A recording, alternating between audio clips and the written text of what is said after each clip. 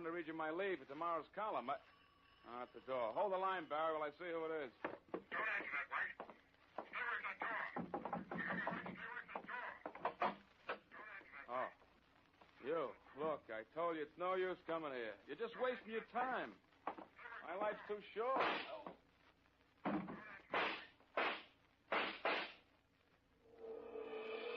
transcription, Barrie Craig, Confidential Investigator, starring William Gargan.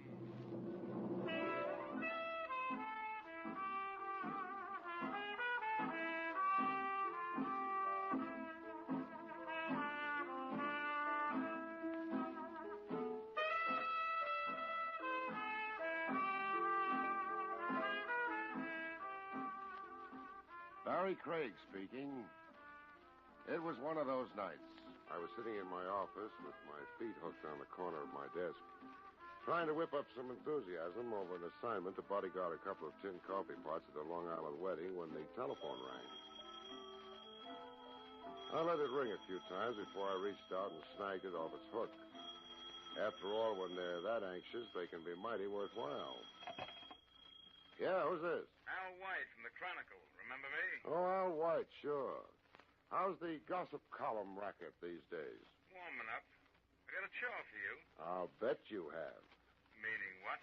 I've been reading that column of yours. Those cracks you've been making about Larry Slade throwing the big fight, they can't have made him very happy. I hear he's looking for you. Yeah, so do I. I need a bodyguard. You keep printing that Slade took a dive, and you're more likely to need an undertaker. I was right about it, wasn't I? I even called around. Sometimes there's something better to be than right. Such as? Alive. Something you're not likely to be if you keep needling Slade. He's big and sensitive. My heart bleeds for him. Look, do you want this job or not? All right, Al. Where do I start guarding the body? The Casa Daily Bar. Midnight. It wasn't the kind of case I'd like, but a private detective is like a doctor or a lawyer. He can't always pick and choose. Anyway, a few minutes short of midnight, I parked the car outside the Casa Daily. It was an old white-frame building that Ace Daly had converted into a plush boob trap. One of those joints where if they don't get your roll with the fancy prices at the bar, they got back rooms all rigged up with roulette wheels and craps tables where they do. I was holding down the bar with an elbow, squinting through the fog of blue-gray smoke when my client, Al White, walked in. Waiting long? Not very. Seen Ace Daly? Yeah, he went in the game room a little while ago. Larry Slade with him? Champ? No, why? Just a hunch. He'll be here, too, before the night's over. Daly's in the game room now, huh? Hey, why the interest in Ace Daly? I thought you were after Slade's hide. Maybe I'm after both of them. You think Ace had a hand in fixing that fight? Yeah, and tonight I'm looking for proof. Any objection? Sure skin, if you like to wear it with holes in it. That's what I'm paying you to prevent.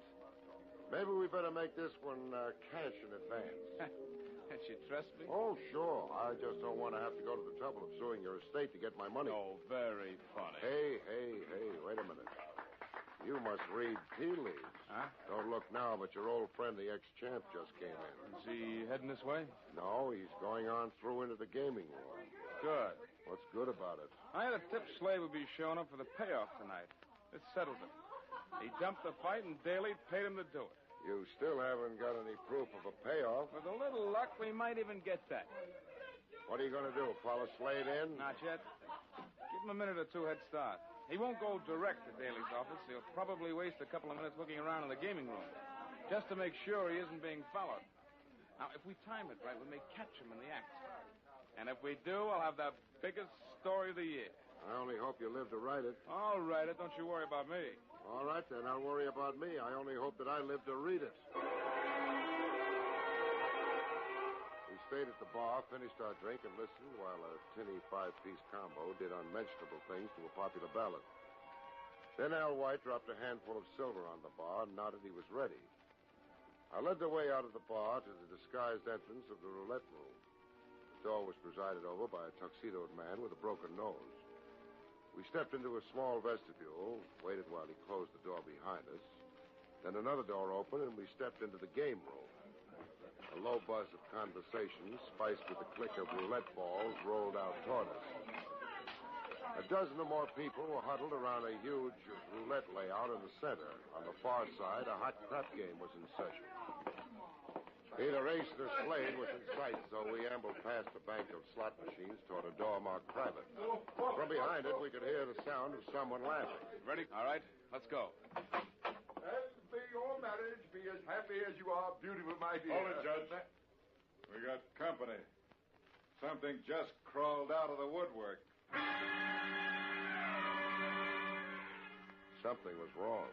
Instead of a payoff, it looked like a party. Lifting a champagne glass with Ace Daly and Slade was the most gorgeous redhead I'd ever seen. And a tall, distinguished, white-haired man was just proposing a toast. It wasn't what we'd figured to find. But Al White didn't let that stop him. He walked right in like the life of the party. Or maybe the death of it. Hello, Larry. Evening, folks. I've been looking for you, White. I'm going to knock Easy, you... chap, easy. My client doesn't like to be crowded. Make it easy on yourself, and you keep at it. Cut it out, He's champ. got it coming. I'm going to... Okay. Okay, Ace. You, White. On your way. Daly, you could lose a lot of customers talking to them that way. I didn't send for you. Get out. Ace, who is this man? Yeah, Ace. Why don't you introduce us? I'm Al White, Miss Adair. I write a column for the Chronicle. How do you know my name? Recognizing faces is part of my business. And how are you, Judge Adair? I thought you and Ace Daly were old political enemies. How nice to see that you've gotten together. I think perhaps you'd better excuse us, Ace. Louise and I... Sit down, Judge. I'll take care of White. He's just about to leave. Don't mind if I do. Now. You see, I came here looking for a story in the fight fix the other night. Oh, it's small potatoes compared to a political fix. What does he mean, Ace? You and Ace, the happy couple. Well, really... And maybe if Ace helps the judge to get reelected, he can claim the bride as his reward. What a story. Ace, he mustn't print that. Not before election. He'd ruin everything. Don't worry, Why, Judge. He's not printing anything. That's where you're wrong. I'm not only printing it, but I'm going to do a feature piece on it. Don't push your luck too far.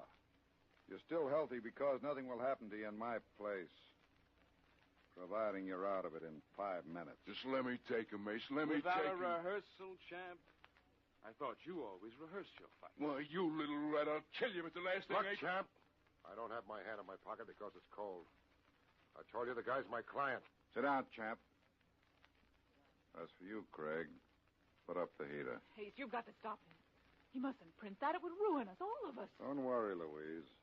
If he so much as hints at it in that rag of his, I'll not only be on the line of people who want to kill him, I'll be at the head of it. As we weren't in any position to cop any popularity prizes at the moment, there didn't seem to be much point in hanging around the Casa Daily.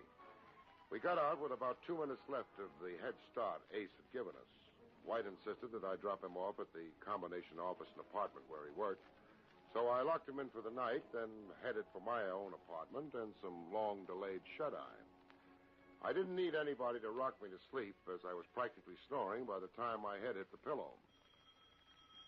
So when the phone started to dance off its stand a couple of hours later, it took me a few minutes to locate it. Oh, stand still, will you? Yeah? Now, White. What time is it? Oh, about 4:30. Oh, it's the middle of the night. Not for me. These are my office hours. Just finishing up tomorrow's column. I want to read you an item. I've been waiting till tomorrow to read it. Hey, what's that? Oh, the doorbell. Who is it? Hold the line a minute. White, don't answer that. White, stay away from that. White! White! Without stopping to think twice, I knew that whoever was paying that late call to Al White carried a peculiar calling card engraved in lead. I started dressing, made par for the course, and was headed for a cab in less than 6 minutes. A police cruiser outside of Al White's apartment house told me somebody else had heard the shots. When I finally got to his door, it was opened by Sergeant Marty Moran of Homicide. Well, I might have known. What are you doing here? White was my client. Was? Don't let's get cute, Marty. I was talking to him on the phone when he got it. Oh, that accounts for the phone being off the hook. Do I get in? I suppose so. What were you talking about when it happened? He wanted to read me an item out of tomorrow's column. Column? You didn't find any column, just a few blank sheets in the typewriter, no column. Yeah, there he is. We haven't moved him yet. Me hasn't gotten here. Got it in the back, huh? All 5 of them. Small caliber gun. 32 or less, I'd say. Big enough to do the job. Yeah. And you said there was no trace of a column.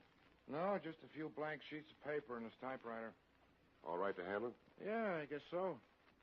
Barrie, what's on your mind? Just a hunch. I'm wondering if Al White had the same habit most newspaper boys have of jamming 2 or 3 sheets into their machine at a time. Gee, you got something there. If he did, we may be able to bring out the impression on the second sheet. Well, that's worth a try. There should be some dusting powder in the lab kit. Yeah, here's some. Let's have that second sheet. Here you are. Think that's enough dusting powder on it? Yeah, a little more, maybe. Let's shake it around. Well, what do you know? It worked. Can you read it, Sergeant? I think so. First, let's blow off the excess. Yep, there you are. Clear as a carbon copy. Take your vows later. Uh-oh. Here it is. Listen. The mob is giggling over Ace Daly's payoff if the election goes right. Now, instead of fixing fights for sugar, the Ace is fixing elections for honey. Ace Daly in this? Yeah. He told White that if that item appeared, he'd kill him. Well, why didn't you say so? That makes it easy. We put out a pickup on Ace, and we got it made. Better pick up Larry Slade, too, Marty. The champ?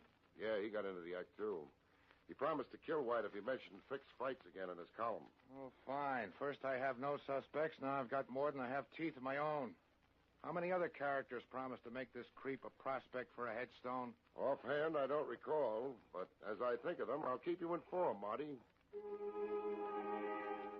I got away from Sergeant Moran as soon as I could. He was yelling pickup orders into the phone as I closed the door behind me.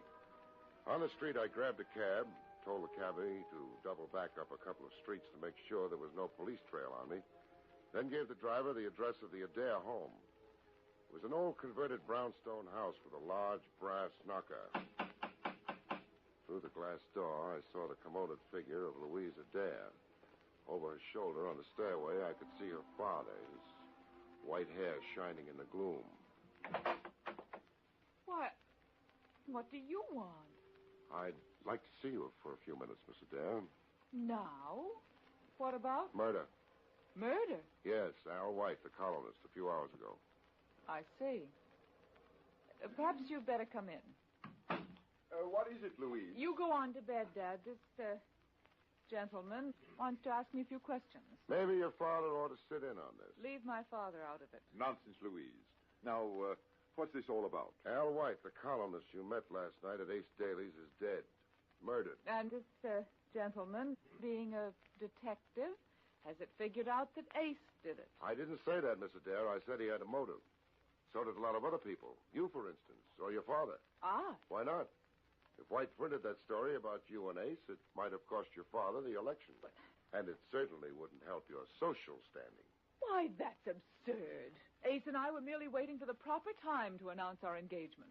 After the election, I suppose, when it wouldn't be so embarrassing? I can't have you making insinuations like that. I must ask you to leave. Suit yourself, Judge. I was just trying to make it easy on you. White was my client.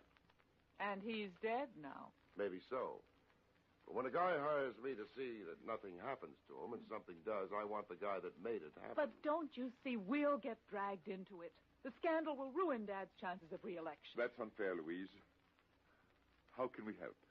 Well, you can give me a fill-in on the time set up last night. What time did you leave the Casa Daily? About 4. We came home and went right to bed. 4, huh? That would give Ace plenty of time to do the job. Was the champ there when you left? Mr. Slade? No, he left before we did. His lady friend dances in one of the clubs. Lily Devor. If you can call it dancing. He saw her last night, huh? That might be his out. My father and I'd like to get some sleep. If you have any more questions, would you mind if we discuss them later in some more suitable time and place? All right. Let's say 4 o'clock this afternoon in my office. Meanwhile, I think I'll drop by the Carteret Arms and have a chat with Lily Devor. Carteret-Arms was a big, expensive-looking pile of rocks in the West 50s. By the time I got there, a heavy drizzle had started, and it didn't pep me up any to learn that Lily hadn't gotten home yet. I found a soggy cigarette in my jacket pocket, got it burning, and settled back to wait. The gleaming wet face of a jeweler's clock across the street said 10 after 2 when a cab skidded to a stop at the curb. Lily Devor jumped out, ran for the protection of the lobby. I gave her 10 minutes to get settled, then crossed over. It took a two-spot and a lot of fast talk to get by unannounced. The two-spot was more effective than the talk. Anyway, I got up to 4D and knocked. Yeah? Message for Mr. Devor. Coming. Okay, Buster, let's have... Say, what is this? I want a little talk with you. Get your foot out of that door. Nice of you to ask me in. You mean I had a choice? Look, I don't know what's on your mind, but you don't... Don't be so modest, Lily. You know you're irresistible. Yeah. And I know something else, too. You're liable to be unconscious when the champ hears about this. I make it a policy never to worry unnecessarily. And I make it a policy never to entertain strange men without a warrant. That goes double for private cops. Outside. Okay. I just thought I'd help keep your champ out of the hot seat. But if that's the way you feel about it... Look, you can't pin that killing on Larry Slade. You know he didn't do it. That's not what the police think. Where is he, Lily? I don't know. Hey, where do you think you're going? Oh, just to have a look around. Get out of here and leave me alone. What's in there? I thought I heard something. Oh, mice, no doubt. That's just a closet. Stay away from it. Stay away, I tell you. As I moved Lily from in front of the closet door, I turned my back for a second. The door swung open behind me. I heard rather than saw the blow that knocked me to my knees. In that moment, the man in the closet made a break for it. He headed across the room for the bedroom door beyond. I was a little groggy, but I managed to follow him. By the time I got to the bedroom, I heard him go through the window to the fire escape beyond. I followed, stuck my head out. He snapped a shot at me from below. Gouged a chunk of windowsill a foot or so from my head. I pulled back fast. I wasn't that curious. Lily was still in the living room when I walked back. Okay, baby. Playtime is over. I lose my boyish smile when people use my skull for target practice. Who was it? I don't know. A prowler, I guess. If it was Slade, why did he run? You can alibi him for last night, can't you? What? Sure. Or can you? Of course I can. We were together all morning. He left Daly's before 4. When did he get to your place? About 4. We left the club together, and then we... You're lying, Lily, aren't you? No! If you are, I can check up at the club. You might as well admit it now. Oh, all right. The director called a rehearsal on next week's show. Slade got bored and walked out on it about 4:15. We worked through. In other words, he had time to knock off White. If he didn't do it, then why was he trying to hide here in your closet? Slade wasn't in that closet. Who was? I don't know. Who was it, Lily? Oh, what's the use? Why should I cover for him? It was Ace Daly. What was he doing here? Same as you, looking for the champ. To help him fix an alibi? Slade doesn't need an alibi. He didn't do anything. Why don't you leave him alone? Maybe I can help him. Where is he, Lily? I told you I don't know, and I wouldn't tell you if I did. That's what I thought. Just the same, if you want to see him get a break, you get to him and tell him to get to me. I didn't have long to wait. I'd just gotten back to the four walls and desk I laughingly called my office, shuffled the 2 ads and rent bill that represented my mail, and lit a cigarette when the phone rang. Hello? Larry Slade. I hear you want to see me. What about? I don't do business over the phone. Come in and... Yeah, and walk right into a police stakeout? Okay, so I'll come to see you. Where? If it's a plant, you'll never walk away from it. Where? The end of Pier 6, East River. Make it 3:30 sharp. I'll be there. And come alone. Because if you don't, you'll have plenty of company when you leave. They'll be carrying you.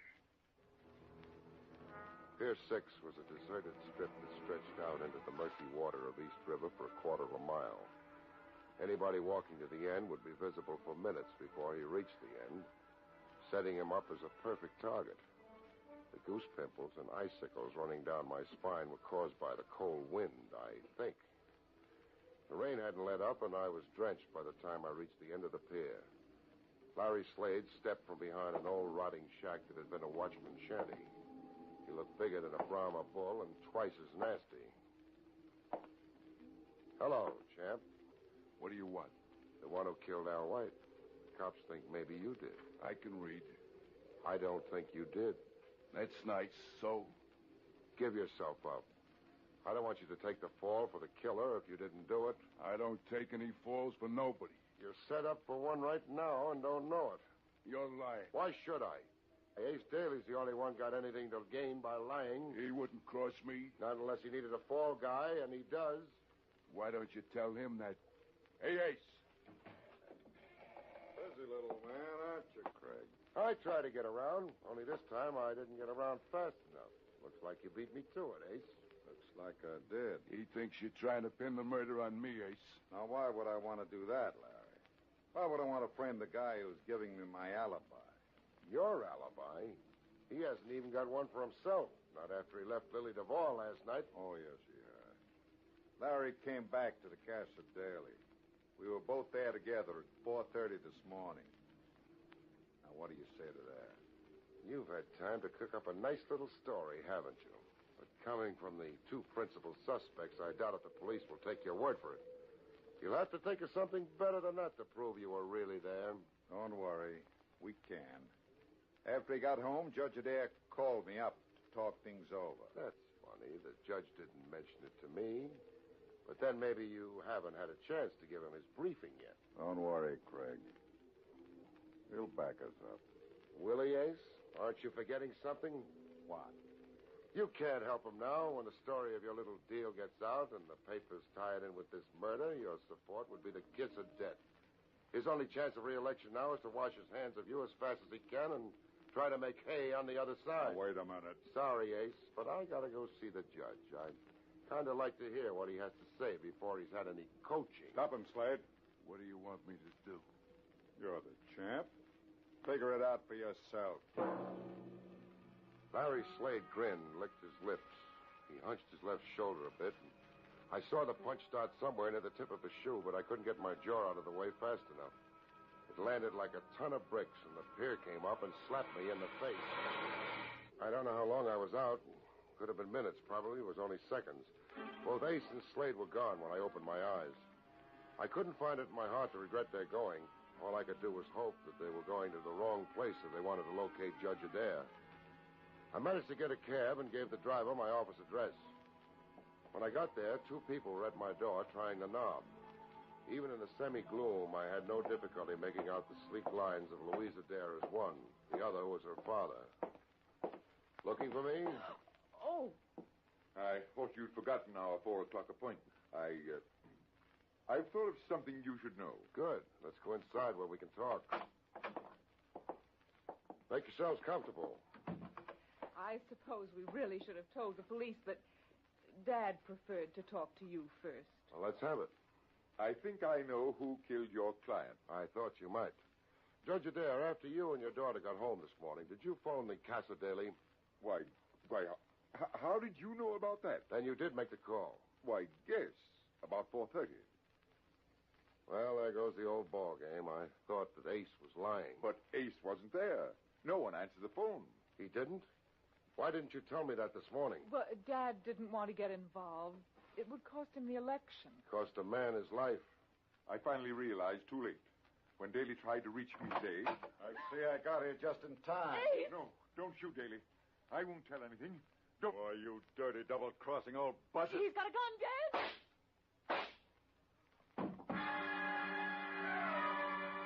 When the smoke cleared, Ace Daly was sprawled in my doorway. Louise Adair was doing a good job of trying to swallow her fist. The judge stood dazed, staring down at an old .22 target pistol that he still held in his hand. I managed to pin my eyeballs back in their sockets long enough to walk over to Ace. At that moment, the door to my office burst open, and Sergeant Marty Moran came tearing in. What's going on here? Holy cow, Ace Daly. Who did it? I'm afraid I did, Sergeant. It was self-defense. Daly was going to kill both of us. Mr. Judge shot him, all right. Why should Daly want to kill you, Judge? He wanted to keep me quiet. I knew that he'd killed Mr. White. You were taking an awful chance going up against a pro like Daly with that pea shooter. I couldn't keep quiet and see him get away with murder. Even if it does cost me the election, I couldn't do it. cost you the election. You kidding? You come out of this mess a hero. Delivered a killer all wrapped up. Just too bad Ace Daly didn't kill White. Didn't kill him? What do you mean? Yeah, you better translate that for me, too, Barry. Daly couldn't have killed White. I was talking to White when the killer knocked. He got up and let him into the apartment. So? He wouldn't hire me to hold his hand while he was talking to Daly in a public place, then let him into his apartment. But Ace could have disguised his voice. Won't wash, baby. White was shot in the back. That means he opened the door to the killer, then turned to lead the way into the apartment. He never would have turned his back on Daly. In that case, I have a little surprise for you. Brian, bring Slade in. We picked up Slade waiting outside in Daly's car. Ace? Who did it? I'm afraid I did, Mr. Slade. I thought he killed White. Which leaves us only one logical suspect. Oh, I get it. I'm supposed to be the fall guy, eh? Why, you two-bit Seamus, I'm going to let you have it. Right in the whiskers. You KO'd the champ. I owed him that. Holy cow, so I did. Hey, he didn't throw that fight. He's got a glass jaw. Well, I'll get him out of here and booked. He didn't kill White either. He never would have used a gun. He'd get a bigger charge out of beating him to a pulp. Well, if neither of them did kill White, who... You did, Judge. What? And that wasn't self-defense when you shot Ace Daly in my office.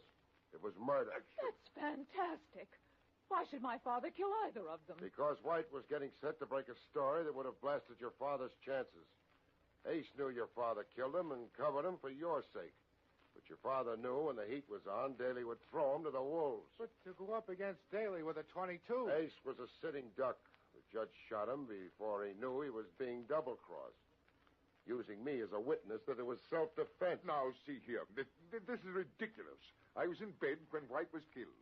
Sorry, Judge. I went to your house an hour or more after the killing. You were supposed to be in bed, but your hair wasn't even mussed. Oh, I won't listen to these lies. Tell them, Dad. Tell them. What's the use, Louise? I took a long chance and lost. I killed them. Well, they can't prove a thing. Yes, they can, now that they know the story. I left too many traces. Why did you kill White, Judge? I had to. My only hope of escaping prosecution for malfeasance was to be re-elected to cover what I had done during my last term. I would have done anything to be re-elected. Even come to blows with a thug like Daly. Don't talk, Dad. They can't prove a thing. It's no use, my dear. I'm ready to make a full statement. Okay, boys, take the judge out. We'll book him later. For murder, I guess.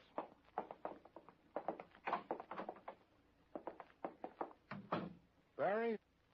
While we're waiting for the medical examiner, tell me... Not now, Marty. I've got an important date. Anybody I know? Lily Devor. You crazy? That's the champ's girl. He's plenty jealous. Plenty jealous, but I just found out he's got a glass jaw. So long, Marty. So long, folks. See you next week.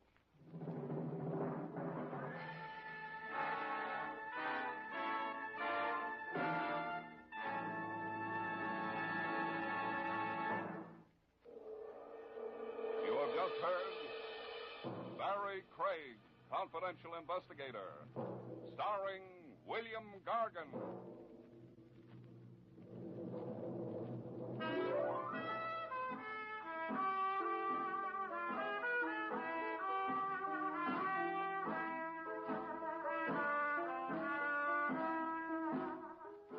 Next week, another exciting transcribed story starring America's #1 detective, William Gargan, as Barrie Craig, Confidential Investigator. Tonight's script was written by Frank Kane and featured Santos Ortega as Ace Daly. Edward King directed. Your announcer is Don Pardo.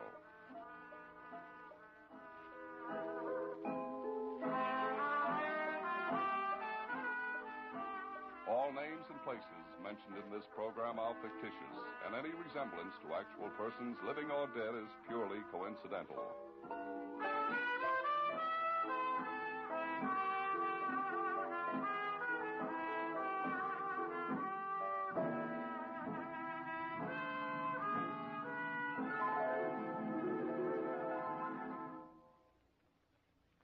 Three chimes mean good times on NBC. William Gargan stars as Barrie Craig, confidential investigator.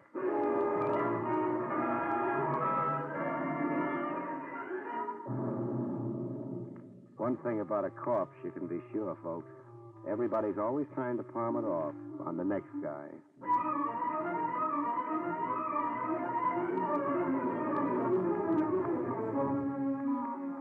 The National Broadcasting Company presents William Gargan in another transcribed drama of mystery and adventure with America's #1 detective, Barrie Craig, confidential investigator.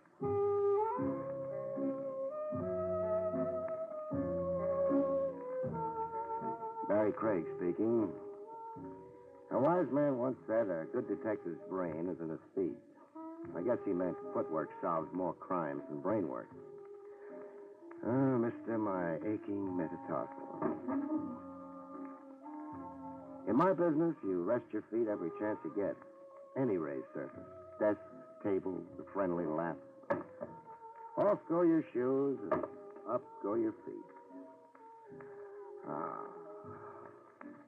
On this occasion, I had my feet high off the floor in a tavern, downtown along Bail Bond Row, waiting for a bail bondsman named Soloway.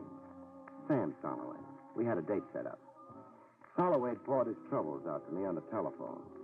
A Rogues Gallery pinup boy, Joey Florio, had skipped, leaving Soloway holding the bag for bail bond money. A cash loss big enough to give any bondsman a heart failure. $50,000. My feet were asleep when Soloway finally showed. A sad-faced little guy who looked as if he'd like nothing better than a good cry. Mr. Craig? Soloway, pull up a chair. I kept you waiting. Through heartache, stardust, and melancholy baby. Huh?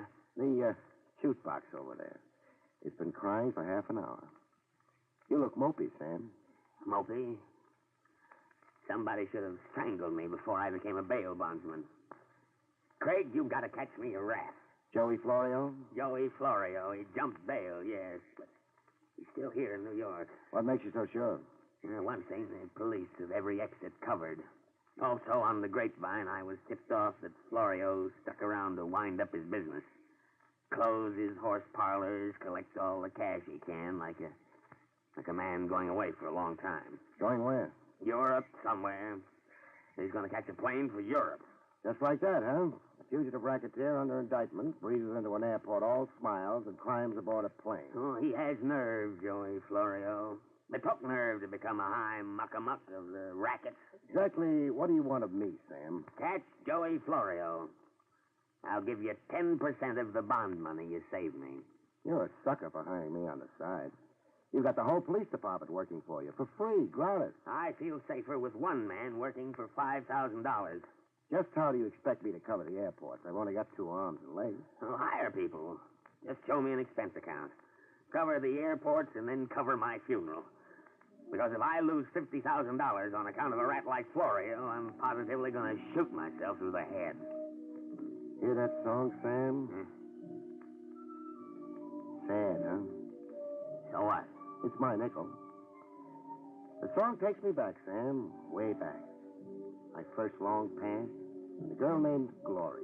Fine time for reminiscences. Blonde curls down to her shoulders. We had a portable Victrola going in a rowboat on Prospect Park Lake. Moon Dust. The record we were playing was Moon Dust. Craig, please, you've got a job to do. Oh, maybe I should have married her, Sam. Better you remained a bachelor. A shamus in a world of hoodlums. How long can you live? Why take a nice girl and make a widow? Oh, Sam, come off it. You sure loused up a memory for me.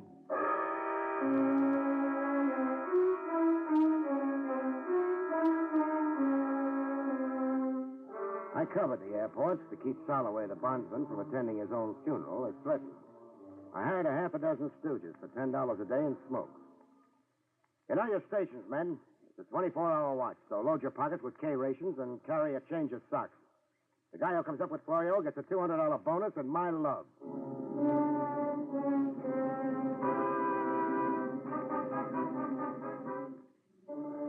Chance in a million, but I kept it going for a week with as much action as an icebox salesman at the North Pole. Then I gave up.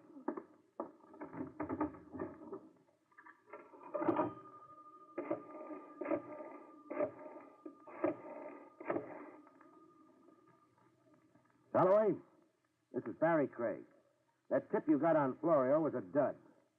I'm canceling out as of now. I'll send you bills.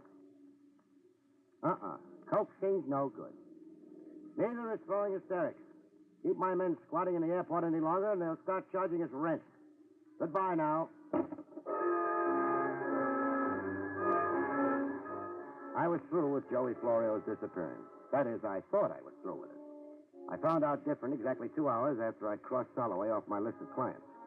The discovery began with me dragging up the ramshackle staircase in the Midtown fire trap I had an office in. I'd about negotiated the walk-up when a scream stopped me dead in my tracks.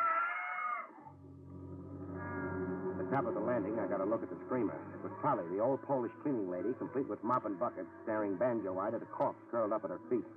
A corpse in a merchant marine getup. What I do? It took long minutes for Polly to find her voice. This man... This corpse. He come upstairs and knock at your door, Miss Craig. He knock once, twice. Then the other man... The killer. He sneak up behind him. And stabbed him. Which way did the knife go? Not down, not with me on the staircase. Up! He go up to the roof. Stick around, I'll be right back.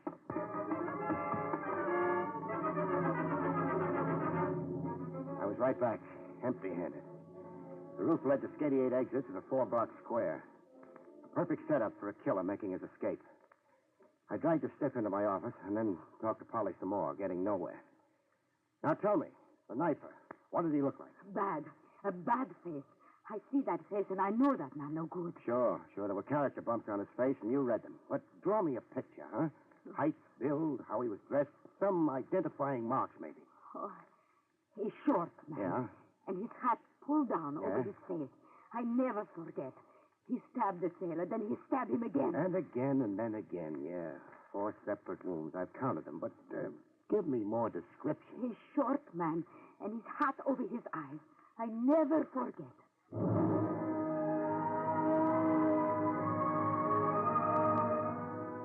description to fit every second guy you pass on the street. I shoot Polly, and before calling the police department and making a clam bake out of it, I checked the dead man's pockets. There was nothing in them. Nothing to identify him.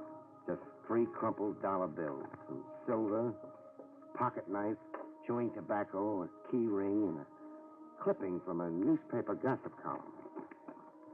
Clipping about me. Confidential investigator Barrie Craig, latest recruit in citywide search for Joey Florio. It is rumored that the missing mobster is worth $5,000 to Craig, if he catches him. I was picking my brains over why an unidentified merchant seaman would come see me and get murdered doing it when the phone rang. Craig speaking. I got information for you about Joey Florio. That is, if you're interested. Who am I talking to? General Grant. What kind of a guy? Look, I like knowing who I'm talking to. Then you're not interested in what I have to say. All right, I'm interested. What about Florio? He's at the Freedom Hotel on the Bowery.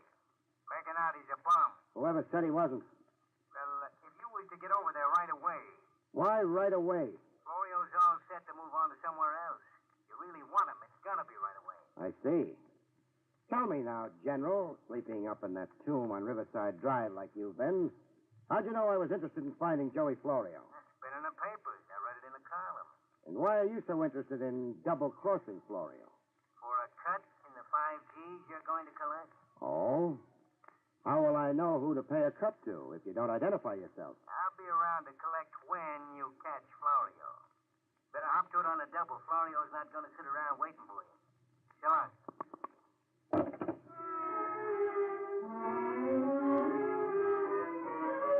I didn't go for the phony tip on where to find Joey Florio right away yet.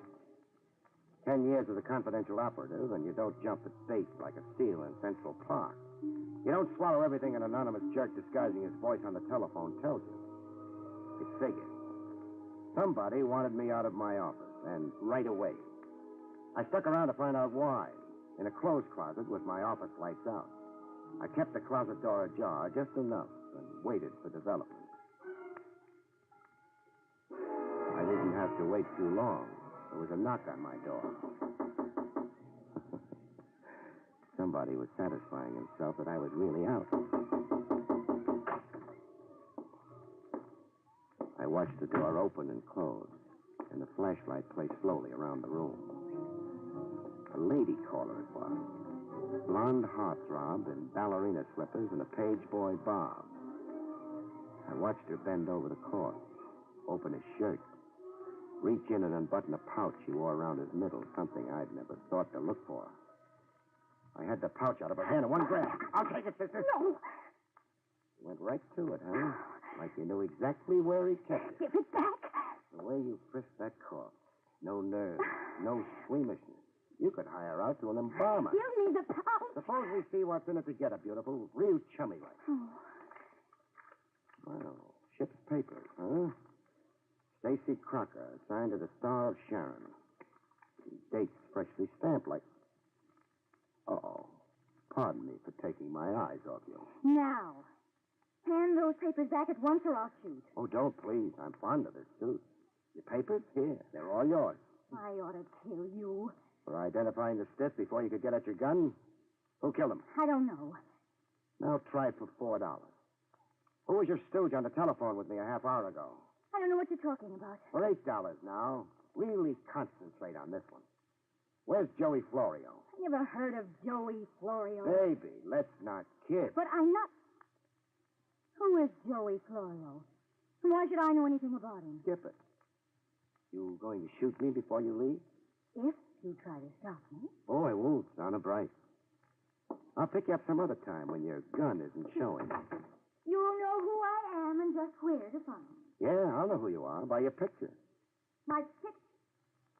What picture? A joke. I'm only kidding. Goodbye now, beautiful. If you're going.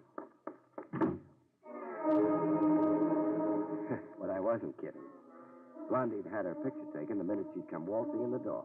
An electric eye camera tooled into the far wall and trained on the door. Open my door and get photographed. I'd be looking her up, but later. First, I wanted the corpse removed from my premises. A gift from me to the good police lieutenant, Trav Rogers. After that, I wanted to know more about Stacy Crocker and the Star of Sharon. Police headquarters. Lieutenant Trav Rogers, please. Tell him it's his mortician friend calling, Barrie Craig.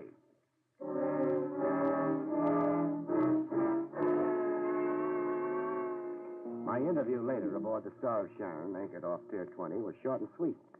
The Captain Jameson was positive that he'd never seen or heard of a Stacy Crocker. I'm sorry, there's nothing I can tell you, Mr. Craig. Nothing whatsoever. Stacy Crocker never shipped on the Star of Sharon, and to the best of my knowledge, was never assigned to this letter. But he had Star of Sharon papers on him, Captain. I saw them with my own eyes only an hour ago. Well, I can't answer for that, except that there's lots of bogus papers around. And lots of bogus talk.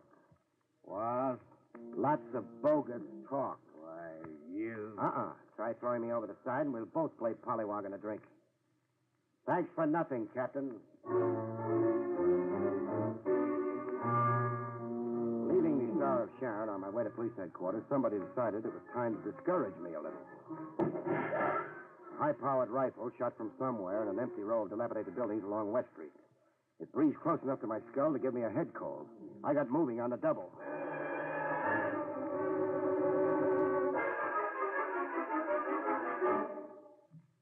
I had better look at police headquarters. Trav Rogers had wormed into the case as snug as he could get. About that corpse, Craig. Oh, the corpse that Ivy gave? The next time you send a man, I'll make it a box of candy. You were saying? Stacy Crocker was a professional informer. He'd come through with vital information for a fee. Then Crocker came to me with information to sell. I'd say so. Got any idea who murdered him? No, not yet. You mean you're not telling? I mean I don't know. What about the girl, Trav? Does her picture match anything in police files? I suppose I'm a fool to tell you. Yes, it matches a picture filed with us when she applied for a nightclub hat checker's license. A nightclub hat checker's license? Why the skeptical look? She wore ballerina slippers. You know, capriccios. No heels, low to the floor. So? So I'm a little disillusioned. And a little crazy. I have a license application here. Her name is Myrna Wilson. The address she gave us is the Hotel Mohansick. What's your position in this case, Craig? The usual 100% cooperation with the department. I'm your boy, and I don't cost you a cent. Jolly civic of you. Who brought you into the case? Joey Florio's bail bondsman, Sam Soloway. I was to get 10% of the bond money if I beat the department to Florio. Does the murder of Stacy Crocker and the Smyrna Wilson have to do with Joey Florio? If I said yes, I'd only be guessing. Well, I'll have to tear myself away now. Keep in touch, Barry. Let's not compete. Sure, I'll keep in touch. Any cops I meet, you get first introduction. Oh, Trav. Yes, Craig. The Star of Sharon. When does she sail? Midnight tonight. I suggest you search her from stem to stern, just in case the disappeared Joey Florio does tie in with the murder of Crocker. And just in case Florio picks the Star of Sharon as his way out. We have searched the Star of Sharon. While you had your feet up on my desk and ordered my office around, I had 20 men go over every inch of the Star of Sharon. Ah, clever man. I'm going to tell a taxpayer about you.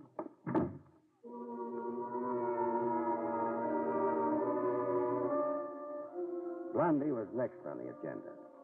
A residential dump, the Hotel Mohansick. A lobby full of nice old ladies clacking their dentures. Sedate room clerk tending strictly to business, the business of taking numbers bets. The dump reeked with refinement. If Blondie was surprised to see me, she didn't show it. As a matter of fact, it looked like she'd expected me and prepared for it. Soft lights and sweet music. There were hors d'oeuvres on a tray. Cordial glasses set around a colored decanter. And the smell of incense everywhere in the room. Is the party for me? If you want it to be, Barrie Craig. You're not surprised I came right to you? No. I knew you would somehow, sooner or later. You see, I made inquiries about you. Your reputation. What did my boosters say? That you're a bloodhound on the scent, that you get things done. My ears are blushing pink. What are you softening me up for? I need a friend. A boyfriend? A champion. How about a patsy? No, I wouldn't be fool enough to underestimate you like that. I'm in desperate trouble. You're not kidding. Let's get rid of the musical background, huh? That merchant seaman was very, very dead. I had nothing to do with his murder, I swear. You tried to prevent my identifying him. Yes, but only that. Why only that? Stacy Crocker was an informer. He'd gone to your office to disclose certain confidential information. I already know that. Confidential information involving me. Involving you in what? Robbery. I used my job as hat check girl to play lookout for jewels worn by wealthy patrons. Here, I'll show you. Where? Are they real? Very real. Rings, brooches, tiaras, loot. How did you manage to steal them after scouting them? You don't look like a society raffles to me. I had a partner. And the lucky sidekick? Tex Kirby. I'm telling you the truth, Mr. Craig. Barry. Barry, huh? We're really getting cozy now. But let's hear Kirby's version of it. Here's Kirby's version, but how... But where is Kirby? Watch how I materialize people, beautiful. Okay, Kirby, you can come out of the kitchen now and join the party. You're smart, Craig. I learned to add 2 and 2 a long time ago in night school. I figured Blondie would have a chaperone hidden somewhere in the woodwork when a great lover boy like me came calling. I asked Kirby to be here in case you insisted on questioning him. Sure. Okay, I'm insisting. What about these jewels, Kirby? They're like Myrna told you. Me and her was working in together, stealing them. And you didn't kill Stacy Crocker? No. I only knew he was on his way to tip you off to our racket, so he could cut in on the insurance reward you'd collect. Well, so much for that. Now tell me about Joey Florio. I never met the guy. But you telephoned me Florio was at the Freedom Hotel on the Bowery. I telephoned you? Let's not get cute now, Kirby. Okay, it was me. I wanted to get you out of the way so Myrna here could frisk Crocker. How'd you know Crocker was in my office at all? And in the defunct state he was in? I tailed him to your place. I was downstairs waiting when a cleaning lady came running out into the street to tell the whole neighborhood that somebody'd shoved a knife in a merchant sailor upstairs. Smart boy, Kirby. You got all your answers worked out. Well, it's the truth. You cooked up a cute story, you two, but it's as phony as Blondie's eyelashes. Are you always so cynical, Mr. Craig? No, I believe everything I hear. but only on the 8th day of the week. Nice try, kids. I hope Joey Florio appreciates what you both tried to do for him. Florio, but we told you Button repeatedly. up, Marna. I told you there was no use coming clean with Craig. Clean as last winter's unwashed socks. Do I walk out of here standing up, or do you two connivers have other plans for me? Maybe I have got other plans. Then for safety's sake, maybe I'd better take certain precautions. Bring him to, beautiful. Murder in Kirby's big try and big lie on behalf of Joey Florio was as easy to read as the ABC on a kindergarten blackboard. They'd outsmarted themselves the way phonies always do. I'd been fed a melancholy lie in a room lousy with monograms. Monograms on the sofa pillow, on the tablecloth, even on the silk lounging pajamas Blondie's been wearing. The monogram? JF. JF for Joey Florio. It all boiled down to one simple truth. I didn't have to be the seventh son of a gypsy to figure it out. Florio planned to leave justice, Soloway the bondsman, and the USA behind him. Not by plane, but on the Star of Sharon. Stacy Crockett come to tell me that when somebody stopped him. Then Kirby and Blondie did what they could to stop me from identifying Crocker. From tying Crocker in with the Star of Sharon. I was in a doorway along the waterfront at 1:45, 15 minutes before sailing time. There was a cop assigned by Trav Rogers on fixed post, watching the Star of Sharon until it sailed. Everything was as quiet as a graveyard for a while. Then the fireworks began with a rush. First came a scream. A woman screaming her head off around some dark corner. The cop on detail went running toward the screen, waving a service gun. I stood pat in the doorway. It was a decoy trick. It had whiskers on it. If it wasn't, even a woman getting herself murdered somewhere couldn't get me away from the Star of Sharon. I played it right. With the cop diverted, a car rolled up to a fast stop right in front of the pier. I watched the guy jump out and the car shoot away. I didn't have to guess who. Bail jumper Joey Florio, catching a freighter at the last minute. He was running for the gangplank when I fired a warning shot. Florio, stop where you are! Florio stopped cold and I went across to get him. Somebody had other plans for Florio. Somebody with a stuttering typewriter.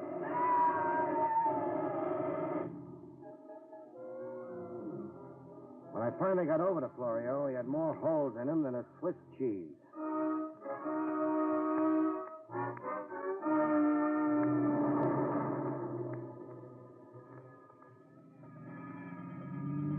The police took over. The last I saw of Lieutenant Rogers, he was hitching a ride on the morgue wagon. I caught a cab to the home of Sam Soloway, bail bondsman. I had enough for a cruise around the moon and back coming to me, if I could sell a corpse to Sam. Hello, Sam. Craig? This time of night? I never sleep. Too many guns going off. Still want Joey Florio? I still want my $50,000. Is it still 10% for me?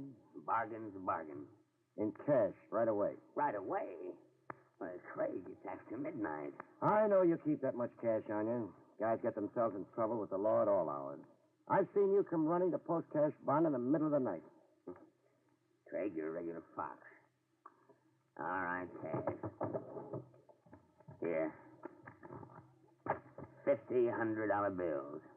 Now, where have you got Joey Florio? I turned him over to the morgue wagon. The morgue wagon? Florio was machine gunned to death less than an hour ago. Florio was murdered? Yeah. But he isn't worth crying over, Sam, so dry your tears. But she's worth crying over, Sam. She? That girl in the picture on your desk. Who is she? My daughter, Hannah. Hannah? Huh. I know her as a hat check girl calling herself Myrna Wilson. You didn't really expect to get away with it, did you, Sam? No, I guess not. All I wanted to do was see Joey Florio dead. And you sure did that. I didn't have to be too bright to know that you had some hidden motive in bailing out a bad risk like Joey Florio. I wanted him out of jail, in the open, where I could kill him. So you hired me to lead you to him, before he either got away or the police steal him off from your vengeance. Then you followed me around while I looked for Florio. Yes. He turned my daughter's head, He dishonored me. I wanted to kill him myself. I'm sorry, Sam. Sorry you were fool enough to take the law in your own hands. You want your $5,000 back? Keep it, Craig. You earned it. You're a good investigator. The trouble you're in, you'll need it, Sam. So I'm giving it back. That much money, I'd get fat and lazy. Besides, I didn't really earn it. As it turned out, I didn't catch up with Florio. Get your hat, Sam. On our way to police headquarters, we'll hire you a good lawyer. Maybe it won't go too hard on you. For exterminating a rat.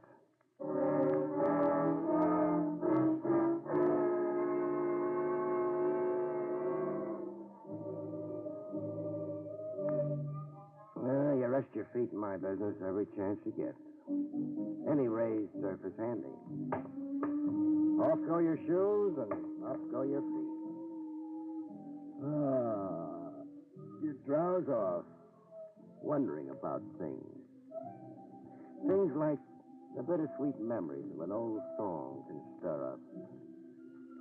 A golden girl named Gloria and a portable Victrola in a park rowboat. You wonder about the crazy anger that changes a sad-faced little bondsman into a murderer. Salloway. Poor, sad-faced Salloway. How will it go with him in court, you wonder? And you worry. You worry. Good night, folks. See you next week.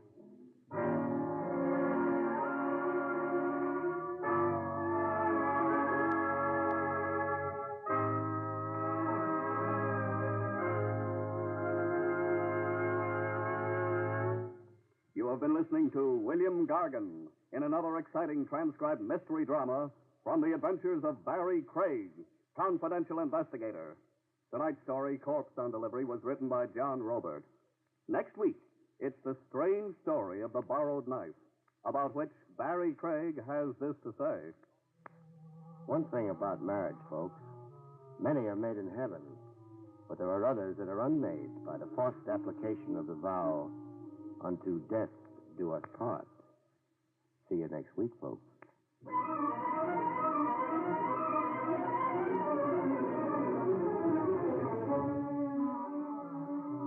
Featured in the role of Myrna was Ansie Strickland. Barrie Craig, starring William Gargan, was under the direction of Hyman Brown. Don Pardo speaking.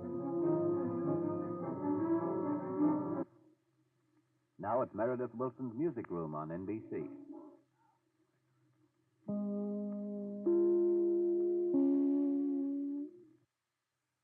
William Gargan stars as Barrie Craig, confidential investigator.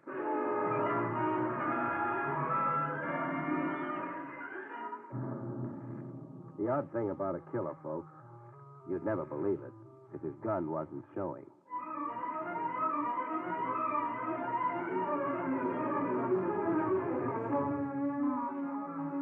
The National Broadcasting Company presents William Gargan in another transcribed drama of mystery and adventure with America's #1 detective, Barrie Craig, confidential investigator.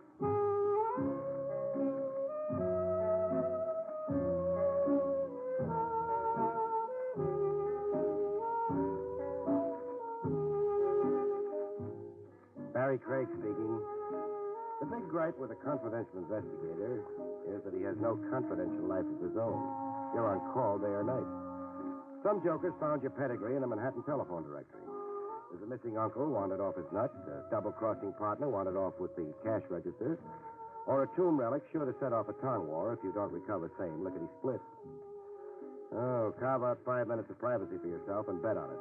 Someone's at your elbow asking for a bite. The case in point began a night or so ago in a barber shop. Tony's tonsorial power, the gold leaf on the window read. It was my next.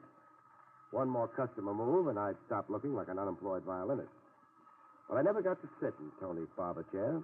Fate popped into Tony's open doorway to beckon me out of the joint. You there. Craig. Fate was a guy in baggy pants chewing an unlighted cigar.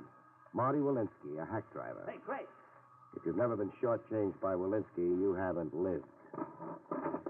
I dragged myself over to Walensky. What's on your fat little mind? That's your jalopy outside, Craig? The dark green job? Yeah, across the street. Why? I thought it looked like your load.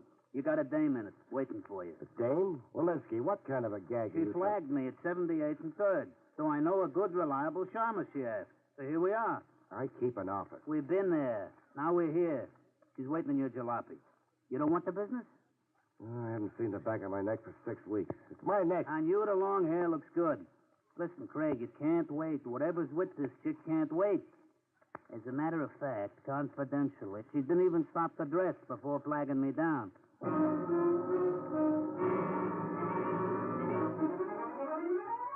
Walensky wasn't too inaccurate about the lady's get-up or lack of it. Hair pinned up high like she just left off washing her ears. A mink wrap over a nightgown that flapped over satin bedroom slippers. And fear. Fear and neon lights all over a pretty face. I'm Barrie Craig, miss. I'm Peggy Palmer. Well, what's it about? Not here. Drive somewhere quickly. But just an idea. There isn't time. I have a feeling I've been followed. Oh, please start your car. Look, miss, this isn't a public act. And before I get involved, I want to know what... What? Somebody's rifle happy. You hurt, miss? No. You... How does the side of my jaw look under glass?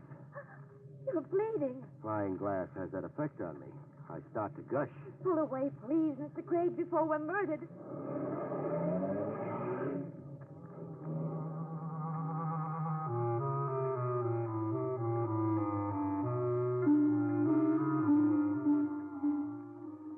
Later, in my office, while I kept busy with incidental washing and cauterizing, a frightened lady in mink gave me the facts. A bite at a time. I live with my brother George. And no love lost? No love? I'm counting the scratches on your beautiful neck. Oh, my brother fought to keep me from leaving the house. George Palmer. You've heard his name? Have I? Oh, yes, I have. A Sunday picture story in the tabloids. Help me with this adhesive. Oh, thanks. A freak get rich on, wasn't it? He found oil in his backyard or something? He found a diary believed to be George Washington's in the works of an antique wall clock. Pardon my error. A clock he bought in a rummage shop on 3rd Avenue. It should happen to me. So what's the problem? The diary's the problem. Why so? It's valuable. So cheers. No. Since the diary, our home's been a madhouse. Claimants and cranks. People looking to buy it, people looking to steal it. The usual backwash to a Klondike. Yes, all those things you say. What seemed to be a stroke of good fortune has become a nightmare. Does Brother George want to sell the diary? Very much, but for an enormous price. Enormous, like... $100,000. Wow, a lot of cabbage. Any nibbles? One collector, a Grant Tyler, telephoned to say he might pay that much if he could examine the diary, authenticate it. But? My brother wants the money in hand, in cash, first. I see. The window glass on my jalopy, who do I bill for it? I don't know. Brother George?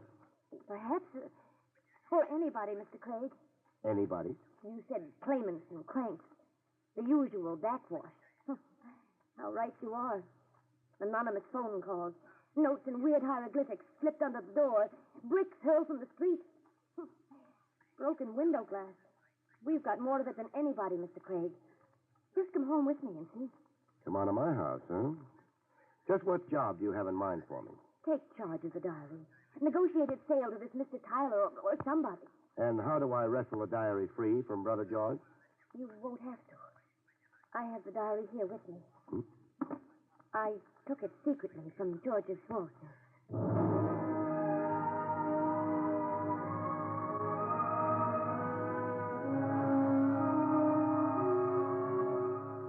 $100,000 sometimes doesn't look it. I was leafing through an old battered notebook. Blow on it and it would shred into yellow confetti. Valley Forge and Bunker Hill. I could make out some of the date lines and references. Mostly personal stuff, it looks like. The Founding Fathers' beast at the end of the day, good cheer. Yes, that's what makes the diary so valuable. It isn't a history of the Revolution. It's the story of the people around him, his personal relationships. I say turn it over to a museum. What? Do that and turn your brother over to an asylum, huh? Negotiated sale, please. End this terror. What's your phone number? My phone number. To negotiate anything, I'll need your brother's consent. But, The way it stands now, beautiful, you stole the diary and I'm compounding a theft. Oh, don't fret. I'll talk to him like a Dutch uncle. Forsyth 2, 1643. Forsyth 2, 1643.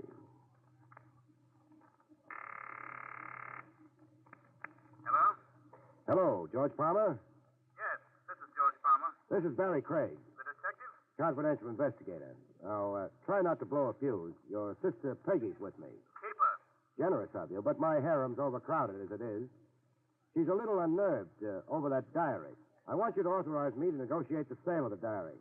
The biggest buck possible, and I don't want a cent. No. Try being reasonable, Palmer, or all the diary will get you is a diamond-studded straitjacket. You can go to... Craig, there's somebody here. Craig, help. Palmer. Craig. Palmer, what's happening? I'm going to be murdered. Something happened to my brother. You've just inherited a George Washington diary. Oh, no. Let's go pay our last respects.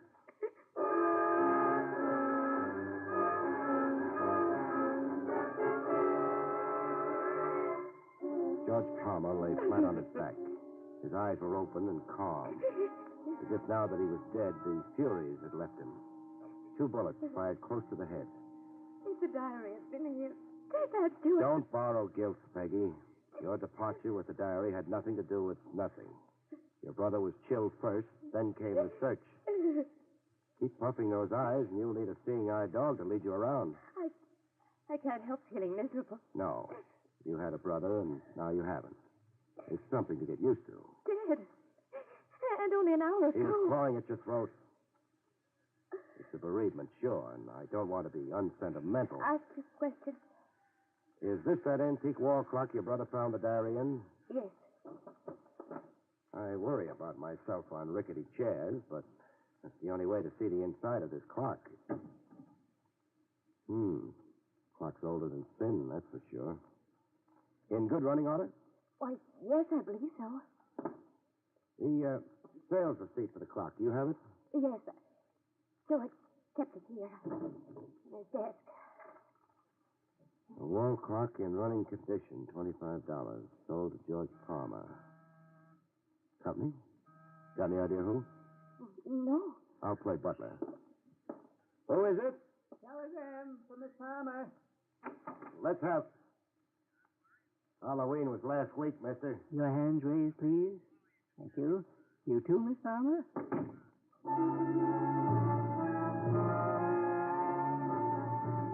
I've been stuck up by a lot of guys, all kinds and shapes. But this one was in a class all by himself. Short and petite. A waxed mustache with a comical Fu Manchu slant at the end. White gloves and a moth-eaten formal tuxedo, 2 sizes too big for him. The gat he was holding was something else for the books. Percussion flintlock. An antique type you only see in a museum case where the card reads, Relic of the War of the States. I watched him sniff around the room a little and then come back to us. The George Washington diary. You will please give it to me, Miss Palmer. The diary. He hasn't got it, friend. No? Back up 2 feet and say hello to a stiff. He is George Palmer? Was. Oh, dear. Whoever gave him those twin perforations of the skull took off with the diary. Is the truth, Miss Palmer? Yes, it's the truth, of course. Of course not. The lie sticks in your throat. It's only a prominent Adam's apple.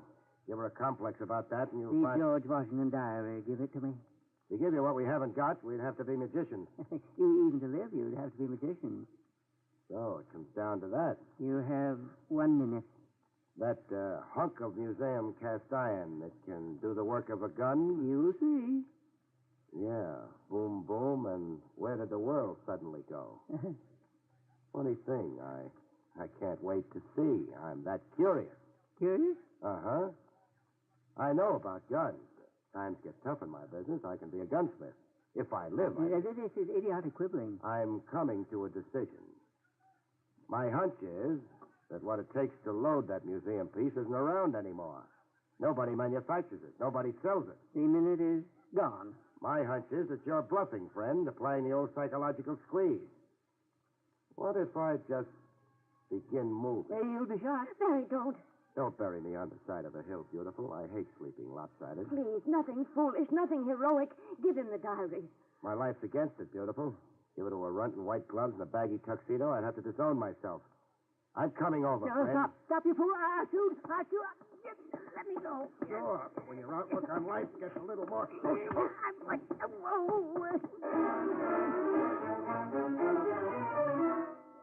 Smallest man in the world can be the most tenacious. This one fell apart in slow motion.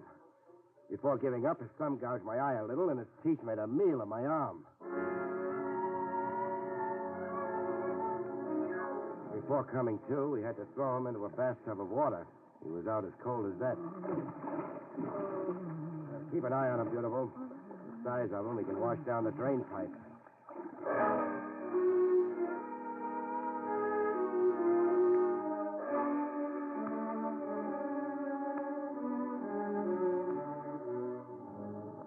The answers finally wrung out of him still add up to the zaniest of my experiences. I'm Stephen Courtney Bellows, the fourth. As long as a name can get. My great-grandfather was the Stephen Courtney Bellows, intelligence captain in the army of the Rev. His Sunday. He was accused of spying for the British. Unjustly, Mr. Craig. It's an infamous slur against a great man. Rough. Even now, I have a petition before the President of the United States demanding that he restore the good name of my great ancestor. Which brings you to the diary? Yes, I wanted to examine it. Mm-hmm. If George Washington wrote things that reflect well of my great ancestor, I want this information shouted from the rooftop. And if General Washington called your great ancestor a skunk? Then the diary must be suppressed. The infamous lie must not be repeated. It must not. Cut. One question, Bellows. Yes? What lunatic asylum do you call home? Harbor Heights. But I was detained there unjustly. It was all part of an infamous...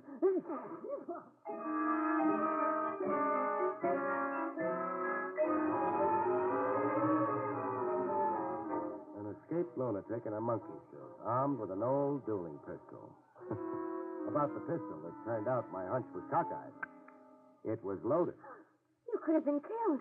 If the gun didn't backfire. But I can't understand. Why didn't he shoot? His reflexes wouldn't reflex.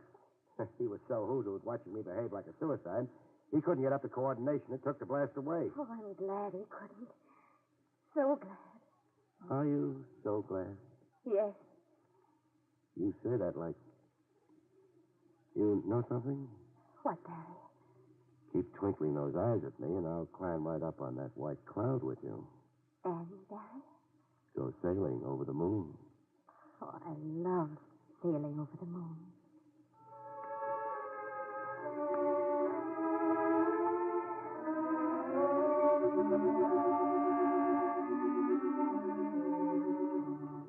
A little later, over ham steaks and coffee in the Midtown Hofbrau, Peggy and I batted the case around with Lieutenant Trav Rogers. Just a few more facts, Craig.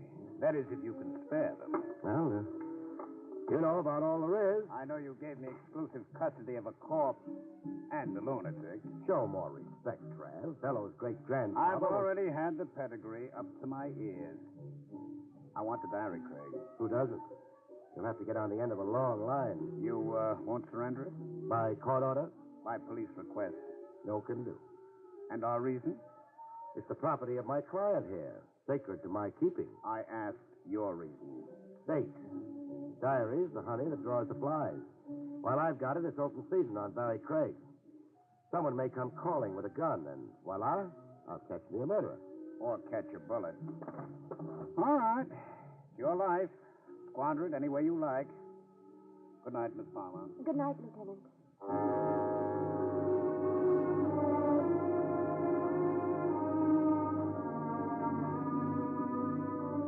With the good lieutenant off, muttering to himself, and Peggy off, tending to whatever it is girls tend to, I made like a negotiator. Grant Tyler, a guy with $100,000 worth of interest in an old notebook, was a guy well worth cultivating. Hello? Hello. I want to talk to Grant Tyler. This is Grant Tyler. Barrie Craig, representing the Palmers. Yes, Mr. Craig. That cash offer of $100,000 for the George Washington diary, does it still hold good? It does, providing, of course, that I can first I'll bring it right over. If you like. What's the shortest route to your place? Up Cohegan Boulevard, the third traffic light past Forest Park. Third traffic light. I've got it. Be seeing you, Tyler.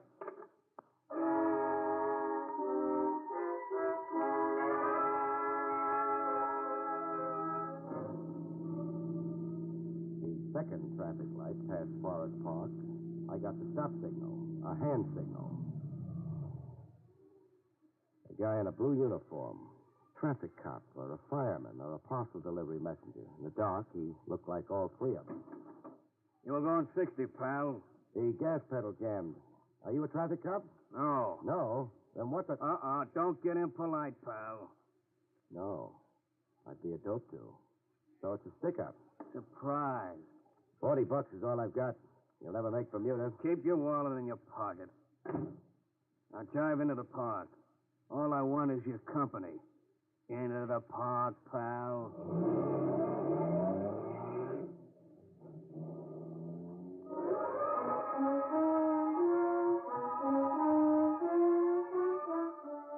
A closer look at the uniform, and I knew it. A $4 rental in any theatrical costume shop. I'd been suckered. Our destination in the park was a shadowy side road. On the green, Buster got down to cases. Let's have it, pal. It? The George Washington diary. Oh, you know about it. Hand it over. Just like that, huh? Cigarette? Stalling can't do you no good. Can I help it if I'm a dedicated chain smoker? Oh, matches. I'm out of them. You, Buster? Here. Thanks. I can face the future now. Give me the diary. Or do you still want to clown around? No, the diary. Here it is. From me to you without love. Who are you working for, Buster? 2 kids and a blind grandmother. Mind if I borrow your car? Help yourself. Thanks, sport. Now turn around. Must you? It's a compulsion with me, pal. I'll cash in this diary and go get analyzed. Promise? My word of honor.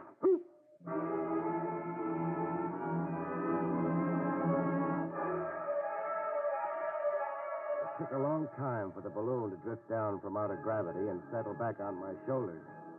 When I was finally used to owning a head again, I had a cab drop me at Tyler's. I'd meet up with the baloney cop again if the cover of his matchbox I'd connived was any help. Moriarty's Bar and Grill, the cover said. I'd be haunting the place. Yes? Barrie Craig.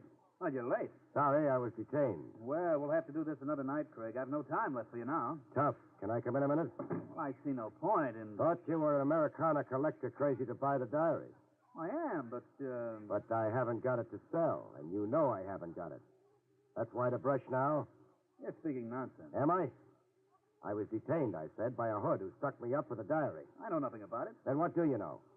Talk and act responsibly, Tyler. George Palmer was murdered earlier tonight. George Palmer was murdered?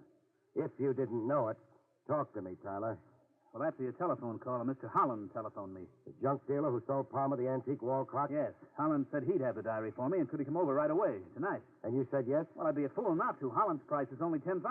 And 10 years for receiving stolen goods? Holland claims to be the rightful owner, that he merely sold Palmer a clock. Even so, you'd still buy a lawsuit? That's much of a risk I'm willing to take. Holland's engaged lawyers, offer to guarantee me against loss. Holland's due here tonight, you say? Any minute now. You'd better go. No, I'd better stay where I can listen and not be seen. Oh, here, maybe. Park behind the draper. Mr. Craig. You'll lose the argument, Tyler, so don't argue, huh?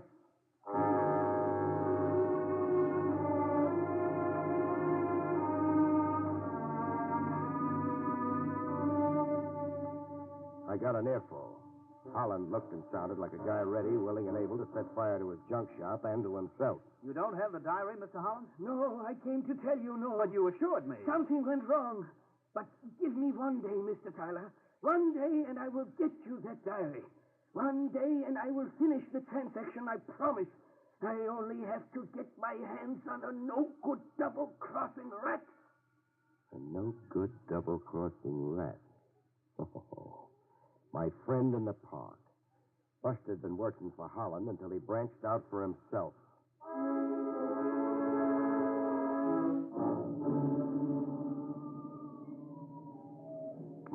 Moriarty's Bar and Grill was a sewer joint. Open a manhole and drop in. 20 minutes in it, and Peggy was gasping for air. Oh, I can't stand much more of this place, Barry. You won't have to. Surprise. You see him? He sees me. And making like to come over yet. Why, the gall. Hiya, pal. The name's Barrie Craig. I'll sit with the law. I just figured out how you got to Moriarty's. Did you? Yeah, cute gimmick. Conning me out of that matchbox. Your car keys. Car's parked on a corner. Thanks for the loan. Don't mention it. Oh, I almost forgot. The diary. You'll be wanting that back. Yeah. A change of heart? Yeah. I'm a regular Jekyll and Hyde. Half of me wants to go straight, the other half gets out of line. Sad. How worthless did you find the diary to be? Hey, you're smart, Craig. Smarter than one guy's got a right to be. You approached Grant Tyler with the diary? Yeah, I approached Tyler. He checked it through with a spyglass, page by page, and then threw it back at me. It wasn't worth the plugged nickel, he said. The diary isn't worth... Don't take it so hard, lady. You got the diary in a grab bag. But my brother... Oh, yeah. That. What about that, Buster? You can't pin it on me. No? I'm for hire, but I'm not a torpedo or a fall guy. Whoever murdered Palmer wasn't me. Can I go now? No. For coming clean like I have? You give me a break. Make out like we never met. No. Sawhead, huh? Yeah, I'm the compulsive type. But I'll go get analyzed after I even up the score.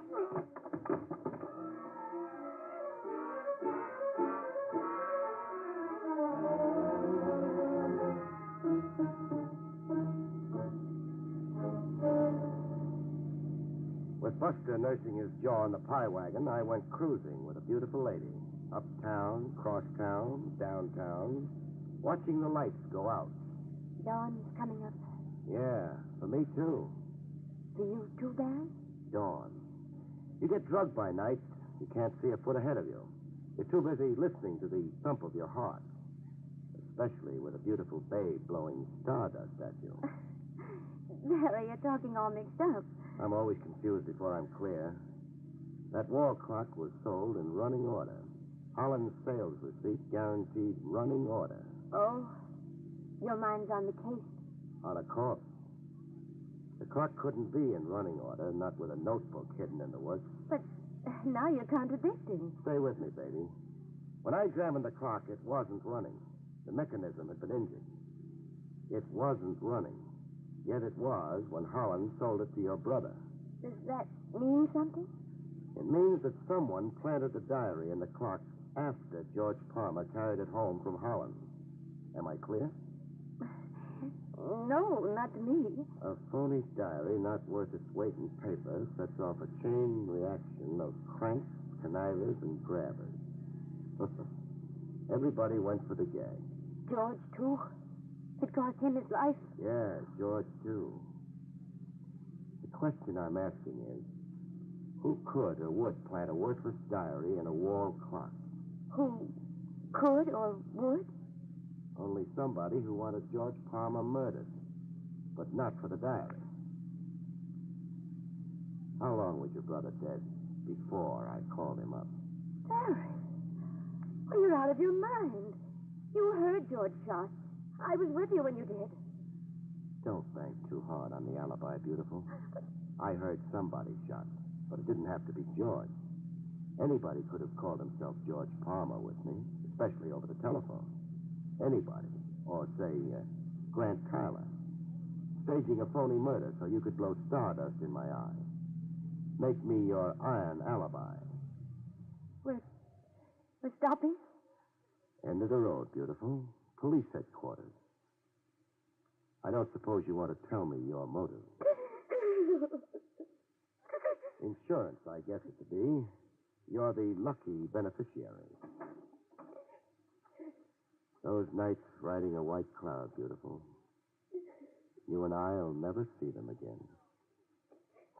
Yeah, dawn's really come up. It's broad daylight now. Good night, folks. See you next week.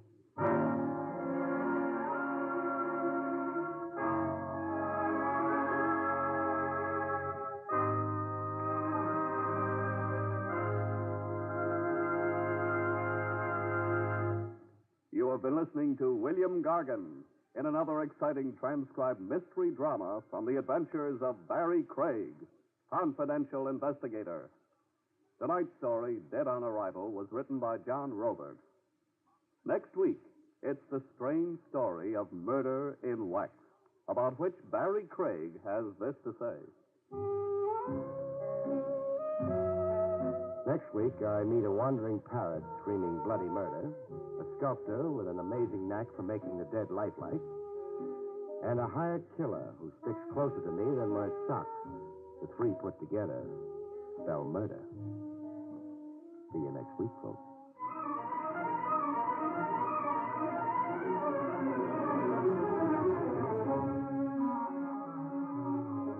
Featured in the role of Peggy was Arlene Blackburn.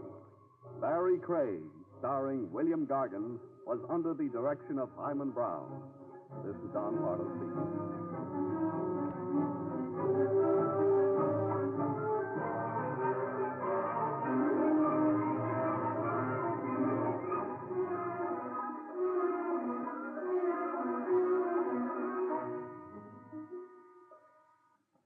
Now it's Meredith Wilson's Music Room on NBC.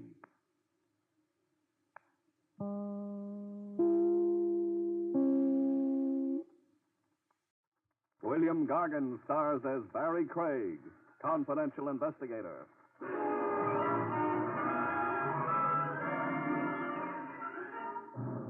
One kind of free lodging that leaves everyone cold, folks, is when it's yours, by courtesy of the city morgue.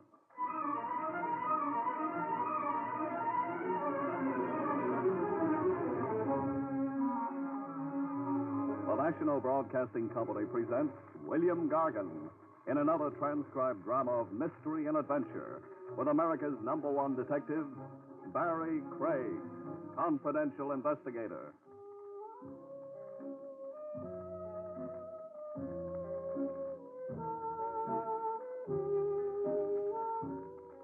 Barrie Craig speaking. There's one little thing a confidential investigator has in common with a crooner or a tap dancer.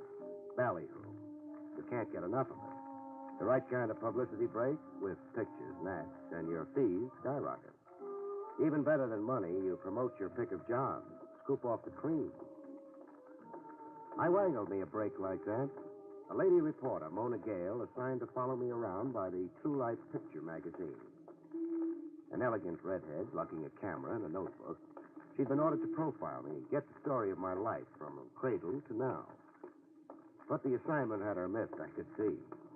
I wasn't important enough people for her. Is there some point to this dreary hike you've got me on, Mr. Craig? Yeah, there is. Tenement Row, near the docks. America's melting pot. Out of it comes governors, songwriters, bookies.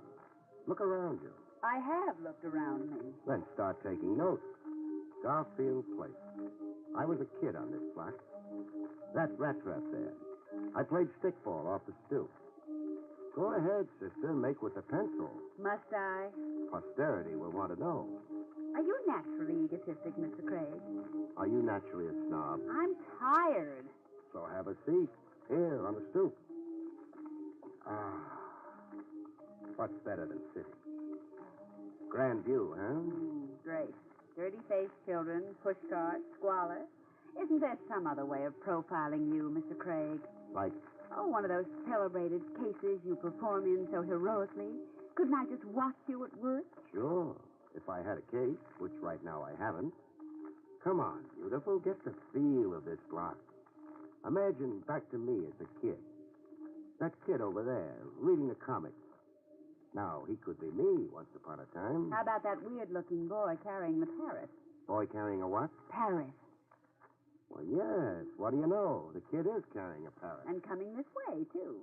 He wants to pose for a before and after picture with you. Hey, want to buy a parrot, mister, for cheap, mister? I don't think so, Sonny. He yours? No, I found him on the docks. Lost. He's sick. Sick? Yeah, look at the blood on his foot. Yeah, it is blood. Bring him closer. Hey, what you examining him for, like a doctor? Funny. The parrot hasn't been hurt. Not a scratch on him, I can see. But the blood? I'll bet 10. It's human blood. Human blood, Mr. Craig? Yeah. Now, figure that. Oh, if only the parrot could talk. Hey, talk's good. Watch. Hey, go ahead, you talk. Don't shoot me. Don't shoot me. Is that the parrot talking, or is the boy a ventriloquist? Help! Murder! Help! It's the parrot, all right, yelling bloody murder. Sit tight, sister. You hold on to that parrot. Where are you going? The telephone check with Lieutenant Trav Rogers at police headquarters. I want to know what bloody corpse the parrot belongs to. Could be you will be watching me work, after all.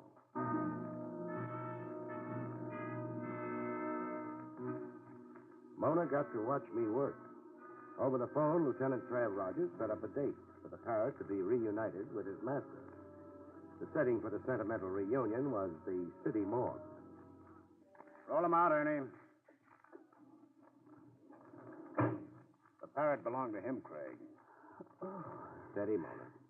Who was he, Trav? Vince Lorimer, according to an identification card in his wallet. He was found on the docks beside an empty bird cage. Shot to death by an unknown assailant. And? We traced him to a banana boat. He'd booked passage from Honduras to New York. Period?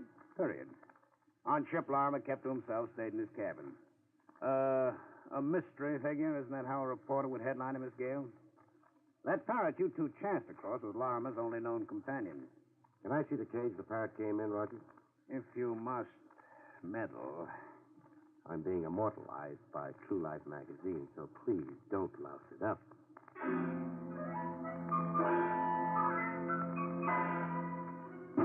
This is the cage.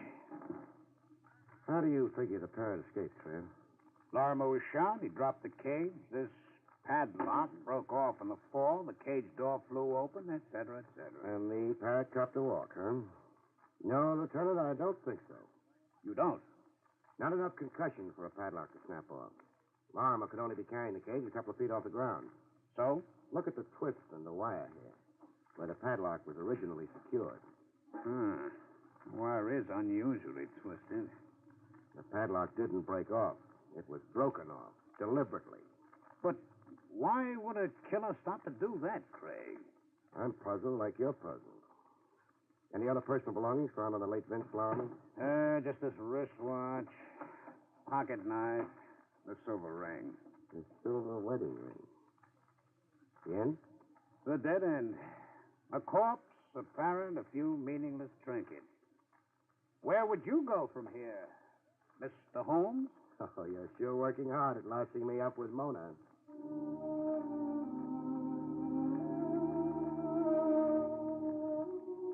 But it so happened a detour developed in the dead end. The next morning, while I was sorting my mail over coffee and sinkers in the crosstown diner, and while waiting for the red-headed Mona to show up for her day's grind, the mail was the usual garbage. Bills, all of them stamped final notice, circulars advising me where to get my pan spray, where to buy my geraniums, and one circular I really stopped to read. The Starbright Park Museum of Murder, exhibits in wax. The circular entitles bearer to a 50% admission discount. Good morning, Mr. Craig. The ripened friendship we've got, it's time you call me Barrie. With a good morning kiss. If that's how you like to start your day. Look, I was assigned to you to play Boswell, Barrie, not Madame Bovary. And what, pray, have you in store for me today? A trip to the Starbright Amusement Park. Amusement park? Read the circular. Bargain rate. So? Read where it says about the new wax exhibit. Oh, see, the brutal murder of Vince Lorimer. So real it will startle you. Hey, Vince Lorimer? Our corpse of yesterday. But how... How could a wax exhibit already be set up for the customers less than 24 hours after the murder happened? Yes, and circulars printed. Printed and in the mail. One of them in the mail to me. You think it was purposely? I'd be a dope not to think that. I'm not only being invited to get a look at Vince Lorimer being shot, but also at who is shooting him. All this in wax. It's incredible. I'm in an incredible business, beautiful. In what other business can you get an educated redhead personally assigned to you?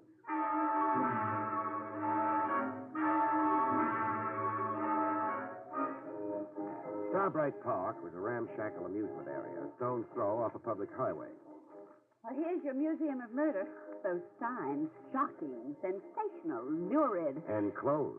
No ticket taker, no open door. It's boarded up? There's a bell here. This side door.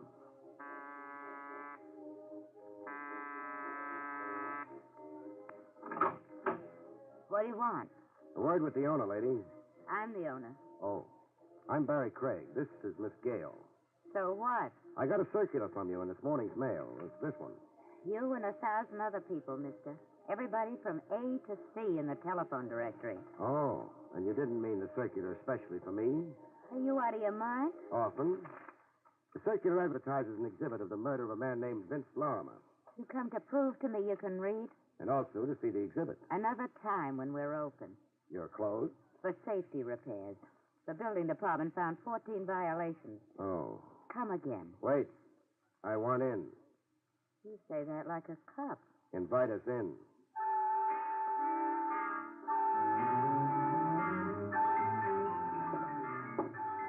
Having fun, Laura? It's gruesome. Snyder and Ruth Gray in the hot seat. Dillinger bleeding all over Chicago's sidewalk. Why, baby, you're holding hands. I got affectionate and morbid surroundings. The Vince Lorimer murder's the last one in a row, right after Bluebeard. Here it is. Some light on the subject, please. I got no lights to switch on. The power battery's disconnected. Another order of the almighty building department. Here, you can use this flashlight. Thanks. Hey, quite a likeness. Barrie, the victim does look like Vince Lorimer. Like Lorimer posed for it. Even the clothes, the pinstripe suit. And holding a cage with the parrot still in it. The minutes before the actual murder, the scene's supposed to be. Miss, or is it madam? It's Dolly. Dolly Flanders. Dolly, the hooded killer holding the gun. Why the hood? Well, I don't get your question. Is there a head, a face under the hood? Yes, I guess there is. Model? How? How? In the likeness of the killer, I mean. In the likeness? Well, how could that be? That's a question I'm saving for later. First, suppose you raise the hood. Get in there and raise it, Dolly. Don't raise it, Dolly. Barrie! Voices jump you all the time in my business, Mona. You take it calmly. Raise as you are, Dolly. Craig? Yeah? Drop that flashlight. Try beaming it at me and... Okay, stubborn. Barrie, he shot you! No. Bullseye on the flashlight. My wrist dead from the concussion. Get flat on the ground, face down, Craig. And your lady friend. Be smart, Craig. From where I am, you're a clay pigeon. Get down, Mona. Horizontal in a wax museum. Include that in the piece you're writing. I'll even include it on my headstone. You, Dolly. What? This box of matches. Pick it up. Now this newspaper. Now roll the newspaper into a torch and light it.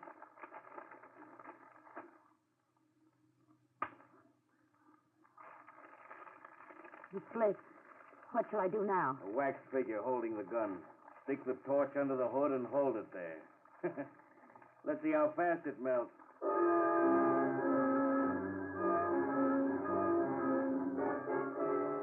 With the figure melted down, my gun-happy friend took one last precaution. I hate working over a guy when he's down. But you will. So you'll stay put while I leave?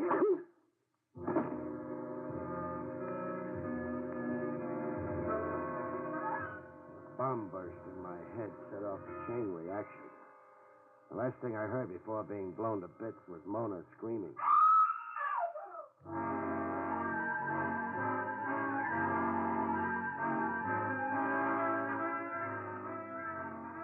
I came around. A long night and 100 years later, I came around. There was a face looking down on me. Pretty, with red hair, red eyes. Red eyes from crying. Crying over me. Oh, Barrie. And music. Bird music? The music, Mona. It's a yellow canary singing. You're in Dolly Flanders' office. Dolly Flanders. Dolly. I'm not responsible for what happened out there. Who was he? I don't know any more than you do, Doc, like it was. He didn't want me to see the face under the hood. Because it was his own face, Barrie. He's the man who murdered Vince Lorimer. Yeah, the obvious conclusion. Maybe even too obvious. Dolly, What? how come a wax exhibit here dramatizes a murder that happened only yesterday? You tell me. Don't you order your own exhibits? No, I take what's shipped to me on a rental basis. So much a season. Shipped to you by whom? A Mr. Scala, Fernando Scala, a wax sculptor. Where do I find Scala? He's got a studio in Havermeyer Flats near the railroad yard. Number 179. You through third degree in me? No. How come you, a woman, run this kind of a business? Your husband, isn't he with you? How'd you know I had a husband? The silver wedding ring on your finger. Oh. Well, coming back to your first question about me and this business. Yes? I won't be in it anymore after today. Why not? I just sold it, as is, lock, stock, and barrel. Who to? Do I have to answer that, too? Not if it's a secret. It's no secret. Here's my copy of the bill of sale. Know ye by these presents that Howard Crump, purchaser, has this day for the sum of... Mr. Howard Crump thinks he's going to coin a mint running this museum, as it should be run, so he says. Won't he coin a mint? He'll starve to death. That yellow canary of yours, you ever, let it out of its cage? Why should I do a fool thing like that? Skip it. Expecting visitors, Dolly? Crump. He haunts the place to see I don't cart nothing away now that he's bought the place. Come in, Crump. Dolly?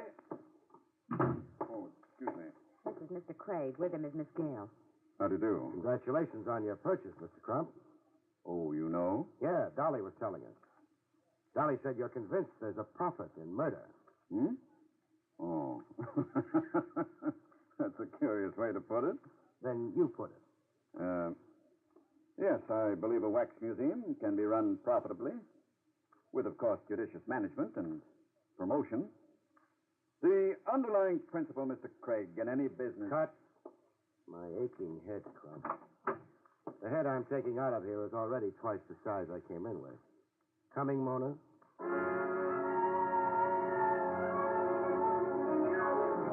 Outside the Wax Museum in a drugstore, while Mona calmed her fevered nerves with a double coke, I got the cracks in my skull glued and an iodine pomade where it lumped.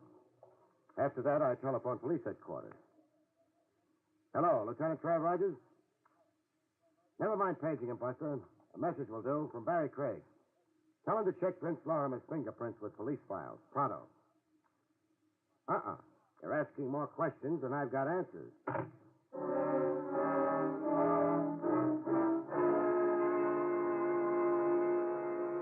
Like Dolly had said, the Havermeyer Flat studio of Fernando Scala, wax sculptor specializing in murder, overlooked the railroad yard. Right-sized guy, Scala, with the mouth of a mustache and the look of a fox. With those trains, how can you concentrate on your wax modeling, Scala? Even better with the trains, Mr. Craig. I am filled with a wild rhythm. Spare me the poetry. Then, for the lady? Spare her the poetry, too. All right. I say only what you wanted me to say. No wonder. Where do you keep your crystal ball? Crystal ball? You identified the man who murdered Vince Lorimer. I identified a murder? You are joking. You model the victim and you model the killer. Oh, but you are surely mistaken. Am I surely mistaken? I modeled the victim, yes, from the newspaper pictures. And from the imagination also. But the killer, him I did not model. You didn't, huh? Oh, just a head with no face. A head I cover up with a hood because I cannot know the face. Who telephoned you in advance of my coming, Scholar? Prime you on how to answer me. Telephone me? But I swear... Was it Dolly Flanders, maybe? Dolly Flanders, the owner of the museum? Dolly Flanders, the ex-owner of the museum. Oh, no, she did not telephone to me. Now, if this interview is over... I'm to scram and take Mona. My apologies for it, but I have so much work. You're a shrewd customer, Scholar. Thank you, Mr. Craig, for the great compliment. There are no, how you say, flies on you either. Oh, excuse me. He's told all he's going to, Mona, so let's go. Isn't there some way of compelling the truth? Yeah, a way that's a beaut. But I don't think you could stand watching it. Mr. Craig. What? This telephone call. It is for you. Nice job of acting mystified, Scholar, over a prearranged deal. Give me the phone. Hello? Craig? You know it's Craig. Guess who this is? The guy I've got a date with, that's for sure. If you live. I won't just shoot a flashlight out of your hand the next time. Through talking? About. your tail, Craig, every minute. I followed you to Dolly's and I followed you to Scala's. You better stop chasing around asking people questions, Craig. You better stop. Or else.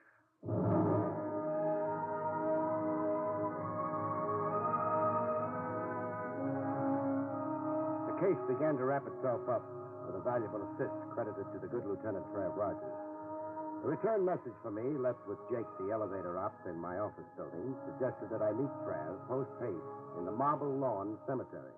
But why meet in the cemetery? A favorite long-lost aunt. Rogers wants me to help dig her up. Oh, taxi! Hey, taxi!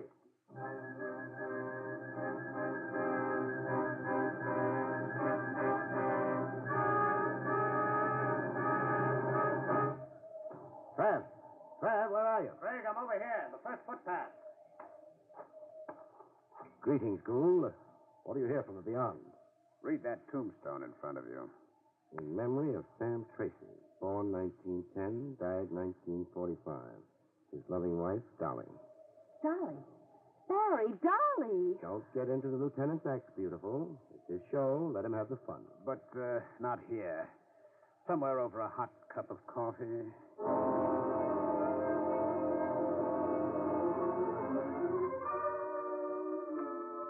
That headstone read, Sam Tracy died 1945. He also died in 1951. The same man died twice. What Rogers is saying, Mona, is that our Vince Larimer was also named Sam Tracy once. Right.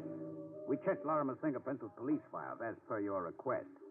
Larimer's prints correspond to the prints we have of a Sam Tracy, a one-time thief and safecracker. But there is a Sam Tracy now buried in the Marble Lawn Cemetery. Mona's yet going to convert from reporter to detective. No, beautiful. Whoever's buried in Marble Lawn is a ringer. Someone's buried as Tracy, as a trick to free the real Sam Tracy. Alias, the late Vince Larimer. That was my guess, too, Barry. Great minds run on the same channels. Who said that?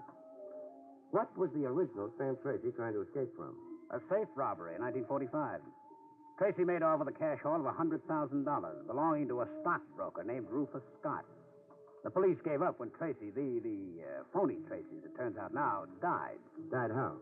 In a rooming house fire while hiding out. And the hundreds G's? Went up in smoke.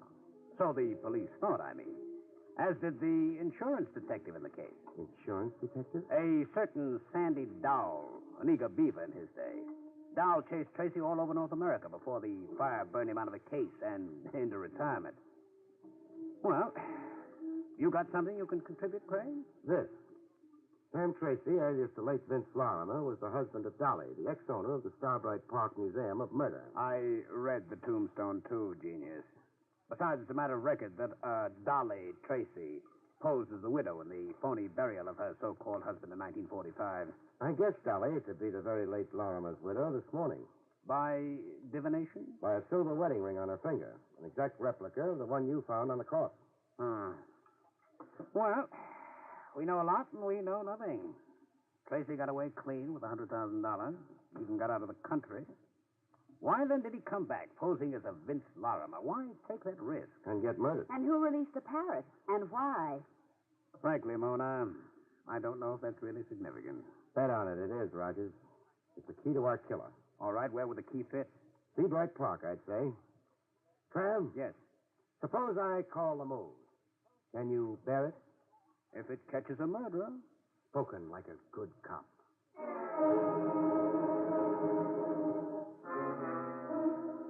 With Trav swallowing his pride enough to backstop me, I stormed the Museum of Murder. Yes? You. Close that door, Crump, quick. You seem urgent. Urgent? There's a rifle-happy wild man tagging after me. Where's Dolly? Packed up and gone. I've taken possession. Uh-oh. That's my rifleman. Don't open that door. Where are you going? To your office to telephone for help. Now, look, Craig, I can't get involved in your affairs. Quick! Hello. Dead. Now the line went dead. Someone cut your wires, Crump. Craig, you can't stay here. I'm running a business, not a headquarters. You want me dead? No, but... What's this? My rifle-happy friend finding the range. Quick, get out of here. I'll be murdered. That's not my concern. I insist you go. You want me to walk out at a certain death? It's certain death anyhow, staying in here, cooped up in here, cornered. Craig, I'll be killed, too. The next bullet might get me. You're raving, When Crump. you stay here, the room is a death trap. You look green, Crump. Sick, as if you're suffocating. Suffocating. Yes, I am. The room's close. Stifling. Close and stifling like a cage? Yes, And you hate cages, don't you, Crump? I hate... That's why you let parrots out of cages. You can't stand seeing anything caged. No, I can't Even stand... the yellow canary, Dolly's yellow canary. The cage is here, but the canary's gone. You emptied that cage, too, eh, Crump? Yes. Craig, I can't breathe. I'm suffocating.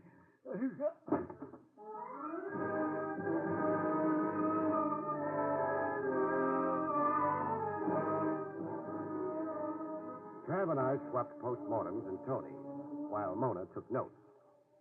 Claustrophobia, the fear of confinement.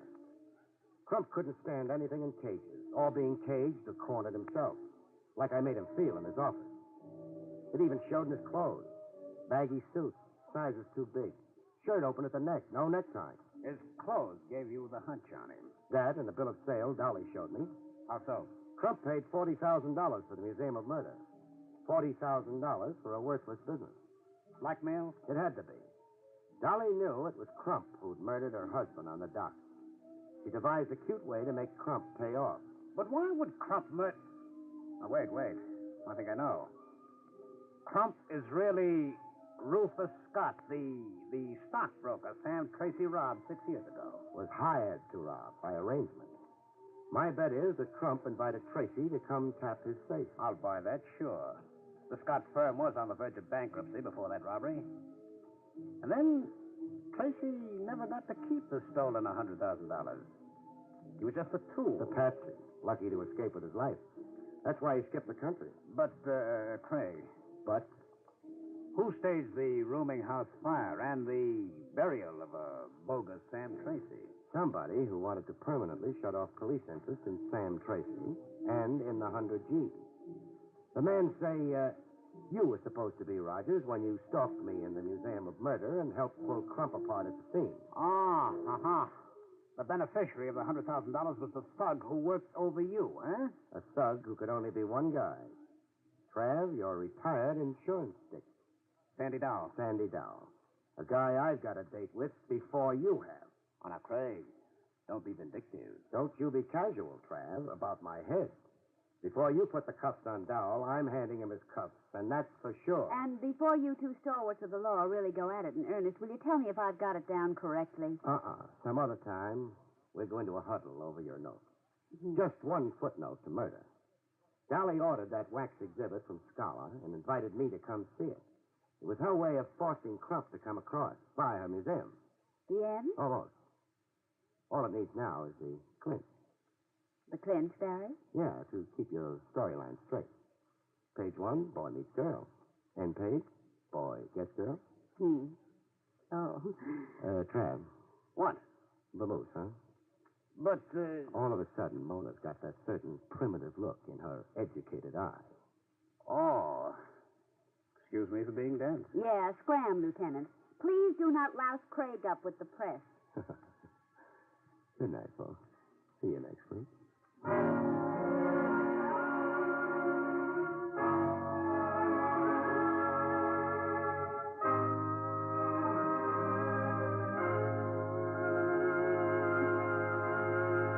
You have been listening to William Gargan in another exciting transcribed mystery drama from the adventures of Barrie Craig, confidential investigator.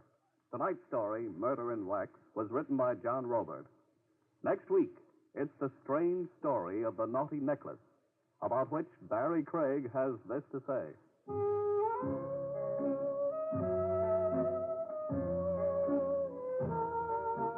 Next week, I'll tell you how I was hired to buy a string of pearls, which was almost woven into a noose to hang me with. See you next week, folks.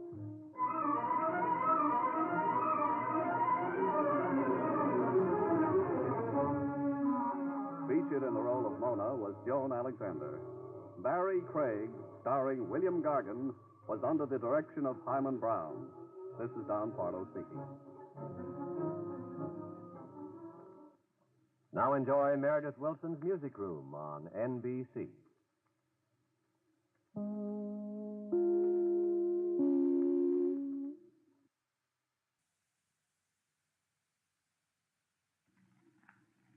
William Gargan stars as Barrie Craig, confidential investigator.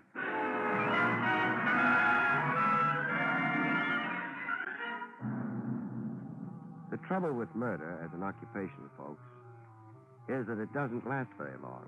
In no time at all, you come to a dead end.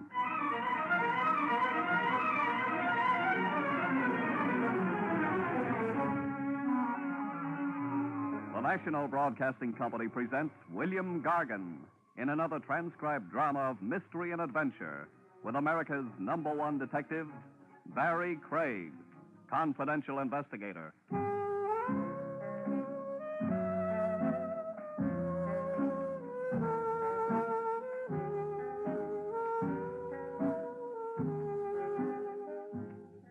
Barrie Craig speaking. An investigator's license costs only a few bucks. When you're starting in the business, you've got ambition. So you have the license put under glass and framed. You spend a couple of hours deciding on the best place to hang it. Then you find out all you've done is bought yourself a front seat for the back stairs. But you also find out an awful lot of people use the back stairs. It's open.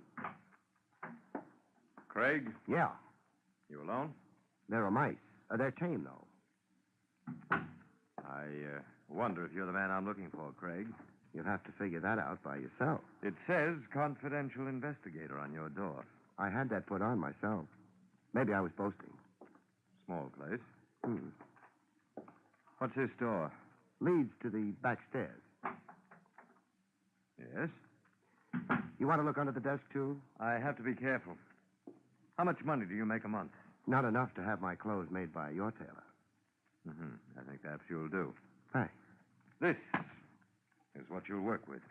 An envelope? Take a look inside. All right. Money. Count it. Uh-huh. 5,000. Yes. I want you to buy a necklace for me, Craig. For $5,000? That's right. You got any preferences in necklaces? A girl named Wendy Harper has the one I want. She lives at the Beecham Towers Hotel. Maybe she's got more than one. Oh, no. The necklace is pearl. You buy it from her, turn it over to me, and collect $500. You don't like the Beecham Towers Hotel? Oh, what's that got to do with You it? could go over there, buy the necklace yourself, and save my fee. I could also be sued for divorce. Meaning you can't afford to be seen with her. Fair enough. I'd like a receipt for the $5,000. Sure. Received from... From? You don't need that. How will I get in touch with him? I'll phone you. Okay. Your receipt. Thanks. I suggest you begin work at once. Right. Oh, one thing. Yes? Suppose she doesn't want to sell.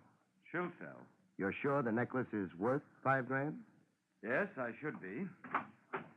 I gave it to her.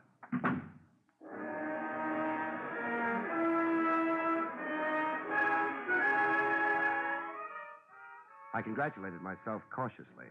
A case a week like this, and I could start getting my clothes tailored, too. I locked the office door. Who knows? Word might get around I was a man people handed $5,000 to. It would give the entire building, all 3 moldering stories of it, class. Burglars might start dropping in. Oh, hello, Jake. Hey, Mr. Craig. Oh, yeah, I forgot. I'm going down. Don't rush it. The elevator's got to have time to rest. After the long pull? Yeah. Got to rest your horse at the end of a furrow, you know. Jake, forget about that farm in Vermont, will you? You're in the big city now. I'd rather have a horse. If you was in such a hurry, why didn't you walk down? Too proud. I've just moved into the upper income brackets. That so? Thanks. By the way, Jake, did you notice the man you took down from my floor a couple of minutes ago? No. Had your nose buried in the Farmer's Almanac? I didn't take nobody down. Oh. Well, that was my client. Who was? The man you didn't take down. I don't suppose you took him up either. No? Used the stairs both times. The back stairs, Jake. Yeah? When was the last time those back stairs were swept? I don't know. I only been here 6 months. Yeah. Mr. Craig, What?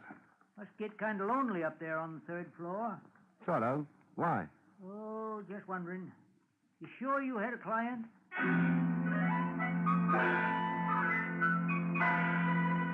I smiled at Jake. I could feel the fat envelope in my pocket. $5,000 carries a lot of conviction.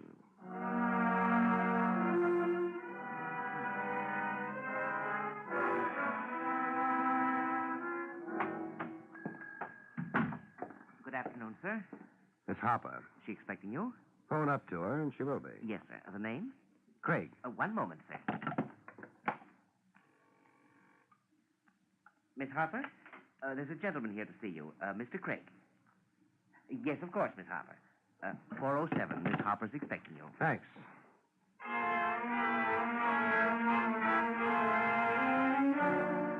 The Beecham Towers was a lot nicer looking than the building on 23rd. But then I didn't use the back stairs. Miss Harper, I figured, was leaving it all up to me. 407 was a suite. You walk past the small foyer before you hit the living room. It was a nice living room. The furniture was modern and bright. There was a wrong note, though. Miss Wendy Harper. She was on the couch. She looked modern and bright, too. The wrong note? She happened to be dead.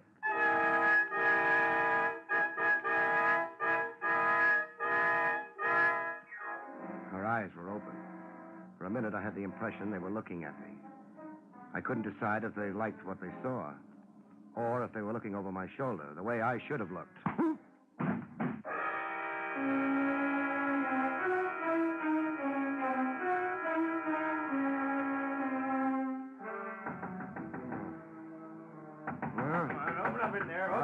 Yeah. Oh, all right. A little late, friend. What do you want? I'm Clancy, the house detective. Good for you. Now, you're in my way. You're not coming in. Now, listen. The old lady in the next suite heard a woman screaming from here. When? A few minutes ago. She needs new batteries for a hearing aid. What time is it? 7:30. Nobody screamed in here for at least a couple of hours. Where's Miss Harper? She's in. I want to talk to her. You're going to be disappointed. Miss Harper's in no mood for conversation. I'd like her to tell me that. Lots of things we'd like just never happen. Hey, what's the idea? Hey. You want to get in here? Take my advice. Call the cops. Hey. I slammed the door shut in Clancy's face. Clancy was guessing. He wasn't sure. Maybe I was just a boyfriend with a temper. He'd stand around and wonder what to do for a while before trying to come into the room again. That gave me time enough to go through the suite, make sure it was empty, make sure Miss Harper was still dead. She was. They don't come alive very often. And then check on a pearl necklace. There wasn't one around. I hadn't figured there would be. By that time, I was in a hurry. This time, I was the one for the back stairs.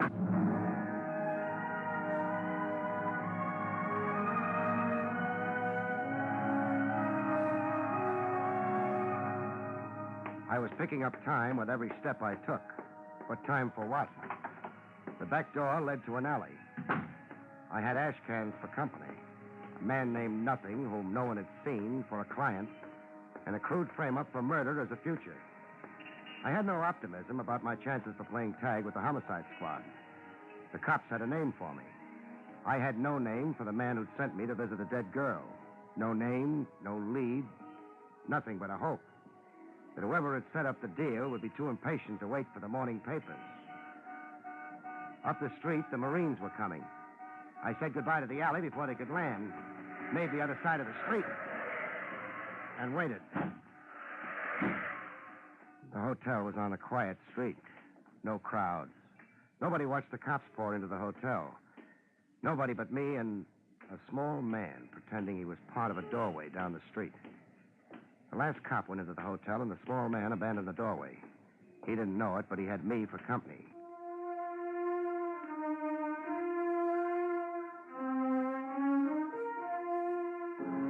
It was easy. The small man wasn't worrying. According to the general idea, I was being interviewed by a dozen cops at the moment. He led me across town with no trouble. The address was 5413 East 79th Street. The house was old, The ivy on its walls was probably hand-picked. The small man used the servant's entrance. I decided to be formal. A brass plate under the doorbell read John Peter Kendall. I thought he'd be surprised to see me on his doorstep. I was surprised. Yes? Mrs. Kendall? I'm Mrs. Kendall. Good.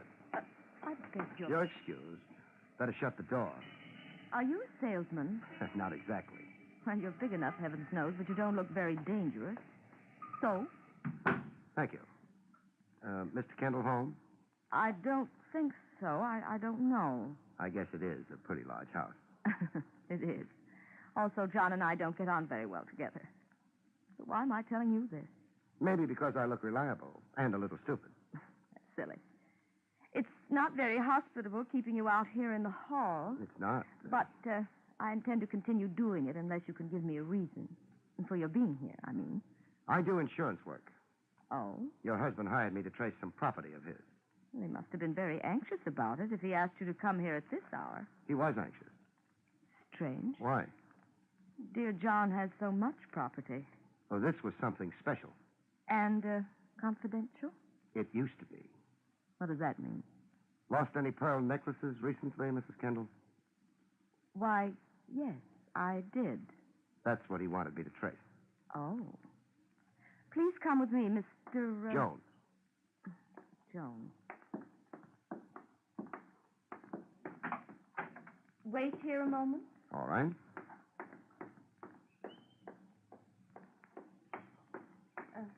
Mr. Jones. Yes? This is the necklace I lost.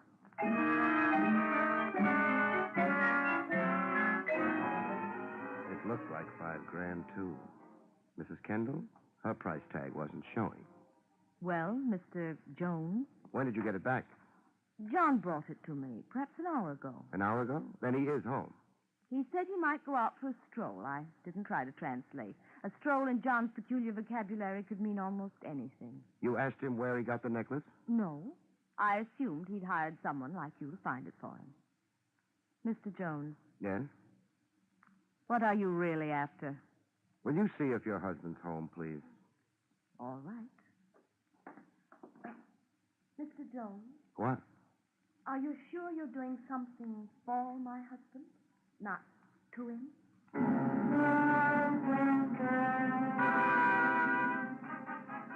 She didn't wait for an answer. It was very still in the Kendall home. I wondered how well Kendall had covered his relationship to Wendy Harper. Pretty well, I thought. There were no cops around. Mrs. Kendall was taking a long time. Too long a time. Mrs. Kendall! Mrs. Kendall! I'm here. Where's the light? No, we might shoot again. Never mind. It's gone. The light switch, the wall to your left. Okay. Oh, so frightened, so frightened. Shh. What? I was talking to Max. He's our handyman. I'd asked him about John. That's Max over there? Yes. Max started to tell me something about... Oh, it's crazy. About a hotel. When John opened the door, he'd been listening. He had a gun. It was dreadful, dreadful. Here, sit down. I'll have to take a look at Max. All right. I don't know if he'd been there or seen something. He was staring at me as though he were terrified. And then the door opened behind him. I could see John's face. And after that, the shots came. You'll have to phone the police. Yeah, I can't stay. I've got a date. Mrs. Kendall, where would your husband go if he didn't want to be found? John? I don't know. You must know. A man as wealthy as he is. Well, he's got a place on the Sound. It's only a shack, sort of a boathouse. What's the address? Riverview Road, right off the parkway. I'll find it. You'll be all right. The police will... Mr. Jones, why was Max shot? Why? My benefit, mostly. Your benefit? Yeah, his death moves me right out of the chair.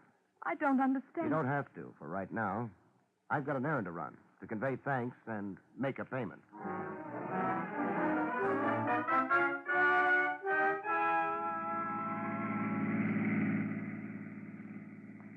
Hey, Bud. Yeah? Kind of late to be driving out to the Sound, ain't it? You mind? Nah, I don't mind. As long as you got the fare. I've got the fare.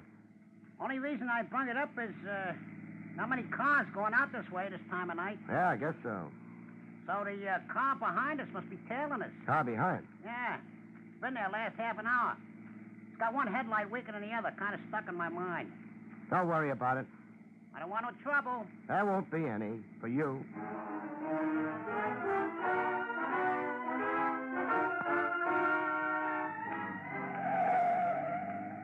Riverview Road, bud. That the shack up ahead? Yeah. The other car. Didn't swing around a bend. Was with us up until then. Nice. How much do I owe you? Couple of bucks. Here you are. Thanks.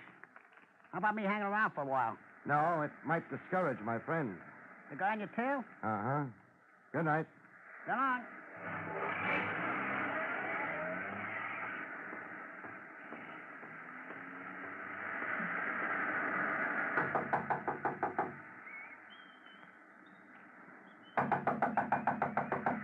Who's that?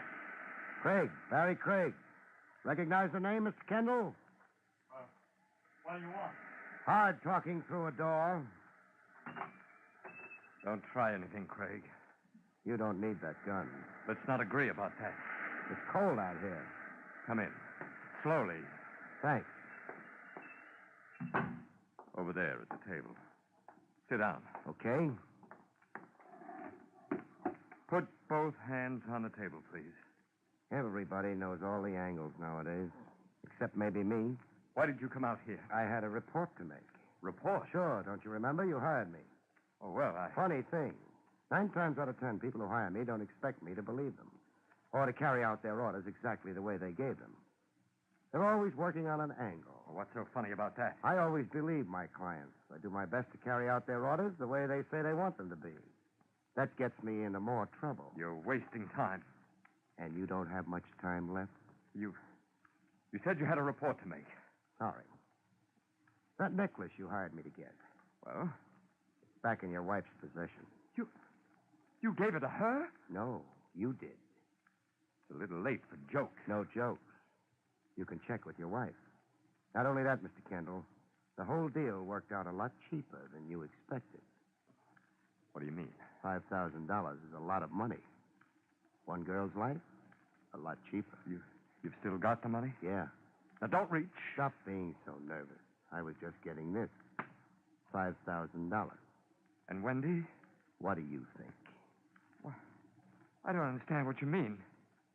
He's had time enough to get here, so I'd better get rid of this light. Your gun, Kendall. I'll need it. Don't move around, Kendall. It's dark in here. Our mystery man outside hasn't got artillery on a revolver. We're safe for right now. Well, I don't know what's happening. Shut up. He's moving around, waiting. We can wait, too. Yes, but for what? He's got to make up his mind if we're dead or not. He'll have to check. Till then, let's chat, huh? A man comes into my office, hands me $5,000, instructs me to buy a pearl necklace from a girl in a hotel. I don't... It's my story. The guy uses the back stairs, doesn't leave his name. I take the dough, get to the hotel, walk into the girl's suite, and get knocked out. The girl is dead. Yes, but I didn't... keep interrupting. I wake up to find the old lady next door has heard a woman scream and yelled for the house dick. He's at the door. He's supposed to walk in, find the dead girl, and me with $5,000 in cash on me. He calls homicide. I tell my story to them. How do you think they go for it? I don't know. I don't... Don't overdo it. It's plain enough. My client is a work of the imagination, they say. I knocked the girl off her dough.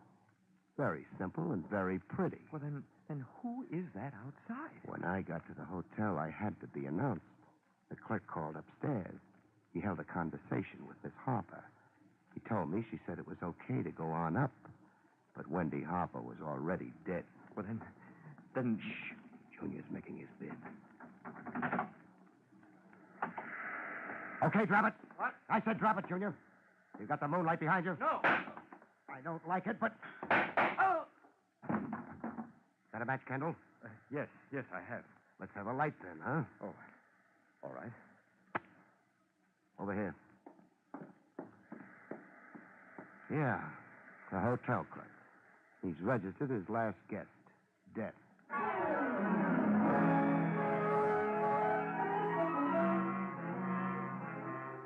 John Peter Kendall didn't have any comments to make.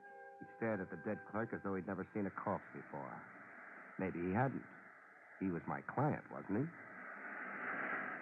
Let's get out of here. Yes, but what about him? He's dead.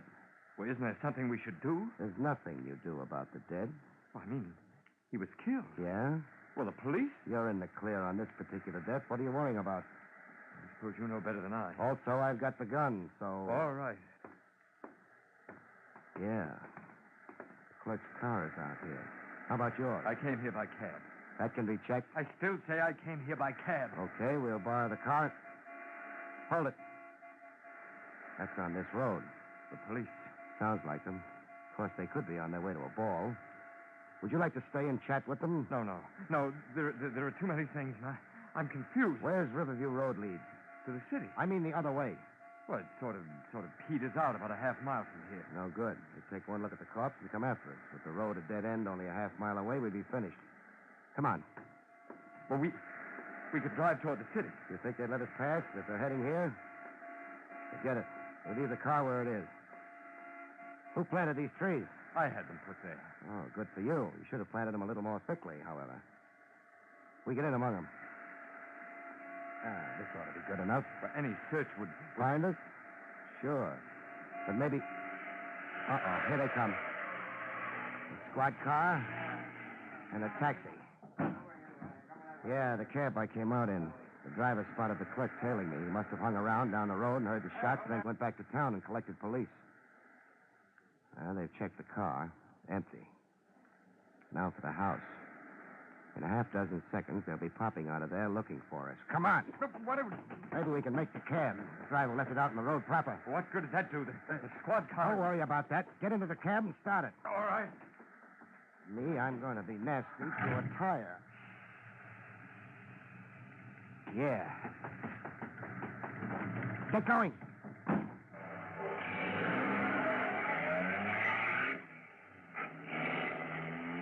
Fine.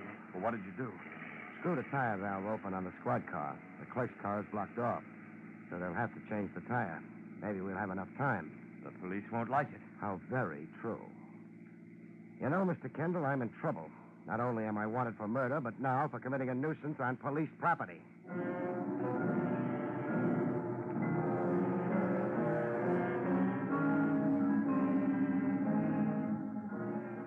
I was glad we weren't close enough to hear the cops discuss their flat tire. I think their language would have been frightful. Hey, take it easy, Mr. Kendall. We don't want a ticket, too. We're almost back in the city. Where do you want to go? Home and sleep, but not just yet. Well, then... Let's make it your home, huh? My home? The mansion you and your wife play hide and seek in, except both of you seem to be hiding rather than seeking. If you don't mind, I could do without your wit. So could I if I had any. Mr. Kendall. Yes? The whole thing started with a necklace, a pearl necklace. That's right. You didn't bother telling me it had belonged to your wife before you passed it on to Wendy Harper. It hadn't belonged to my wife. Then why all the anxiety about getting it back? Well, she found out about it through the jeweler where I bought it. I had to pretend I'd gotten it for her as a surprise. That meant you had to get it back from Wendy. It would have looked bad in a divorce case. And Wendy wouldn't part, except for $5,000? That's right. Do we have to? We do. Come on. Better not ring. Your handyman wouldn't answer. Max? He's dead, too. What? Use your key. Why, I can't take much more of this. There won't be much more. Go on.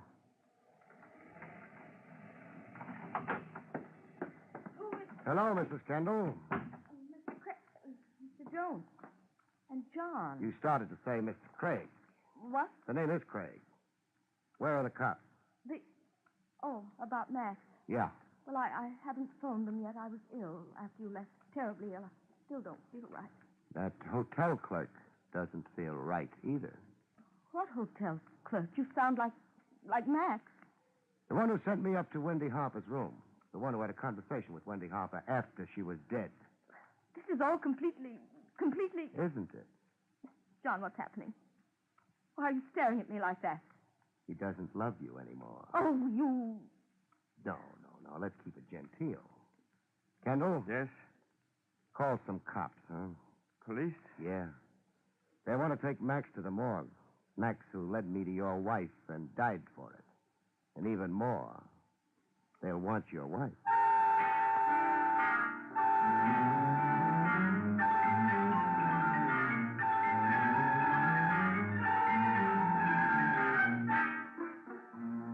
It had been a long evening. I'd stayed ahead of homicide for a while, but they always catch up. Craig. Lieutenant Trav Rogers. Give me one good reason why your license shouldn't be revoked. Mrs. Joanne Kendall. I said a good reason. What else could I have done, Trav? You're not trying to tell me you were afraid of the frame. I never tried to tell a lieutenant of homicide anything. No, I wasn't. But I had a job to do. I got it done, too. You could have been killed in the process. Oh, there's a law against that. Oh. Craig, we got the whole thing laid out. The Kendall woman moved in on what looked like a perfect opportunity to get rid of Wendy Harper, frame you for the killing, and have a club over her husband's head for the rest of his life.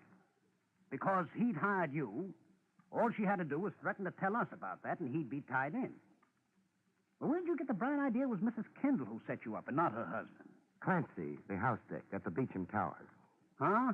He came up and told me an old lady had heard a woman scream a couple of minutes before I regained consciousness. The Harper girl had been dead for hours then. So it had to be Mrs. Kendall screaming. To get Clancy up and you arrested. Mm-hmm. Come on. Buy me a beer. Well, we'll go out and have beers, but what makes you think it's going to be on me? You just made $500, remember? Holy smokes. What now? I forgot to collect. Good night, folks. See you next week.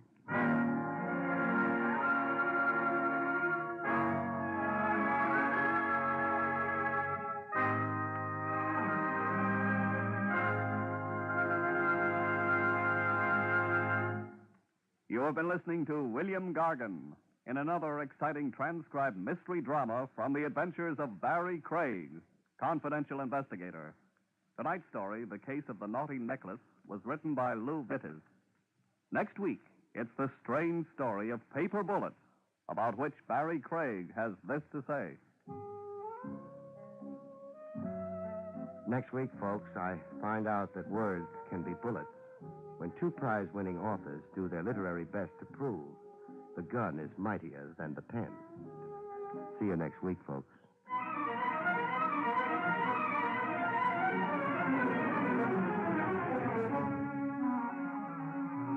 Featured in the role of Mrs. Kendall was Barbara Weeks. Barrie Craig, starring William Gargan, was under the direction of Hyman Brown. This is Don Pardo speaking.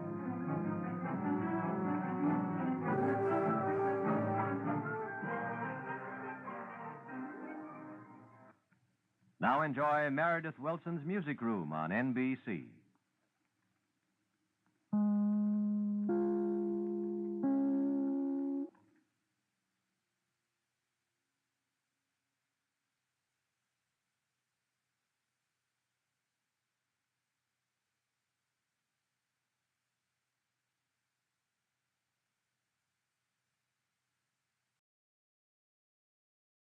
William Gargan stars as Barrie Craig, confidential investigator.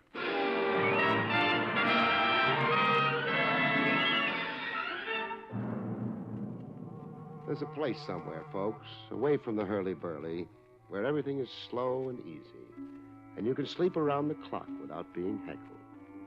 I could be referring to a cemetery.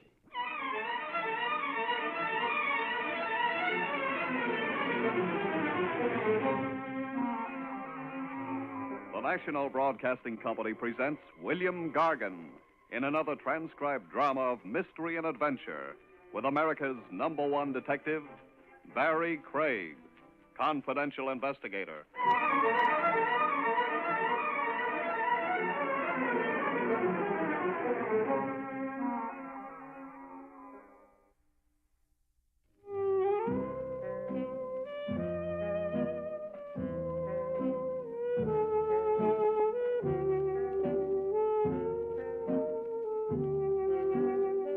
Barrie Craig speaking. On call like I am as a confidential investigator, the open door, come one, come all, you don't always get cases that run according to Hoyle. Every once in a while, you catch yourself a Lulu, a case that puts a strain on your imagination. A case, say, in the category of spookaroo. You find yourself hobnobbing with ghosts and talking turkey to the dead. One like that began for me in the New York office of the Trans-Southern Insurance Company of Omaha. I'd been urgently requested to come calling, please, by a claims agent named Brennahan, Roy C. Brennahan.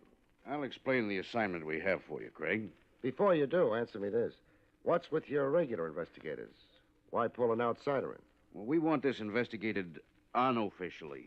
We don't want to stir up anything that will expose us to a libel suit. I catch. In case you're pulling a boner that's a butte, harassing innocent people. Yes. What's the story? Our file number 15466. Double indemnity case, now officially closed. We paid out $50,000 to the widow of a subway accident victim named Remo Torch. This was 90 days ago. So? I'll now play you a recording I secretly made of an anonymous telephone call I was party to yesterday. Now, listen carefully, Craig. Hello. Hello, Mr. Roy Brennahan, please. This is Roy Brennahan speaking. I've got some information for you. Yes? Your company paid a $50,000 claim to a Mrs. Remo Torch 3 months ago. You remember it? Of course, sir. Remo Torch fell to his death off a subway platform. What about it? The claim was a fraud. It wasn't Remo Torch who fell under a train. But his widow identified the body. The identification was false. Who are you? A friend. Goodbye. Mister, wait, don't hang up. Identify yourself, and there's a bonus. But my anonymous caller hung up, Craig, without identifying himself. I thought about it overnight, and today I called you in. Oh, it could be a crank call or an envious relative with a weird sense of humor. You must get 1,000 crackpot telephone calls. Yes, we do. We can't ignore them. Even if there's the smallest possibility of recovering a paid-out claim. Yeah, I've heard about the insurance claims agents, the fanatical watchdogs you fellows get to be. You're hoping and praying I turn up a scheming widow and proof that a third party was pushed off that subway platform and the corpse palmed off on you as Remo Torch. Handle this delicately, as if we have nothing to do with it. Like it's a case of your own. I can't be too delicate about exhuming a body. I need to get a court order for that. So do you want to get yourself another boy? No. I'll stick with you, Craig. Or be stuck with me. 10%, Brennahan. Any monies I recover for good old Trans-Southern, earmark 10% for Barrie Craig.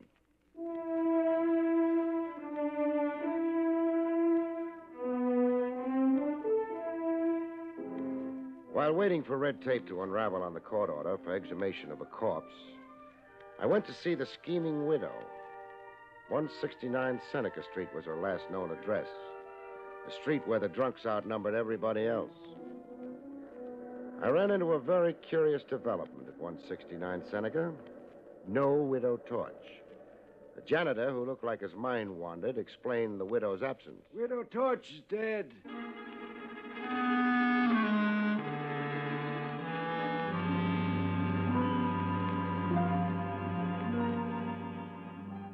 A dead policyholder and a dead, though rich, beneficiary.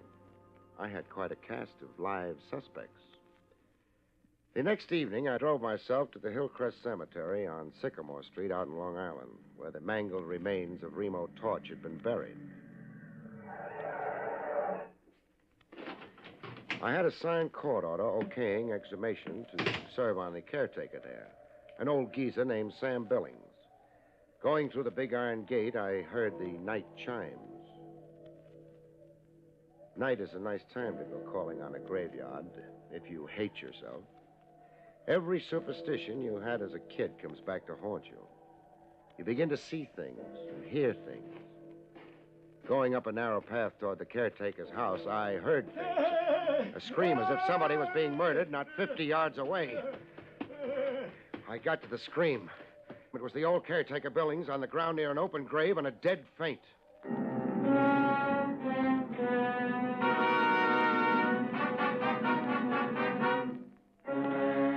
Caretaker came to, pop-eyed as if he'd seen the devil and clawing at me as if I was the devil. Quit it, Billings. No, go away. Keep choking me and I'll have to flatten you. I'm Barrie Craig, a confidential investigator, now concentrating on insurance. Now, if you can collect your wits, old man. You're an investigator? Who'd you think I was? Him. Him? Who? There isn't dead. Makes sense, old man. I was making my rounds like every night when I heard a noise. A noise I'll never forget if I live to be 100. The odds are away against you, the hypertension you've got. I turned to look, bringing my light close, and it was the lid of a coffin coming off, as if by itself. Neatest trick of the century. And then what happened? I lived to be 100. We've already been through that. Then the dead man got up and stood there, alive as you're standing here, all green under the moon. How does the rest of the hallucination go? I watched him go off, not making a sound, and walking in a funny little hop. And then... You screamed and fainted dead away. The next thing you knew, you had your fingernails in my neck. Now get your bearings and throw a light on that coffin. I want to have a look. See, the casket is empty. Empty it is. So a stiff came to, forced the lid open, turned green under the moon, and then went on the town. It's something to believe, but I saw it with my own eyes. With that 20/20 vision you don't have, did you also see who dug him up? Dug him up? That's what I asked, if you'll really open your eyes. 6 feet of dirt piled in 2 neat hills on both sides of the grave. See it? Yes. To get out from under, your stiff needed a muscular accomplice on the outside. Who was supposed to be buried in that grave? I can't make out the name on the tombstone. Torch. Remote Torch.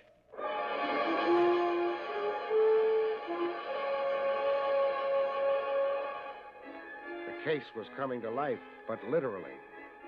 I left caretaker Billings to sleep off his jitters and got into my car. Driving down tree-shaded Sycamore Street, my headlights picked up a character moving along the sidewalk in a funny little hop. A funny little hop were exactly the words the caretaker had used describing his stiff who'd come alive. My man on the sidewalk was loping along like that, a kind of hop, skip, like a guy who had no control over his reflexes.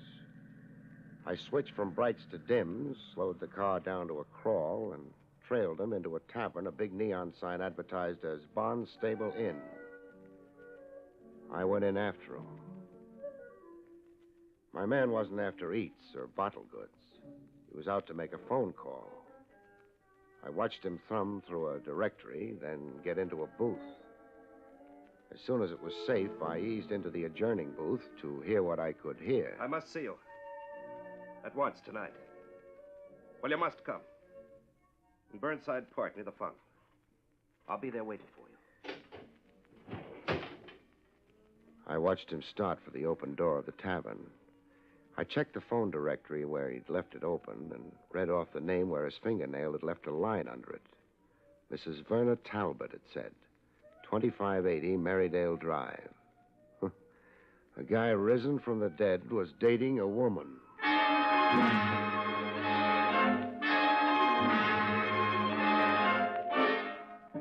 I was right there in Burnside Park in a grandstand seat behind a row of bushes when they met.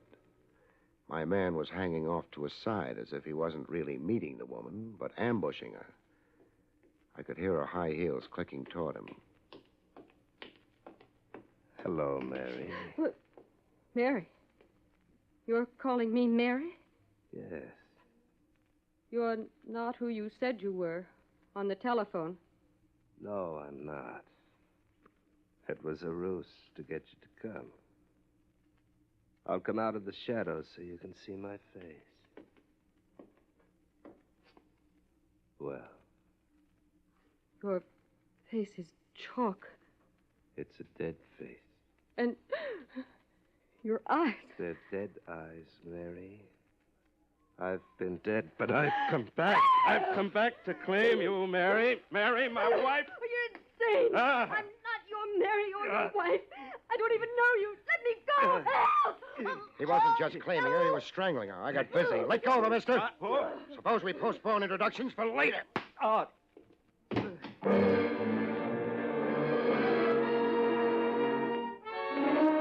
He might have been risen from the dead, but he reacted to the old one, too, like anybody else. He was out cold, stiff, like rigor mortis had come back. While he slept it off, I revived the dame and questioned her. I'm Barrie Craig, an investigator, madam. I'd like a few honest facts and no ad-libbing. Remember, I probably just saved your life. I'm grateful. The man is insane.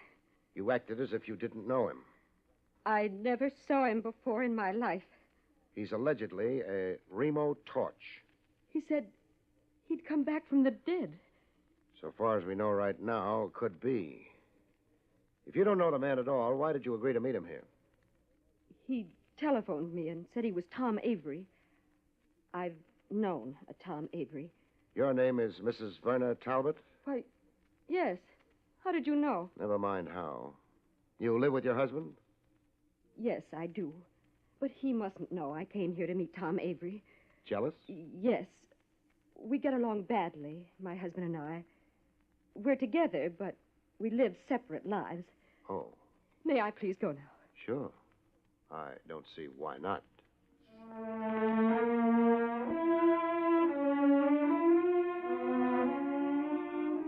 I watched her melt into the night, half mink, half woman. Then I sat down to rest up, take stock, and wait. I'd sure found myself a bright way of making a living. There I was in a public park at 2 a.m., waiting for a corpse to rise for the second time in one night, this time out of dreamland.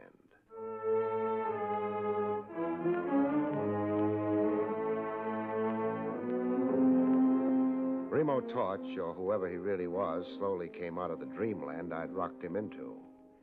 He got up on his feet, rubbing his jaw where I'd clipped him.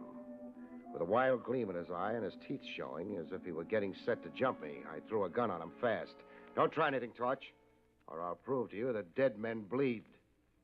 Gonna do what I say, nice and cooperatively? I'll do what you say. My car's outside the park. We'll get into it and drive to my apartment. To your apartment? For a heart-to-heart talk. Shake your head and I turn you over to the cops. It's all the choice you've got right now, me or the cops. I'll go with you.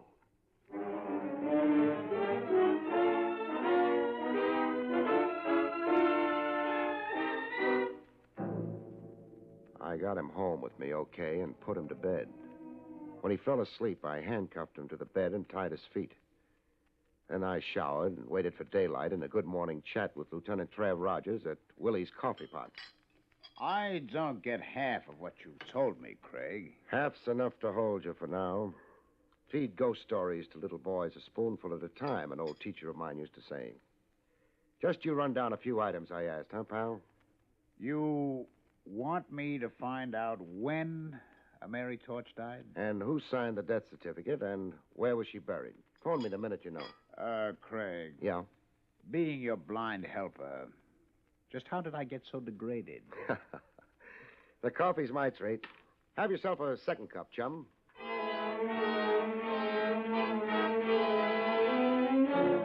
Torch was wide awake when I got back from Trav Rogers. I untied his feet, but kept the handcuffs on. All recovered from your busy night, Torch? What do you want with me? I'll settle for the story of your life. I can only remember the story of my death. I died August 28, 1951. Okay, I'll play straight man. Go ahead and tell me the story of your death. My last day alive was a Friday.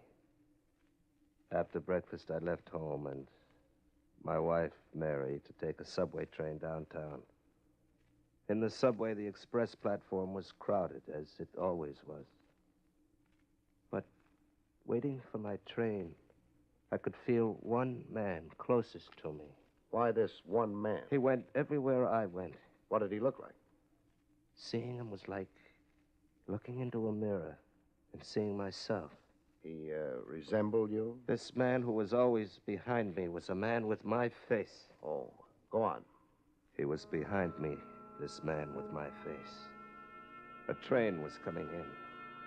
I heard its warning sound, and then I saw it come at me, hissing like an iron dragon with enormous eyes that held me spellbound.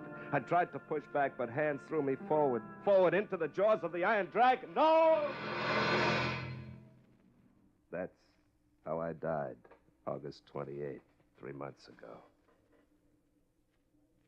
You don't believe the story of my death? When I do, peddle me to Bellevue. That's how you were supposed to have died August the 28th last. That's the phony story in the Trans-Southern insurance files. You were supposed to have died like that, Torch, only you didn't. Somebody else did. Somebody else did? Yeah. The patsy whose remains were identified as Remo Torch. The poor devil who was really in that coffin you supposedly stepped out of last night. Excuse me. Barrie Craig speaking. Barrie, this is Trav Rogers. Mary Torch died a month ago. A heart attack. And Eric Carter signed the death certificate. She was buried in Hillcrest Cemetery like her husband before her. I got it. Thanks, Trav. Can I be of any further service to you? Yeah, you can. Send one of your boys over to my apartment. I've got a prize package I want under lock and key while I roam the world.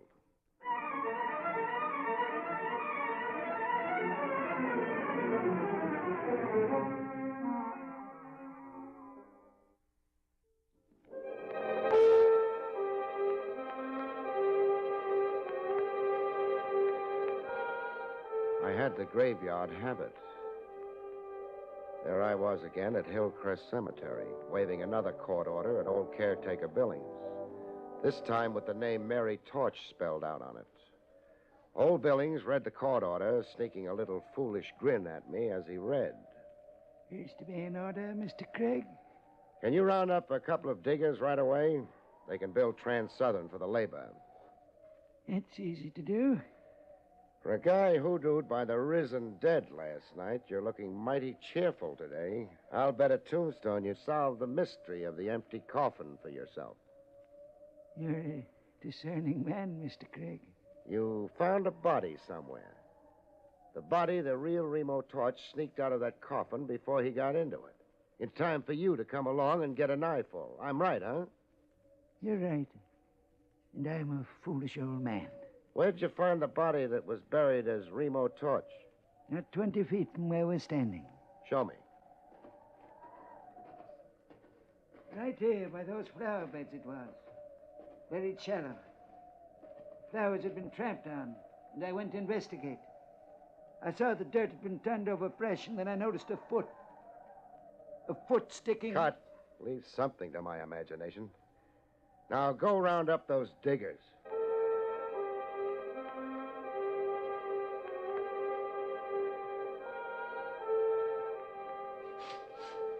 The slab of marble read Mary Torch. Two beefy gents were digging her up. They wore a look on their kisses that said they just loved to make an argument of it. They were the same team who buried the Mary Torch coffin only a month ago.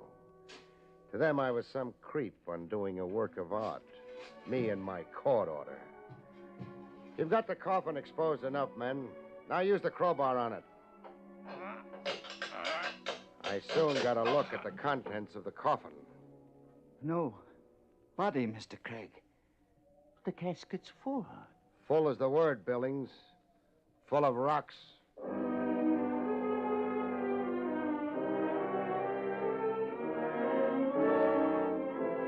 The answer to the rocks was obvious. Mary Torch's death was a phony and ditto her burial. I found out how it was maneuvered by an entry in the cemetery record book. It's the name of the undertaker you want? Or whoever supervised the so-called burial. Here it is. Mary Torch. And Eric Carter supervised the burial. Does the name mean something to you? Does it? Eric Carter's the same joker who also signed the phony medical certificate.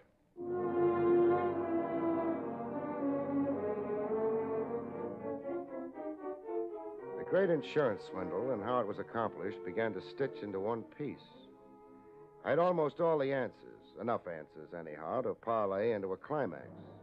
Only somebody was working his own idea of a climax to Barrie Craig.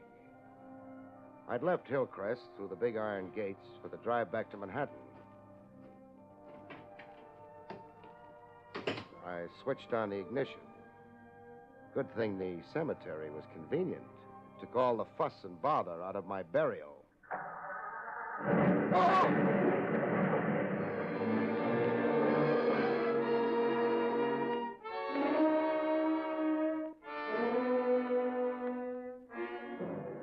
Risen dead. I was getting a whack at the trick myself. I was dragging toward a light no bigger than an arrowhead. waiting for me somewhere at the end of a long sleep. And bells tolling morning. Morning, the bells were saying. And wake up, Craig. Wake up. Craig, look at me. And the voice. The face of someone I'd seen around the trail. Rogers. How did you come to die, Trev? I didn't. And neither did you, the miracle is. You're in Shore Park Hospital. In emergency. A time bomb hooked to your starter cable. Step on the car starter and blow yourself up. A gimmick with whiskers. A long gray beard. It's an old murder device, moth-eaten, but they got you, Craig. How bad am I? You're one for Ripley. I'm okay? Is that what you mean? Just lacerations of the head and neck. Shock. You're wearing more bandages than King Tut. You're also minus an automobile. I'll build Trans-Southern. Trev, get me out of here. I want Remo Torch back. As soon as I'm dressed, he and I are going bye-bye.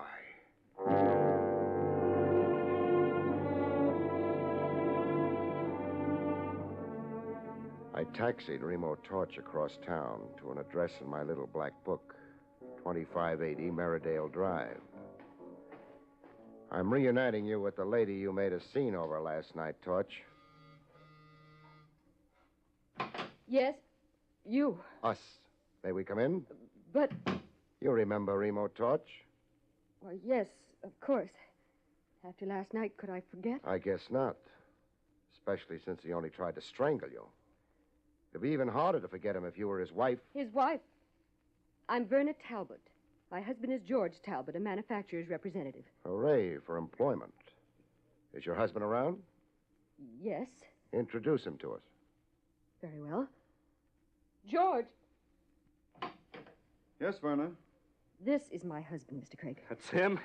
Him, Torch? Him who? The man with my face. It's my murderer, my murderer. Get this madman off me. Torch! No more of that. Let go of him. My apologies for my friend's behavior, Talbot. There does seem to be a superficial resemblance between you. Same general features, sort of. Nonsense. This man's plainly insane. Insane like a fox. I'd say Torch has a pretty shrewd idea of what he's up to.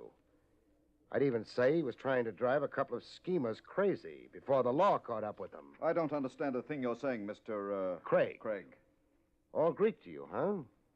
Suppose I spell it out and you see if you get the drift. Torch's wife had him marked for murder. The lady wanted to cash in his insurance and then marry her boyfriend, an Eric Carter.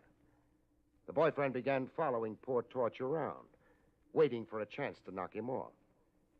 But Torch caught on to what was cooking and figured out a way of outsmarting the schemers. Drop the insanity post, Torch, and tell them how you did it. I hired an unemployed bit actor to wear my clothes and play it being me. The actor came down the steps of Torch's house every morning, stopped at the same newsstand, then went into the subway to ride to his office, as Torch would. Am I right on that, Torch? Yeah. The device worked. You fell for it, Talbot, because you'd never actually met Remo Torch. Did you say I fell for it? I said just that. You pushed a stooge hired by Torch under that train. Madam here identified what was left of the stooge and collected her $50,000. But Torch was really alive and kicking all the time. How much does it take to coax a confession out of you, Mr. Eric Carter, alias Talbot? Or you, Mrs. Torch? We're caught, Eric. Are we, Mary? I rather think I have our little problem very much under control. Keep your hands as they are, Craig. No good, Carter. How far do you think a gun's going to get you? Oh, I told you we'd lose, Eric. Stop whining, you fool. Face it, Carter. The lady wants out. The way it's stacking, I'll bet she turns state's evidence. Now, drop that gun. Get back, Craig. I said drop it. You crazy fool, let go, Mike. Oh. When you shoot somebody, Carter, be You sure you keep possession of the gun? Craig, I didn't mean to shoot you. It was an accident in the struggle for the gun. Craig, don't shoot me. Tit for tat. In a minute, I'm going to pass out. I don't want you on the loose when I do. Tit for tat in the leg. Just enough to make you stay put. Craig, no. Torch. Yes, Craig. Call police headquarters. Rogers. Lieutenant Trav Rogers.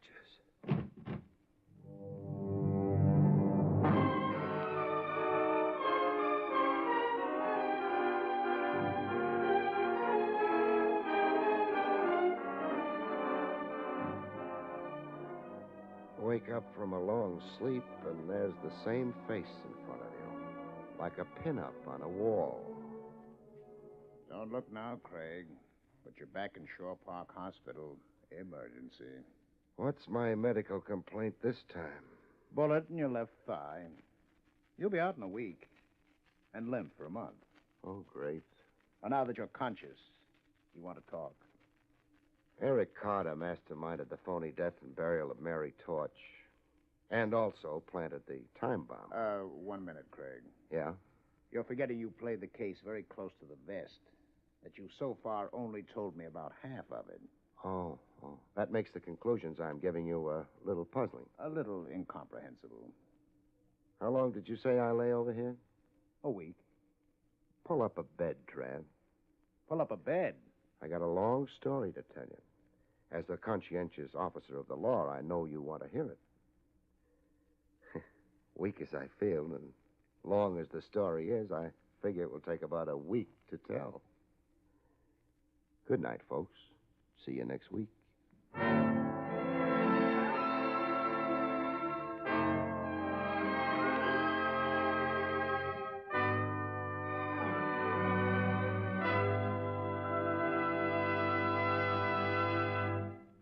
You have been listening to William Gargan in another exciting transcribed mystery drama from the adventures of Barrie Craig, confidential investigator.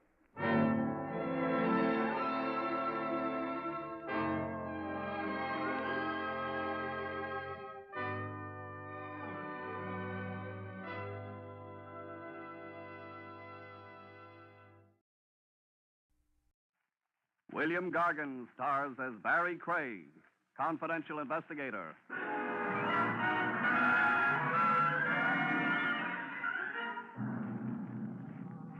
There's a big house up the river that always has the welcome mat out, folks. Just drop in. Any old crime.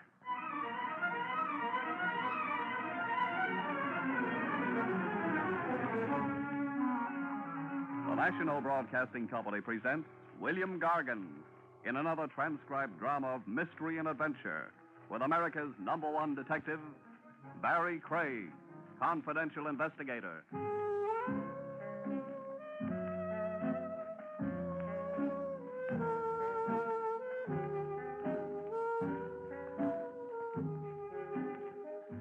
Barrie Craig speaking. The streamlined confidential operator keeps a case file with a nod to police regulations and with an eye to posterity. A book of memoirs someday, you figure. To show your grandchildren you were full of hustle yourself once upon a time. You keep a well-detailed file. Case number so-and-so, the nature of the crime, the principal actor, the outcome. And page 1 stating by who and just how were you pulled into the felony in the first place. Take the file in my hand right now, numbered 113. Who asked me into the case reads Father Neptune.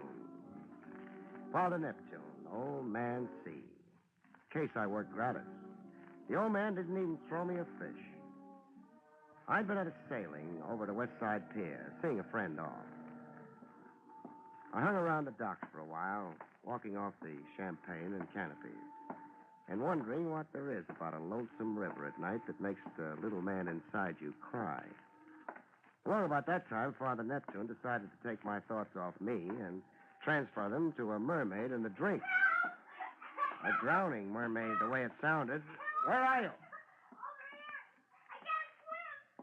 Oh, December is a great month for a dip into the river if you're a polo bear, but in I went.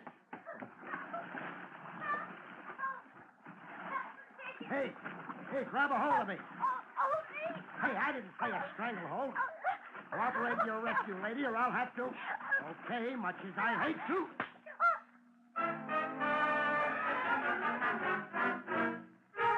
On the pier, it took time to bring her to. I worked her arms, pump handle style, and water sprayed from her like a fountain. She finally came around to join the battle of the sexes. You hit me. To break your stranglehold. It's in the book. What book? How to save hysterics from drowning themselves and the rescuer. Oh. You didn't have to hit me so hard. Oh, my jaw. Feel the welt. Got my brand on it now. BC. BC? Barrie Craig. The initial man's ring I'm wearing left initials on your jaw. You're crazy. And cold. Yeah, me too. Pray it's pneumonia. Well, why that? There's no cure for a cold. So? There's a cure for pneumonia. Penicillin. You are crazy. You want an ambulance? Definitely not. A police wagon? Don't you dare. Then what? Your place? Is that proper? How can I know? We've only just met, Barry.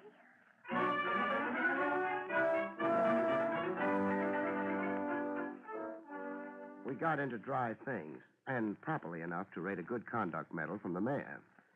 I got a hard, square look at my mermaid. Okay, a face and a figure that makes truck drivers water their whistles. Penny for your thoughts. I'm wondering About? how many lies you're going to tell before you tell the truth. No more than I can help, I promise. Your name? Susan Lane. What made you go for a swim? But I can't swim. That's what I mean. I fell into the river by accident. I was walking and my foot caught on a loose board on the pier, and... Start all over again. I wasn't pushed in. No? No. Fact is, I jumped in. Why? I'm like that. Peculiar. I get fed up with things. Things like? Nothing special, just life, men, the way the world is. I just get an uncontrollably morbid impulse, and then I'm sorry. What if nobody happens along to save you for the next impulse? Goodbye, Susan Lane. She wasn't much. Oh, excuse me. Hello? Hello. Have I got the right party? Have you? Well, I mean, are you the Joe who pulled the blonde out of the drink? The name isn't Joe. I followed you to your joint, white guy. And my phone number? Your name's in the bell, Barrie Craig, and your number's in the book. I see. Are you interested in hearing what I got to tell you? I've heard nothing so far. Well, open your ears, stupid. Hey, don't believe anything the dame tells you. I don't. What'd she tell you so far? That dill pickles make her hiccup. Okay, be a dope. All right. She said she'd attempted suicide. Baloney. She was tossed into the drink, picked up off the ground, and thrown to the fish. You know that? I saw. Where do you fit into this? We won't go into that. Another thing. Paste this song title in your hat. Sugar Loaf Mama. Sugarloaf Mama. It's number one in the jukebox, you stupid. Where do you spend your nights? Standing up in a closet to improve my posture. Well, the song's the key to the whole deal with a girl. Now make like a detective. Goodbye.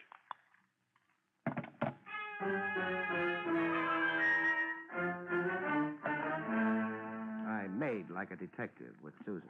All right, I did lie. Somebody attempted my life. Who? He wore a mask. And why? I don't know. Oh, we're sure making progress. I can't tell you what I don't know. I suppose I might as well skip asking who was with me on the telephone. Skip asking me.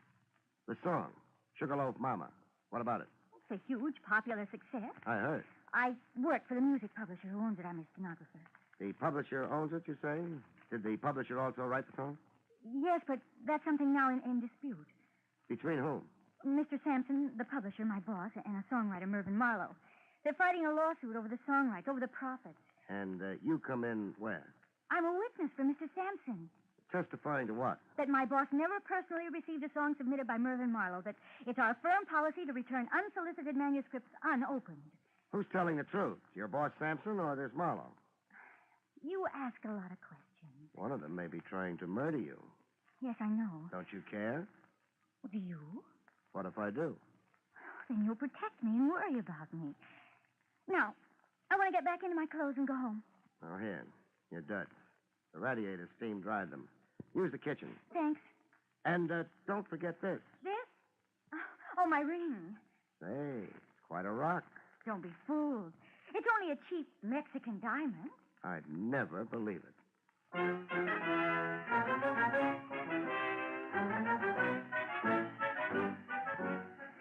A lightning change of wardrobe, and we were on the street, arm in arm, like we'd been engaged since the high school prom. Call a cab, Barrie. Taxi! Hey, taxi! Want company going home? I was wondering when you'd ask me. Get in. Don't try it, cousin. Huh? You just say something? I said stay out of my cab. Now, wait a minute. Oh, You were going to make a quarrel out of it? that was before your gun. Barrie. The gun's pointing at me, Susan. Yeah, relax, lady. All you stand to lose is his company. What's my loss? Skin. Off the top of your head. Now, I want 10 minutes before you phone the cops. One favor, please. What? Do it to me over here, close to the left ear. What's a gag? You're not the first to take a liking to my head. Oh. The rest of your head's still sore, huh? And unhealed. If you're going to. Sure. Close to the left ear.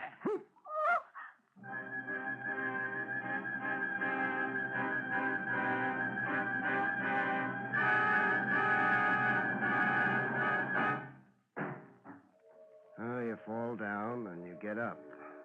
You're still the same guy, except that your legs have aged 10 years and your hat doesn't fit. While looking for a phone booth, I put one and one together. My anonymous caller and the kidnapping cab driver add up to one guy, the same guy.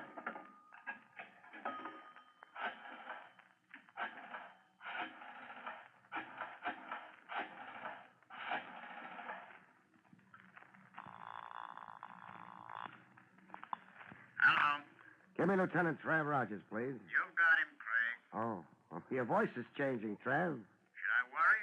Over losing a squeaky soprano? Is this an official call or are you just passing the time? It's official. What about? Mayhem in December. I found a girl and lost her. Sad. I can refer you to a Lonely Hearts Club. A torpedo masquerading as a hacky put the snatch on her. More facts, please. Susan Lane, 5'2", blonde, blue eyes, wrinkled dress that needs ironing. A wrinkled dress? Stop prying into my inner life. The hacky, so-called, was heavy-set, meat-faced, with jowls like Pluto the dog.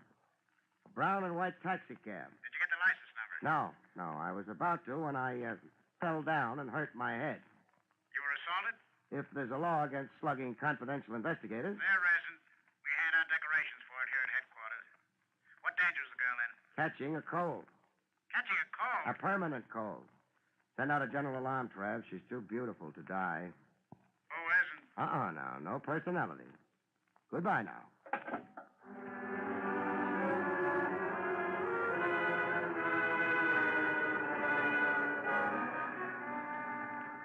Eli Sampson, music publisher, occupied a building that looked like an inferiority complex.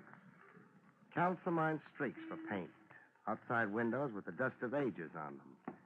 And a broken-down staircase that made you feel like a dinosaur walking on eggs.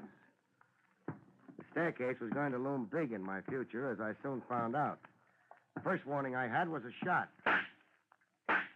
Correction, 2 shots, and then a yell from an upper landing. A yell of bloody murder enough to freeze me in my tracks.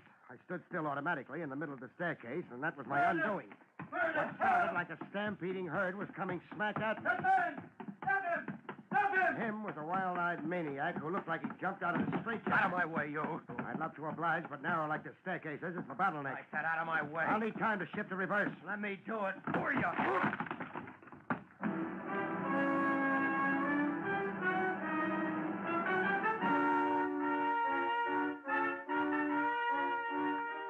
I got relocated in the world with splinters of railing stuck in me like toothpicks.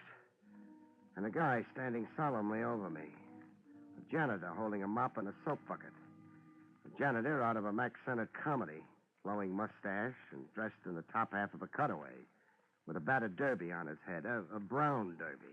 You seem fully recuperated, my boy. Not recuperated, only recovered. What was that railing tied together with? Pieces of string? Iron glue. I myself performed the repairs. Here, I'll help you up. Oh, don't bother.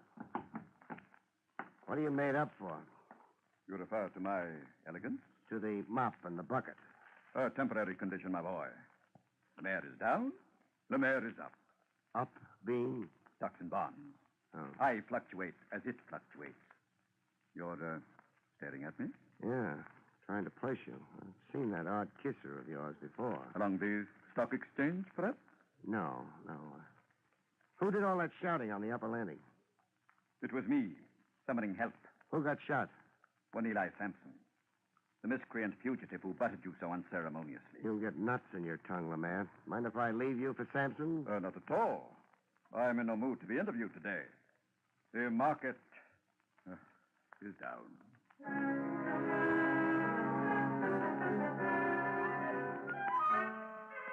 I found Sampson in his office, fluttering his eyelids. How do you feel? Dead. That makes you a talking corpse. You got a career in vaudeville ahead. Oh, that maniac Mervyn Marlowe murdered me. Yeah. Burned your left wrist a little. Only a flesh wound.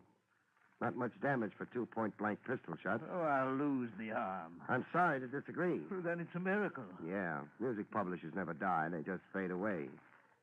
Oh, here's the gun used on you. It was thrown down. Yes, that's the gun the maniac terrorized me with.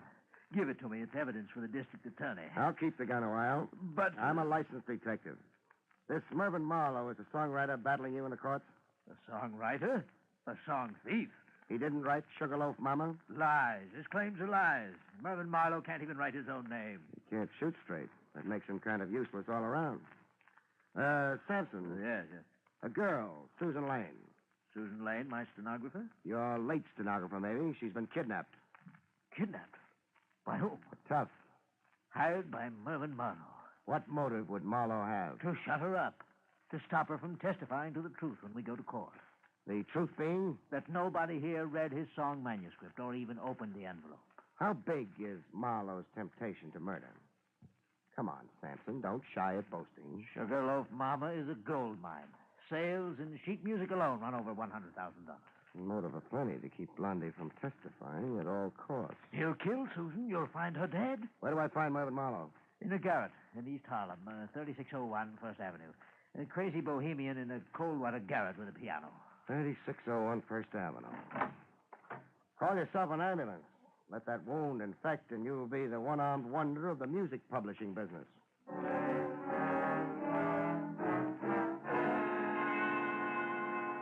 Before quitting the building, I looked up Lemaire, the janitor. I found him in the basement, washing up. Welcome to my humble quarters, my boy. Dry your face. I've got something to discuss. Proceed.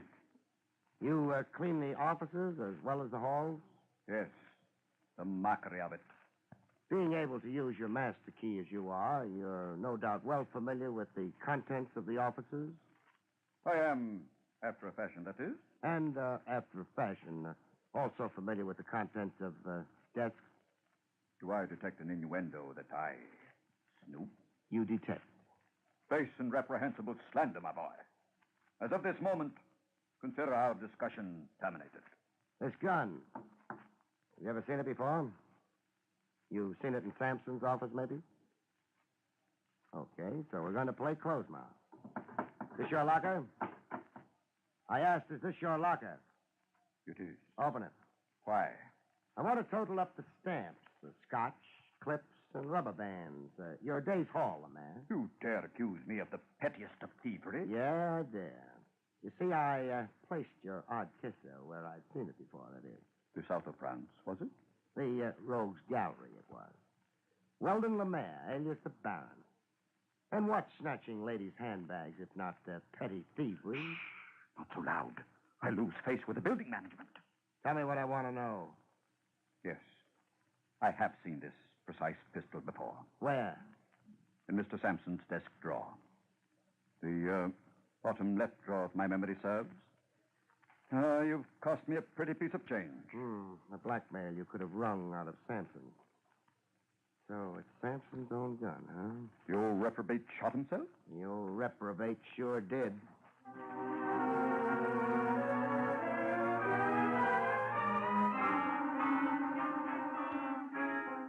Visiting the rundown garret the songwriter Mervyn Marlowe lived in, I got a smell of trouble even before I asked in.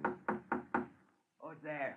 I didn't need X-ray vision to know a crackpot songwriter on the other side of the door was heeled with a gun. Who's there? I want to talk to you, Marlowe. The door's unlocked. Come in. Come in and not hello to a gun. An old familiar situation. I came in, but with a bang. Oh! Marlowe was out cold with his fingers coiled around a gun. A gun I relieved him of.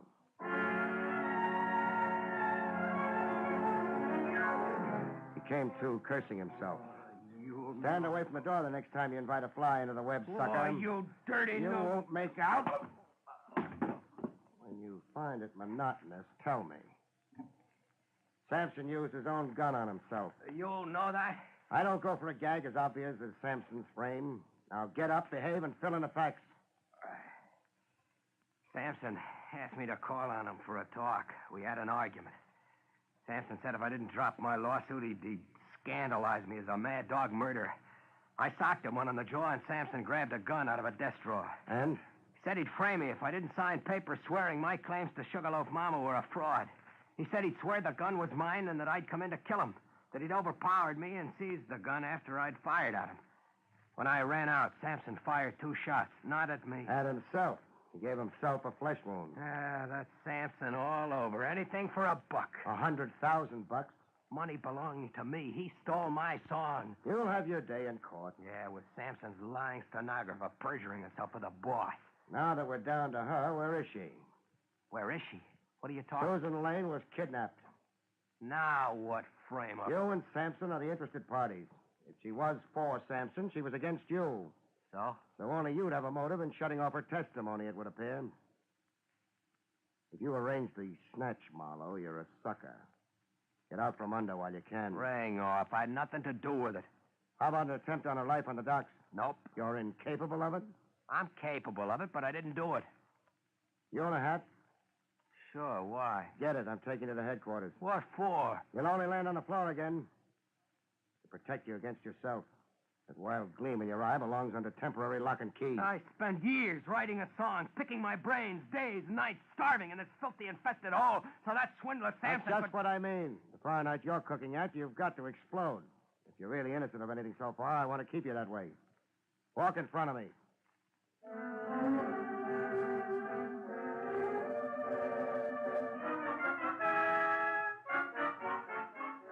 At police headquarters, Lieutenant Trav Rogers had sensational news. Susan Lane. We think we found her. Where? A shack up near Gun Hill Road, overlooking the railroad yard. But how? Let's go get her, shall we? I'll tell you how another time.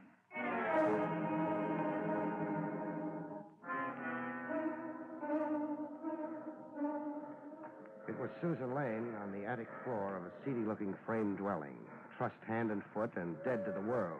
She's asleep. Here's how we were tipped to her whereabouts. The telephone? The receiver's off the hook. The girl squirmed enough to roll against it and knock the receiver off. The operator became suspicious and called police? Right. Help me untie her, Trev. I've got a pocket knife.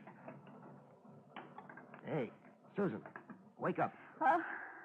Susan, it's me, Barrie. Oh, she seems dopey. An overdose of sedatives, I'd say. See how the pupils of her eyes dilate? Somebody figured that asleep she couldn't make a disturbance. Where am I? In the arms of the law, baby. I've never seen you this romantic, Craig. I've always had a soft spot for struggling stenographers. Let's all ride downtown now, huh?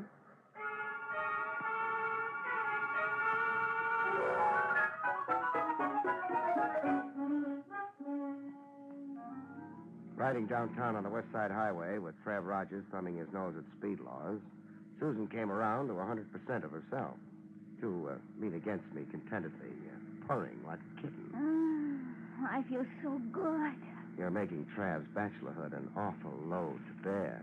Hand-holding will only get your palms sweating, Don Juan. Suppose we talk about the case, Craig. You talk. Samson and Marlowe. One of them hired the kidnapper. What could Samson's motive be? The same motive he had in shooting himself. Frame and discredit Marlowe in advance of their trial over that song. Possibility. But you don't buy it? Not right away. Oh, take that exit and pull up to Pier 41. What for? It's the pier where the case began. Began for me. Some clue you missed there? Reconstruct the crime. Isn't that standard approved routine? All right, Brain. Pier 41. Susan, Yes? follow me. I'll need your help. All right.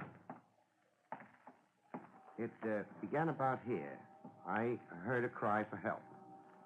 Is this about where you were when a masked somebody threw you into the river? Yes, I think so. Good. Now, let's reenact it. Stand facing the river. Yes. I'm the masked mister. I steal up behind you, grab a hold. Don't be ticklish. I hoist you into the air, so... Craig, do you have to be that realistic? Oh, I have to be. How else can I heave a cute little bundle like Susan into the drink? Craig, you maniac, she can't swim. Oh, can't she? But you saved her life in the first place. Yeah, that's what she wanted me to think. That was the hook, and I swallowed it. She can't swim, huh? Look at that Australian crawl. She swims like a fish. Yeah, good old will to self-preservation. I was counting on that to convict her.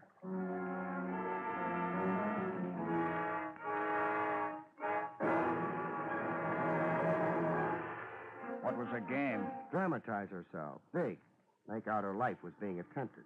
To bleed Sampson for a big slice of those song profits. More than she's already got. Already got. When she climbs back on the pier, gander at a hunk of so-called Mexican jewelry she's wearing.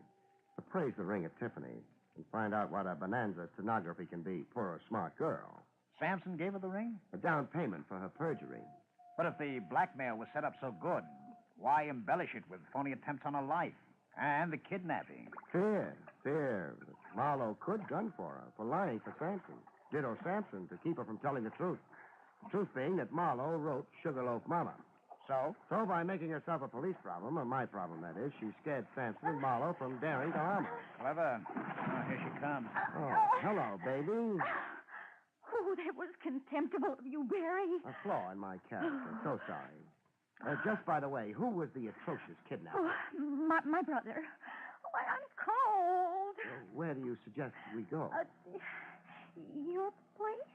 No, it really wouldn't be proper this time. I'd be pinched for sequestering police property.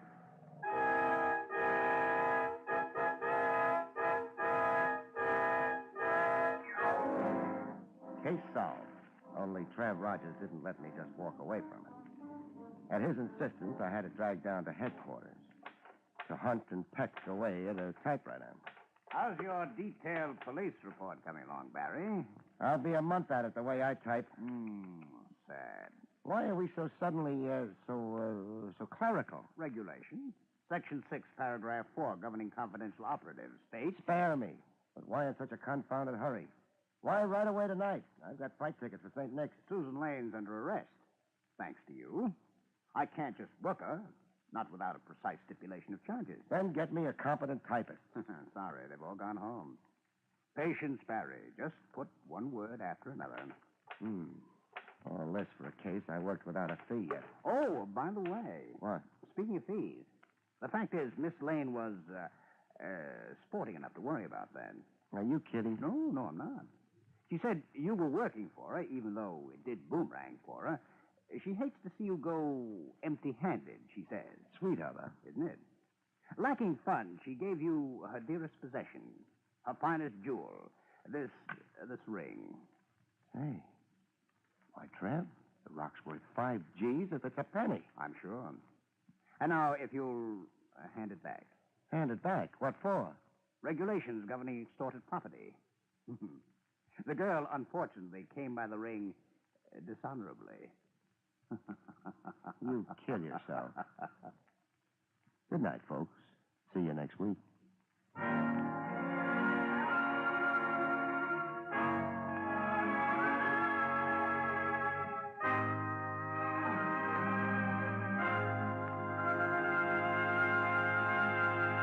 You have been listening to William Gargan in another exciting transcribed mystery drama from the adventures of Barrie Craig, confidential investigator. Tonight's story, Song of Death, was written by John Robert. Next week, it's the strange story titled Death of a Private Eye.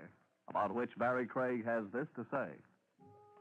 Next week, I'm hired to help a man pay a visit, but discover instead that my client has a visitor first.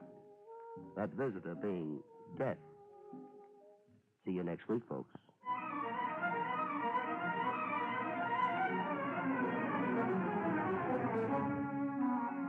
Featured in the role of Susan was Amzie Strickland.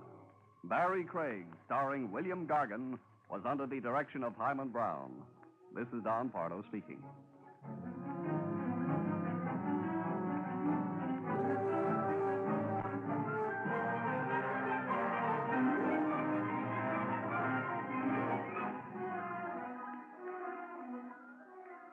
Now enjoy Meredith Wilson's Music Room on NBC.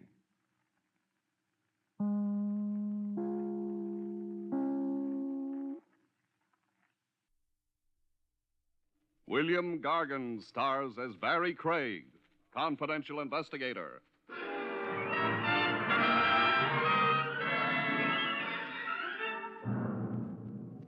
I knew a murderer once who was planning to get married.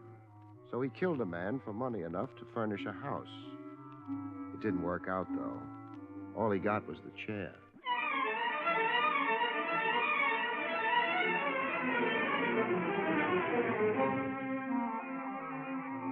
The National Broadcasting Company presents William Gargan in another transcribed drama of mystery and adventure with America's #1 detective, Barrie Craig, confidential investigator.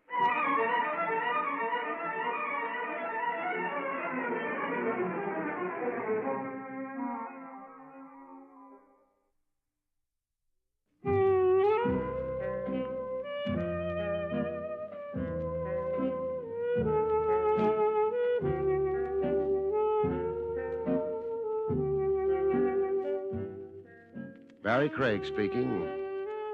It gets dark early these days. It's always cold, and a confidential investigator's business dies a slow death. Maybe it's because the weather discourages romance. Wives stay home knitting. Husbands decide the blonde wasn't born who's worth a trip through the icy city. So I'm in the office pretending to go through the files, trying to keep the corpse warm. The buzzer buzzes, and I look up. Maybe I think it'll be a fireman. It's open. If it is, he forgot to bring the fire with him. You, Craig? I'm Craig. Sit down. Yeah. Kinda cold out. That's why I'm still here, Mr. Hearn's the name. Joe Hearn. How do you do? Are you in a position to take on a job? A job for when? Tonight. Oh, you're lucky. It so happens I'm free tonight. Now, if you'd wanted me to go to work tomorrow, you'd still be lucky. I'd be free then, too. What's the matter, Pop? Huh? Oh, nothing, just cold. I ain't so young anymore. Who is? This job for tonight, what's it about? It's just that I want you to go along with me to pay a visit. Sounds easy enough. Yeah, I used to have one of those. What? Oh, investigator's license? Yeah. Nothing but a night watchman now, though. Job won't take more than a couple hours. Would $25 be enough? Sure. Here, I got the dough with me. It's out on Staten Island. Ouch. It ain't too bad. You can stay inside on the ferry. You better meet me around 8:30, hmm? Okay. Down in the Bay Drive corner, Western, 8:30. Place we're going to is maybe a 5-minute walk from there. Bay Drive and Western, 8:30. Yeah. Well, I guess I'll see you later, huh? Oh, Mr. Hearn. Yeah? $25 for company on a visit is a little on the rich side for you, isn't it? Yeah, but on this visit, Yeah? I want to make sure I don't get killed.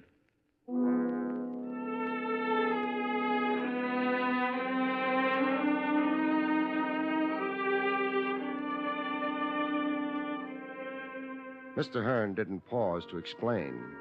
I started after him, shrugged my shoulders, went back to the desk, and put my files away. A client's got a right to his privacy. I wondered how I'd like being a night watchman if I ever washed up as a private eye. I decided I wouldn't and headed for a hamburger joint instead of a steakhouse for dinner.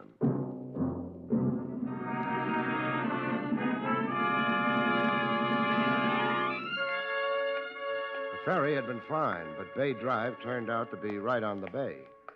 I didn't care for the result.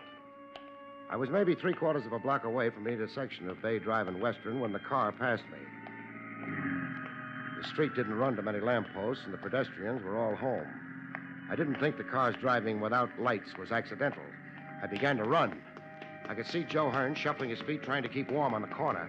The car moved in fast, and... Then it went away. No license plates. I got to where Hearn was hugging the pavement and bent over him. He'd given up trying to keep warm. He'd never be warm again.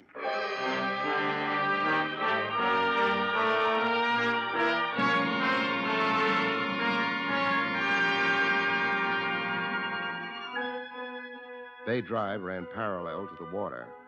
Nothing was below it except a crooked shoreline and the cold darkness of the bay itself.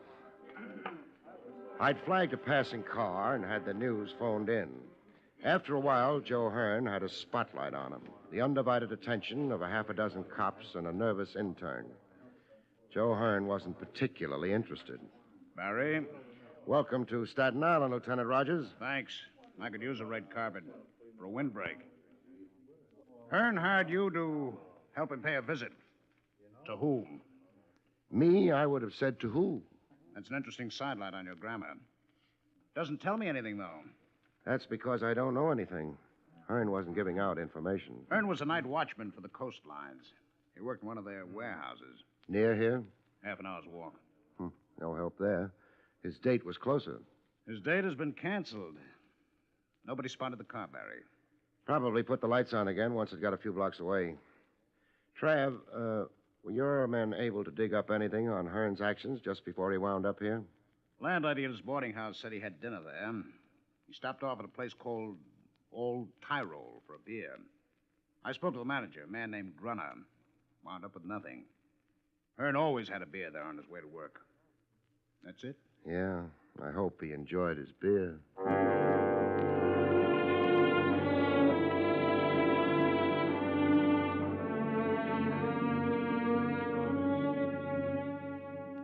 They finished with the chalk marks and the flashbones.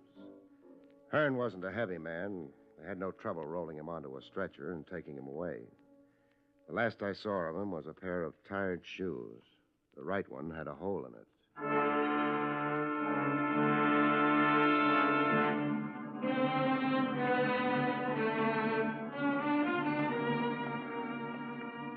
I thought maybe I'd try the beer at the Old Tyrol. I wasn't fooling anybody. The $25 in my pocket was bothering me. I hadn't earned it.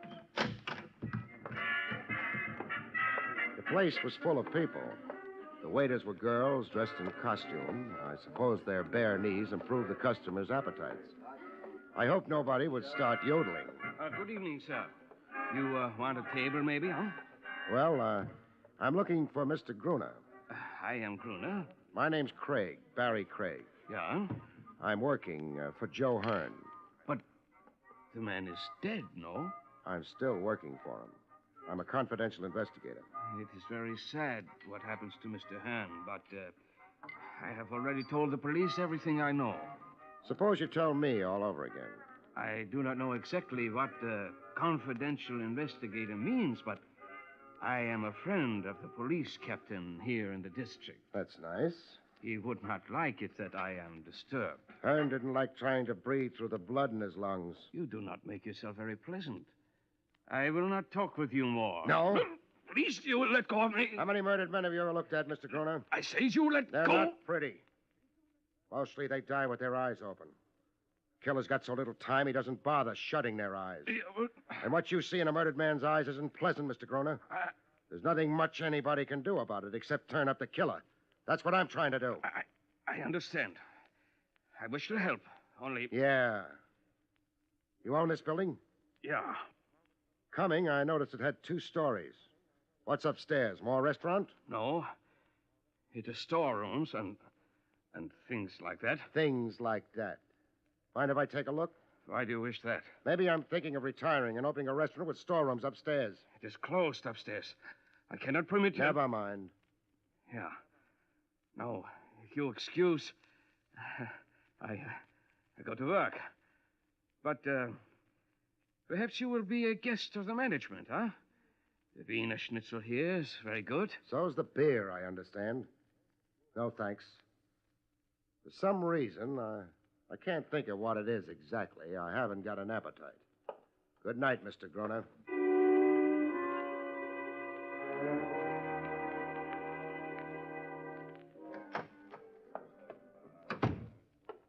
Welcome to the Bay Drive precinct, Barrie. Hello, Trav.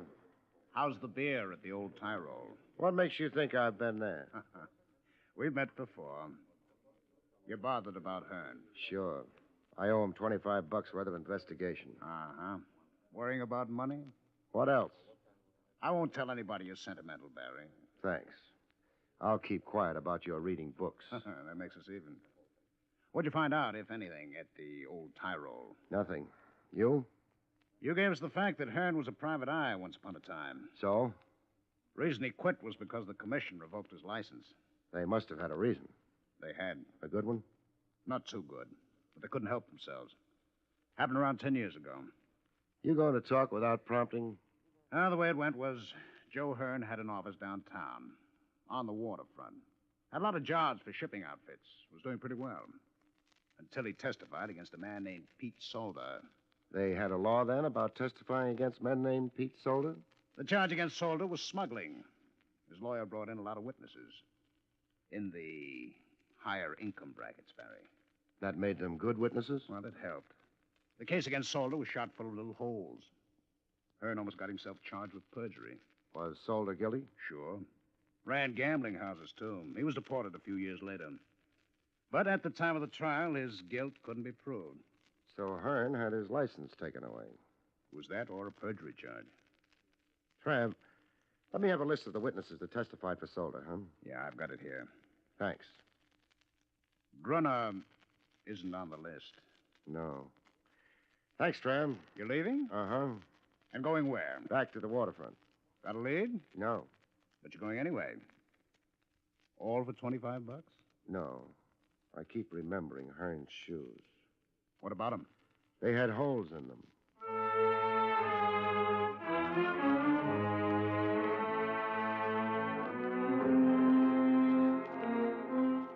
I went back to the corner of Bay Drive and Western. The cops were gone. Hearn was gone. The only thing left was a blood stain on the pavement. Not much to show for a lifetime. I remembered what Hearn had told me. His visit was to a place 5 minutes from Bay and Western. It wouldn't have been back along the way I'd come. It couldn't be down Western to the water. It might have been up Western going inland. It might have been along Bay Drive where it hugged the shore. I'd invest 5 minutes along the shore. Hearn's life had been played near water and it ended there. 5 minutes was a small investment. But Bay Drive died on me. In 5 minutes, a high brick wall stared at me. I backed up away from it, and there was a house rising above the wall, set deep behind it. Maybe it was the wind that lifted the small hairs out of the back of my neck. I found a gate in the wall. There were lights in the house. Who's there? Open the gate. Sure, I'll open. Now what? I'm paying a visit to the house. What time do you think it is? 2:30 in the morning.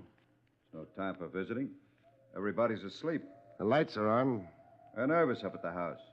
They sleep with the lights on. Now. No. Listen, I don't want to get rough. I'm visiting. Oh, you're on your way out. No. Hey, you nearly broke my arm. Keep your hands out of your pockets. I'm not interested in your gun. I wasn't. You mean you're not? The house, huh? Okay. I don't know what you think you're doing. Paying a visit. You announce me as Craig. Craig. Yeah, Barrie Craig. Hey, you're a private eye. Confidential investigator sounds more expensive. What are you so kind of edgy tonight? Maybe I'm always edgy. Dodging in on Mrs. Warren like this won't do you any good, though. I'm not looking for any good. What's your name? Dolan. Got a license for that gun you're carrying? What's the matter? You got a license complex or something? Forget it. That gun been used recently? You keep hopping on my gun. Lay off. I've been out the grounds all night. I didn't ask you. Mrs. Warren run to a butler? He goes to bed early. All right. Get back to the gatehouse. Oh, wait a I said get back. You like to throw your weight around, don't you? I've got plenty of it. Yeah. Only one thing. There's just so much I'll take, and then... And then? Nothing. Dolan, what? I'm not Dolan. So I see. The name's Barrie Craig. Mind if I come in? That might depend on just who Barrie Craig is. Well, he's a confidential investigator. He's got an office in the city, a license under glass, and, And? a necessity for visiting. Does it happen often? No, Well, I suppose there's no harm in indulging you, Mr. Craig. that's up to you. Would you go away if I asked you to? No. Come in, Mr. Craig. It's a strange hour for a visit, Mr. Craig. You're up, Mrs. Warren? I keep strange hours. Why did you come here? A man named Joe Hearn was shot to death a little while ago. Oh, but... He was a private eye once upon a time. More recently, he's been a night watchman. Right now, he's dead. Well, I'm sorry about that. I suppose investigators are all fine men. They bleed when they're shot, and when they've bled long enough, they die. That was hardly necessary. People don't always realize. Big house you've got here. Yes. Around 8:30 tonight, you were where? I don't really see why I should answer your questions. Do you mind answering? Of course not. Then, 8:30, I was here. I may have been reading. alone? My husband's dead. Oh. The butler goes to bed very early. But of course, there's Dolan. There's always Dolan. The grounds run right down to the water's edge, don't they? They do. You're a beautiful woman, Mrs. Warren. Right. Thank you. Beautiful and rich. Why did you let me walk through your front door? Meaning that I didn't have to? I'd put it that way. But perhaps I wanted to. Was it my hand-tailored suit or my polished manners? Your polished manners. Or perhaps the hat you're wearing. It's still on your head. In the trial of a man named Pete Solder a number of years ago, another man named Thomas Warren testified on Solder's behalf. Thomas Warren was my husband. I know. Thomas Warren's testimony helped a private investigator named Joe Hearn lose his license. Oh, we're back to that. We never left it. It was that Joe Hearn who died tonight. What possible interest could I... Solder knew lots of people like the Thomas Warrens. He must have had something. I hardly knew him. You must have been what, 18 at the time? A few years older when Solder was deported? Did you still hardly know him then? I'm trying to understand why you're asking me these questions. Hearn was killed a few minutes after he left a restaurant and bar called the Old Tyrol. It's run by a man named Gruner.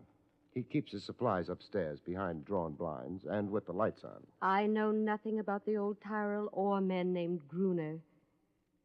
Mr. Craig, why don't you take your hat off? Why should I? Perhaps because I want to see what your hair is like.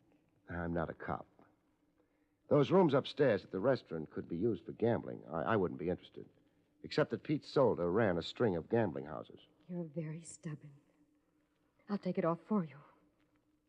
This is pretty quick, isn't it? You're very real, Mr. Craig. Very real and disturbing. I still think it's pretty quick. You underestimate yourself. The world's full of little men, half-men. You're exciting. I'm not buying. What? It's a nice performance, but your price tag's showing. Well, you... No. Oh, my wrist. I'd just as soon not be slapped. Not even by a beautiful woman. Let's get back to the gambling houses. If you don't mind, I'll show you to the door. You mean he's had time enough by now to get away? Yeah. Too late. The car's gone. Very nice, Mrs. Warren. Would you please leave? You stalled me just long enough, didn't you, to let him get out of here? I don't know who you're talking about. No? But Hearn did, Mrs. Warren. Hearn did.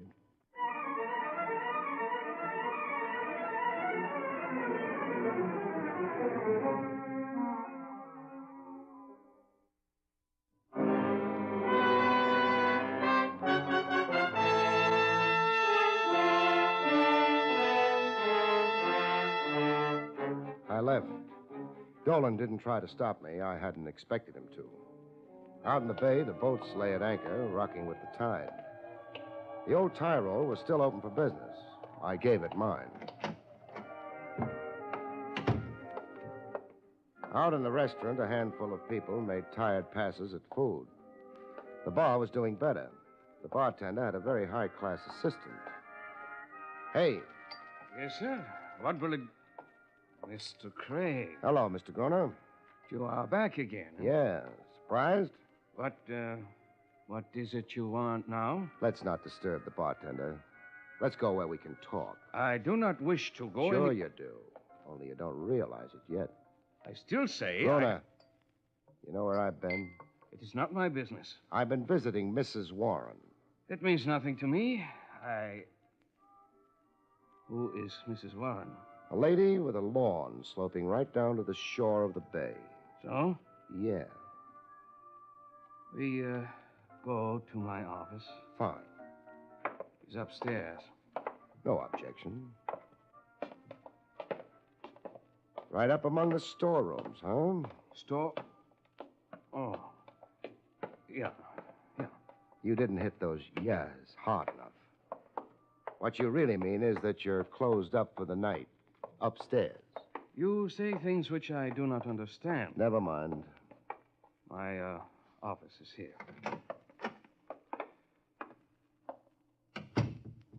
Very pretty. You do not come to admire my office. Mr. Craig, what is it you wish to say to me? How well did you know Joe Hearn? I hardly knew him at all. He stopped in every night for his beer. It must have been more than a casual thing. No. The cops know better. Well, what I meant is that, of course, I knew Mr. Hearn, but not very personal, you understand. I understand. You served him his beer tonight? Yeah, an old customer. And while he was drinking that beer, what did he tell you? Nothing, except how the weather is and... Yeah? And that is all. A couple of boys chatting about the weather. No, Groner. What do you mean, no? I don't like your answer. Please. I'm not being brutal, just making sure you stay with me. Groner, what did Hearn tell you tonight? I'm not well. Please. You're just beginning to feel sick. It'll get worse, Groner. I am not concerned. I'll tell you what you and Hearn talked about. Hearn mentioned the fact that on his way to work, he always passed the Warren estate. He told you that when he passed it last night, he saw someone go in that estate. Someone whose face he had a very good reason to remember. Isn't that what he told you? No, I swear to you. No? Why deny it with such excitement, Groner? Why swear to me? Because you know what it means, don't you? That's why you're so anxious to get out of it, isn't it, Groner? I say nothing. Let's go back to storytelling. Hearn told you that. He also told you he was going to pay a visit with a private eye. Me. Although he wasn't mentioning names, was he? No. Don't be so anxious to agree with me on unimportant things. Hearn finished his beer and left. And what did you do? Nothing. Nothing except make a little phone call to a lady, Groner. Yeah. They've got a funny law. Roughly, it says that if you know about a murder and don't talk, you go to the chair right alongside of the man who actually pulled the trigger. I know about this. Maybe you think it's unfair. You'll go right on thinking that until they shoot the high voltage through that fat body of yours. I know nothing. You phoned Mrs. Warren. You passed on what Hearn had told you. Maybe I did. It is not against the law. What did you think would happen with that information, Groner? What do you think did happen? It is not of my doing. They got to Hearn before I met him. He didn't die very pleasantly. I'm angry about that. Please, Mr. Craig, you are hurting it. Try breathing with lungs full of blood sometimes. That hurts more. Who did Hearn tell you he saw entering Mrs. Warren's estate last night? You let go of me. I tell you. Thanks. I wish that it is on the record that I did not know what will happen. It'll be on the record. Now stop washing the blood off your hands and talk. All right. Then I speak. The man Hearn sees who goes into the Warren estate. Get out! Rona! Nice shooting, Dolan. Come out from behind that door. I've had a bead on it since we came into the room. The angle's wrong for you. Come out from behind that door, Dolan. Okay. Hold it. Drop the gun. Now, keep coming. Hey, what? I said keep coming to me. Or do you want to find out if I shoot straight? Oh. I'll keep walking. That's fine. Now stop. Turn around. Back to me. Face that door you just came out of.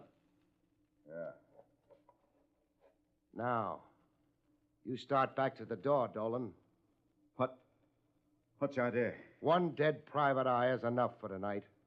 So we play it this way. Start walking. I'll be right behind. So if anybody gets nervous and starts shooting, I'll see to it that you don't fall down when you get shot. You can't do this to I'm me. doing it. Keep walking.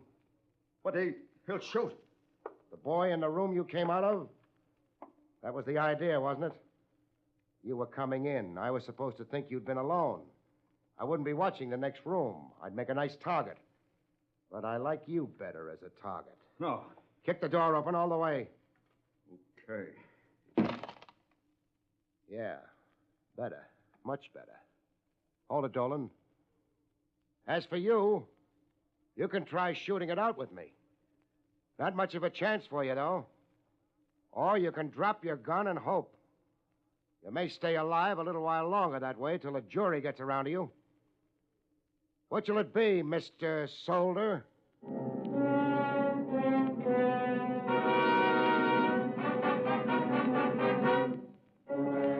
Mr. Solder, Mr. Pete Solder, dropped his gun and surrendered to the authorities. I dropped him in Lieutenant Rogers' lap. The lieutenant dumped him in a cell, and then... He'll keep for a while. Not too long. He's turning spoiled right now. But Pete Solder, after all these years... Yeah. Funny, he sneaked back into the country and might have got away with it. But the place he picks out turns out to be the one place he should have stayed away from. He had no way of knowing Joe Hearn's route to his job, took him past Mrs. Warren's estate. No. So Hearn saw him and what? I'm not sure. He wanted me to come with him when he visited the Warren estate. He wouldn't tell me why. If he'd come to us, he'd be alive now. Yeah, but he was too bitter, I guess. He wanted to make a citizen's arrest himself. Get back to Solder for all the years, the worn-out shoes, the tiredness. It might have worked out if he hadn't talked to Gruner. Gruner, who ran a gambling dump upstairs in his restaurant, who had a tie-in with Solder. And that was it. But, what led you to it? Little things, mostly. Something Hearn came across on his way to work led to his death. The Warrens had figured in the reports on Solder's trial. A small boat could land on the estate without being seen. And Dolan said something about this being a night where a private eye would be edgy. But he had no way of knowing about Hearn unless he'd had a hand in his death. Well, it's all washed up. What are you doing the rest of the night, Barry? Go home and... No. I earned my $25. I'm going out and spend it. On what? A steak. Good night, folks. See you next week.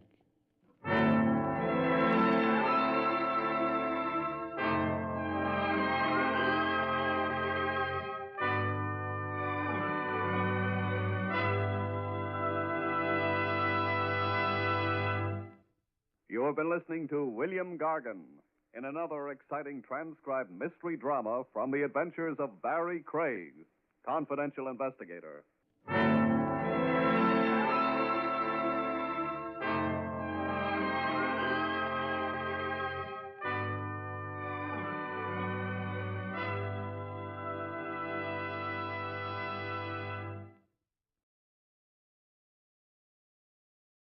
William Gargan stars as Barrie Craig, confidential investigator.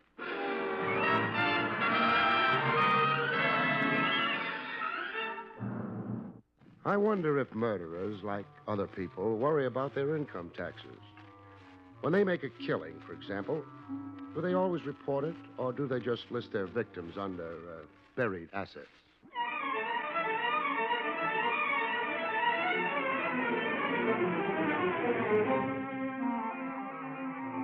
The National Broadcasting Company presents William Gargan in another transcribed drama of mystery and adventure with America's #1 detective, Barrie Craig, confidential investigator.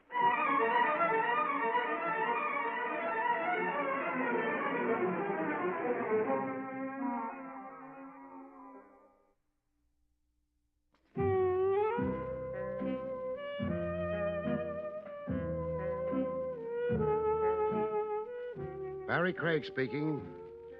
I'd been to a movie. It was about a private eye who pinned a wreath on a murderer after an hour and a half of swallowing dry martinis, wrestling amorously with youthful blondes, and wearing a succession of the best pressed suits ever seen off a tailor's dummy. I decided to walk home. I wondered if there was a special license that a plain investigator like me could get that would make me like martinis and make blondes like me. It was close to 1 in the morning. The air was raw and cold with the tang of metal in it you get in New York. The afternoon slush had hardened to ice underneath your feet, and I decided you'd probably need more than a license when I saw her. Halfway up the block, an apartment house lobby spilled some light out into the street. Enough light so I could see that she was young, redheaded, with that pale, almost transparent skin redheads sometimes have. The guy with her had his back to me. It was an old scene. He was probably making a play for a nightcap up in her apartment. She shook her head and moved into the doorway. He moved after her, maybe for a goodnight kiss. It was none of my business. I started walking. He must have tried for more than a kiss and wound up with a slap in the face. He came stumbling backwards out of the doorway, hit the ice on the pavement, and went down. I heard the door slam behind her. Either she hadn't noticed him fall or she didn't care. He wasn't moving when I got to him. The pavement can be pretty hard when you slap it with the back of your head. I tried shaking him, but he wasn't playing. I lifted his head, thinking maybe that might help bring him to, and then I eased it back onto the pavement. I couldn't be sure if the skull was broken, but by that time I was sure of something else. He'd quit breathing. Not a nice way to wind up a date with a pretty redhead. I thought she might want to know about it. There were a dozen names on the bellboard in the small lobby. Any one of them could have belonged to the redhead. I pushed the supers button. I tried the inside door. It was locked. A well-run apartment house. Supers probably need their sleep as much as anybody, but they frequently don't get it. What do you want? I'm sorry I had to wake you. There's been a small accident. Yeah, what kind of an accident? Somebody slipped on the ice in front of the building. What are you, a lawyer? No. Nobody could have slipped in front of the building. I put plenty of ashes on the ice. It ain't slippery. Well, come on and look for yourself. Okay, but if you think you got a case... I don't know the man. It's none of my business. Well, if he thinks he's Come on. And he's not thinking of suing anybody. Maybe he ain't, but if you've been a super as long as I have, you know they're always looking for a chance to stick an insurance company. You still think he's looking for anything? Well, the guy's dead, ain't he? Yeah. Well, that's terrible. Uh-huh. You better call the police. Tell them to send an ambulance down, too, on the chance we're not such good diagnosticians. Okay, sure. And while you're doing that, I might as well break the news to the redhead. Huh?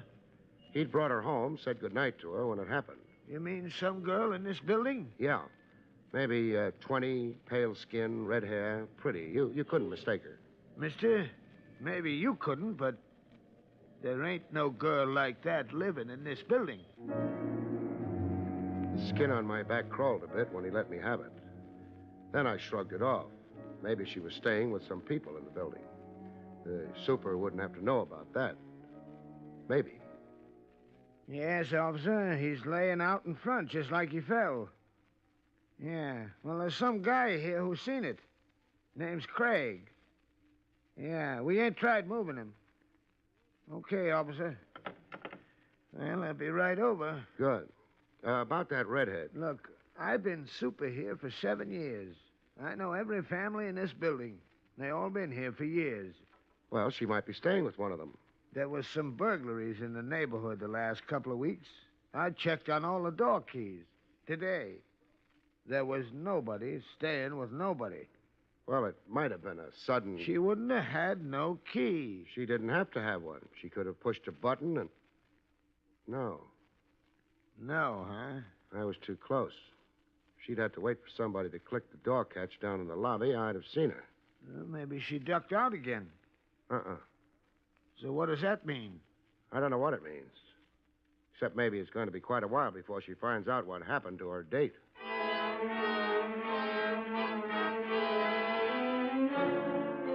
It didn't take long for the police to arrive, or the ambulance. They moved pretty fast. They always do. They've had experience. And on this trip, they also had Lieutenant Rogers of Homicide. Barry? Yeah, Lieutenant. You're not curious enough. The police doctor said the guy was dead, didn't he? He's dead. What should I be curious about? About why I came down on an accident case. I figured maybe it was on account of your college education. What would that have to do with it? I wouldn't know. I never went to college. You're being a big help. What do you want me to be helpful about? I came down because when the report came in, your name was mentioned. So you decided I was involved? Aren't you? No. You got my story. Yeah, you just happened to be walking. You just happened to notice the redhead and the corpse and so on. That's right. It's hard to believe. Why? Because I'm an investigator, I don't have a right to witness an accident? Not an accident that happened to Walter Barley. Barley? That's the corpse? That's the corpse. I've heard the name before. Sure you have. Walter Barley's a big man. Or was, in the Midwest. In New York, he's just dead. It could be a coincidence. He came here to collect a debt. Owed by who? He'd run a string of bookie joints here for years. He sold out maybe 6 months ago, went to Detroit. But he had trouble getting paid. So he came back. You never get paid now. Who'd he sell out to? We've got a couple of guesses. Any names attached? Mark Wheeler, Joe Carson. Neither of them are redheads. No. Barry, the boys went through the building. No redheads on the premises. It's a pity. I've got a thought, though. Yes? Let's take a walk through the building. All right. Any particular direction? Yeah, along the hallway here. Should lead to the back door. Oh? Which should be locked. Well, let's see. But isn't. The super's going to have to do some explaining. There have been burglaries. The super's okay. Take a look at the lock. The lock? It's been forced. Yeah. That's happy news for a local locksmith, perhaps, but where does it fit in? I don't know. Might tell us how the girl got out of the building. But that's not the problem, is it? It's how she got in that bothers me. How much does it bother you? Not much, I guess. Because it still remains an accident. Doesn't it?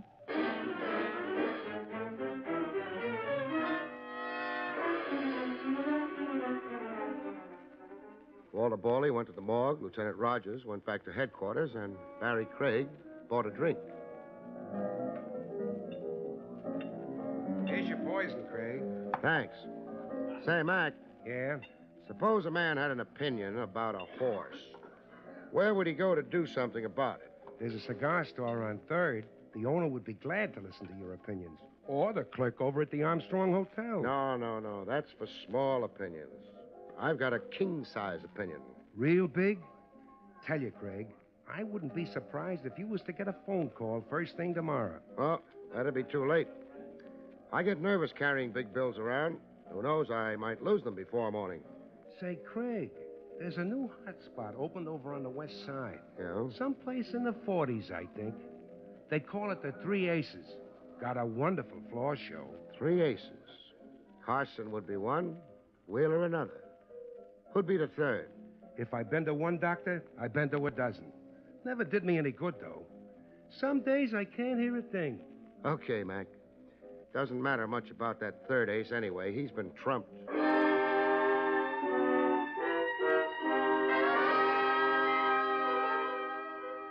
The three aces was over on the west side, someplace in the 40s. They weren't letting the night die without a struggle. Everything is satisfactory, sir? Sure, except for one thing. I'm lonely.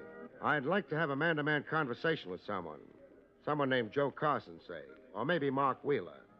I'd even talk to Walter Borley. I'm very sorry, sir, but I've never heard of... Ever seen one of these before? Well... Pretty shade of green, isn't it? Nice picture of Andrew Jackson on it. Go on. Have a good look.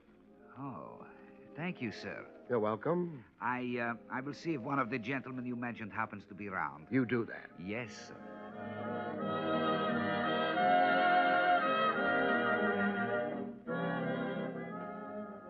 Mind if I sit down? No. How do you like the floor show? Not bad. One of these nights I'll come back and look at the floor. That's very funny. So. The waiter tells me you wanted words with my partner or me. The waiter's right. You wanted those words quite a few bucks worth. I figured it was the only way I'd get them. I don't like to see men throw money away. I'm Carson. Fine. Speaking of floor shows, one of the regular girls is out tonight, isn't she? Which one? Well, we never got around to throwing names, but she describes easy. Around 20, redheaded, with a very white skin. Yeah, now you mention it, she's not working the show tonight. Too bad. I was looking forward to seeing her. Well, that can be arranged. Well, arrange it. Okay. Only one thing. Yeah? She might not be in the right mood. See that door next to the bandstand? Yeah, I see it. If she's in the right mood, somebody will open it for you. Thanks. Don't mention it.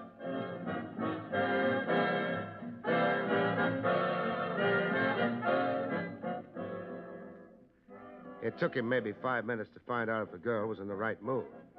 If that's what he was finding out. Either way, at the end of 5 minutes, the door next to the bandstand swung open. Somebody outside the door had done the swinging. I didn't have a chance to see who. I wasn't sure that I was playing it the right way, but I couldn't think of anything else. Nobody paid any attention to me. I crossed to the door and looked through it. The little I could see was a stretch of dirty hallway. But if you're a confidential investigator, you're not too fastidious. I walked through the doorway and shut the door behind me and turned, but not fast enough.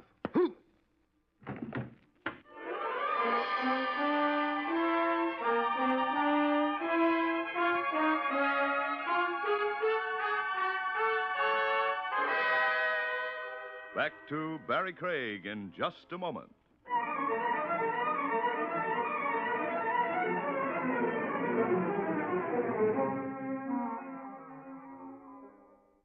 And now, back to William Gargan, starring as Barrie Craig, confidential investigator.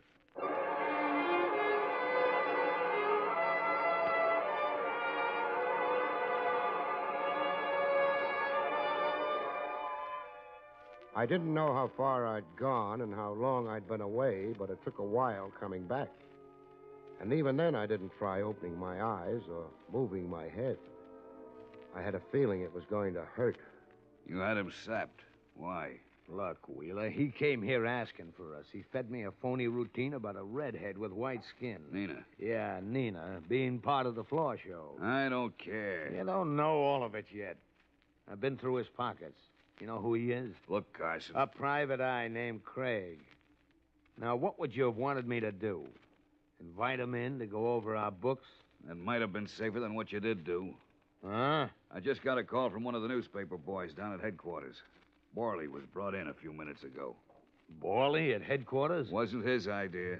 The department they took him to was the morgue. I don't believe it. You sure of this? I'm sure of it. Well, what's bad with that news? It ain't no secret he'd come to town to collect. Off us. With him dead, who do you think the cops are going to be looking for? Maybe I shouldn't have started nothing with this character here, but... Wait a minute. When did Borley get it? Around 1. It's 2 now.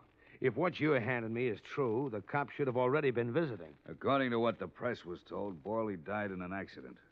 So what are we worrying about? The cops have handed out phony releases before. I don't get it. Either you want to make trouble or you know better than the press. Where were you around 1 o'clock? That's a funny question coming from you. What do you care? Oh, forget it. Maybe I'm getting jumpy, but how does this guy fit in? And Nina? Nina ain't been around the club all night, which means she don't fit in. Him? I don't know. Maybe he heard about Borley, too. I've been thinking of that. Maybe we don't take no chances on maybe. He's out cold. Never know what... Okay, Carson.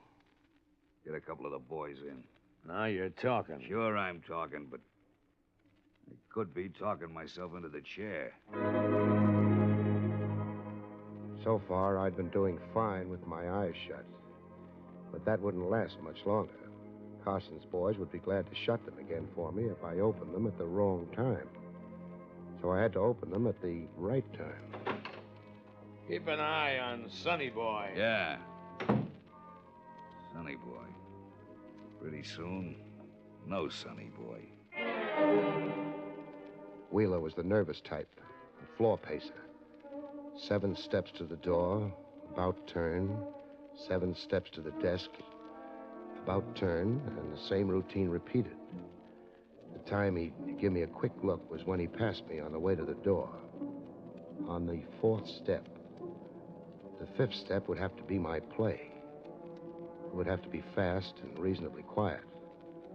But how fast I could get off the floor, I didn't know. I'd find out. Step to the desk. Turn. Now back. The 5th step. Remember? 2, 3, 4, 5. That's my forearm, locked around your throat. Things you learn in the Army. I increase the pressure an ounce, Wheeler, and that's all. Want a broken neck? That's nice. Now turn the gun around in your hand. Hold it by the barrel. Yeah. Poke it backwards toward me. That's the way. Thanks.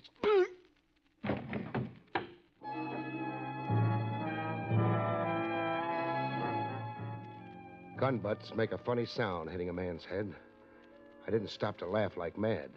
Carson and a couple of pals would be dropping in at any minute. There was a window behind the desk.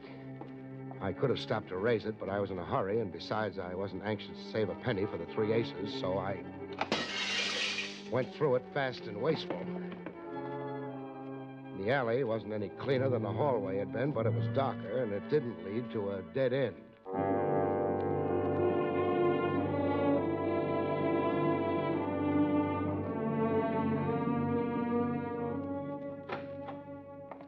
Ah, Lieutenant Rogers. What? Oh, hello, Barrie. I hope I'm not intruding. That's a nice hope. I need a little help in a lot of hurry. Important? I don't know. It could be. Even a giraffe couldn't stick out as much neck for you as I do.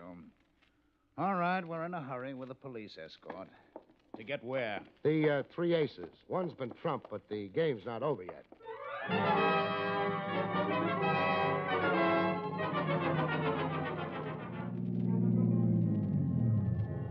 The men have got their instructions. Front and back of the club's covered. We go in? If you don't mind. I don't mind. The 3 aces. Yeah. Good evening, gent. Yeah, I'm back again. I brought company with me, though. Lieutenant Rogers, homicide. Save it for your lawyer. Take us to the office. I will ring. No. We want a personal guide. That way we can be sure it'll be a surprise. Move, huh? Yes, sir. That quiet authority always gets them. The badge. Don't be modest. A couple of square inches of tin isn't that impressive.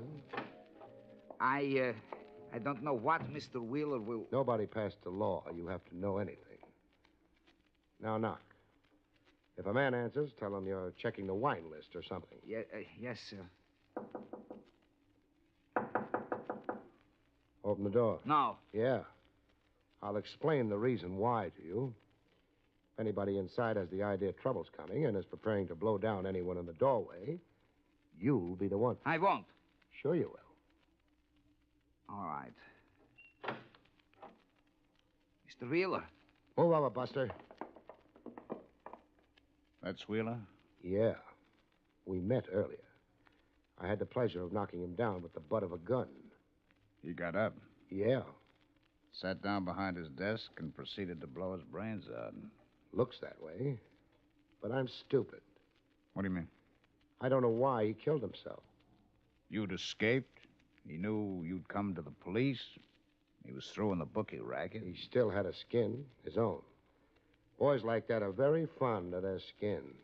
It'll be a hard thing to prove anything. Looks like suicide. Sure. Just like Borley's passing on looked like accident. It was an accident. No, Trav. Not an accident at all.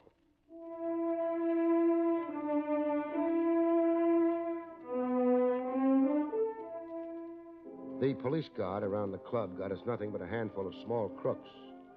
Carson was conspicuously among those missing. We asked lots of people for his home address, and lots of people didn't know it. We got the whole department on it, Barry. They'll turn him up. Maybe, maybe not. He couldn't have made it out of the city. He didn't have to. Meaning? The setup back at the club goes for suicide. You will never be able to prove otherwise. As for the accident... That you call murder. There's only one way you can tie him to it. The girl. We did dig up a name for her. Nina West. Pretty name. A pretty girl. And right now, very possibly a dead girl. Oh, you can't be sure. Put yourself in Carson's place. She's the one who can send him to the chair. With her dead, you've got nothing. Not even, and get this, Trav, not even a motive that would stand up in court for his killing her. I went out and took a look at what had happened to the night. The sky was getting lighter. The winter sun would be sneaking over the tops of the buildings in an hour or two, not handing out much warmth, but a promise anyway. I started walking. I didn't try to think, because the only thoughts I had on tap weren't very pleasant. Nina West wasn't the kind of girl your mother hoped you'll marry, but she was young, pretty. I didn't think she'd known what was going to happen to her date. If she'd lived, maybe someday she'd have walked into my office in the old building on Madison Avenue and asked me to find a lost dog for her, and suddenly walking wasn't fast enough for me. I needed a cab fast. I needed to go someplace fast. Only a hunch, but it was the one chance we had, the one chance Nina West had. If she'd gone where I had to get to within minutes, my office.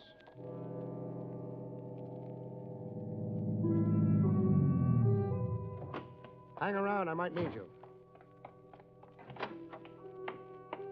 I didn't bother with the elevator. I used the stairs. They're faster. It sounded good to me, the hunch. Say the girl hadn't known what Carson was letting her in for. She found out late. Borley already dead. I slowed down, heading down the hallway to the office. It might be smarter not to announce an arrival. She'd have realized she was in trouble. Gone home? No. Carson knew where that was. But I'd barged into the club. Carson was busy with me. She might have heard him use my name.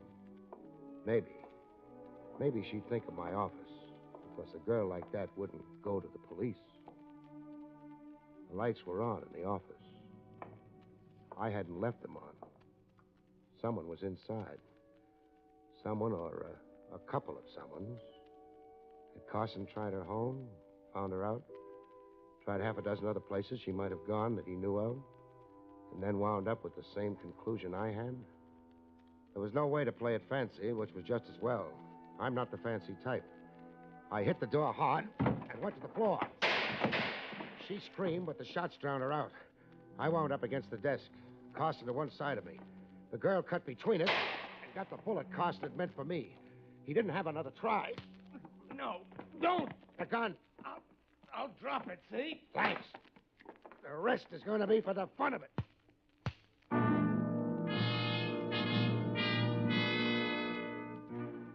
It didn't last very long. He dropped his hands. You can't hit even a Carson with his hands down unless you're a Carson yourself. I didn't qualify. We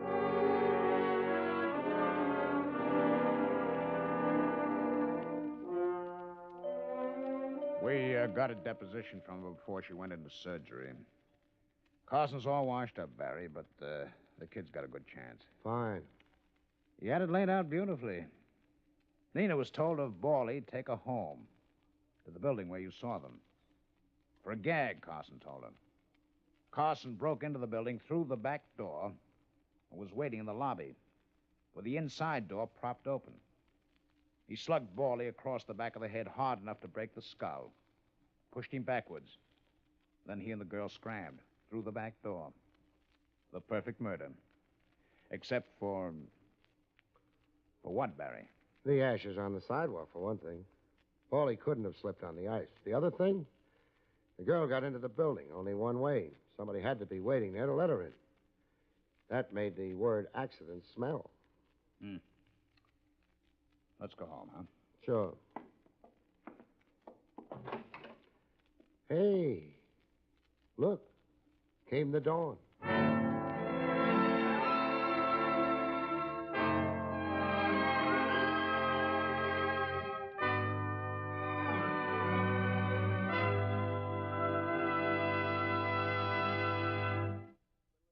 You have been listening to William Gargan in another exciting transcribed mystery drama from the adventures of Barrie Craig, confidential investigator.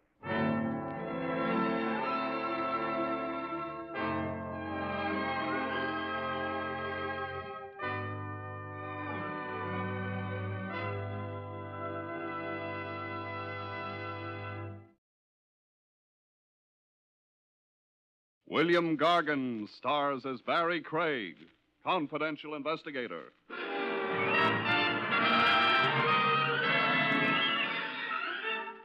There's a familiar saying which goes, give a rogue enough rope and he'll hang himself. The theory holds fine, except in one instance.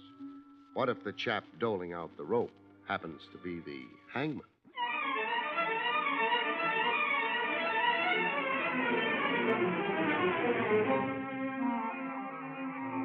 The National Broadcasting Company presents William Gargan in another transcribed drama of mystery and adventure with America's #1 detective, Barrie Craig, confidential investigator.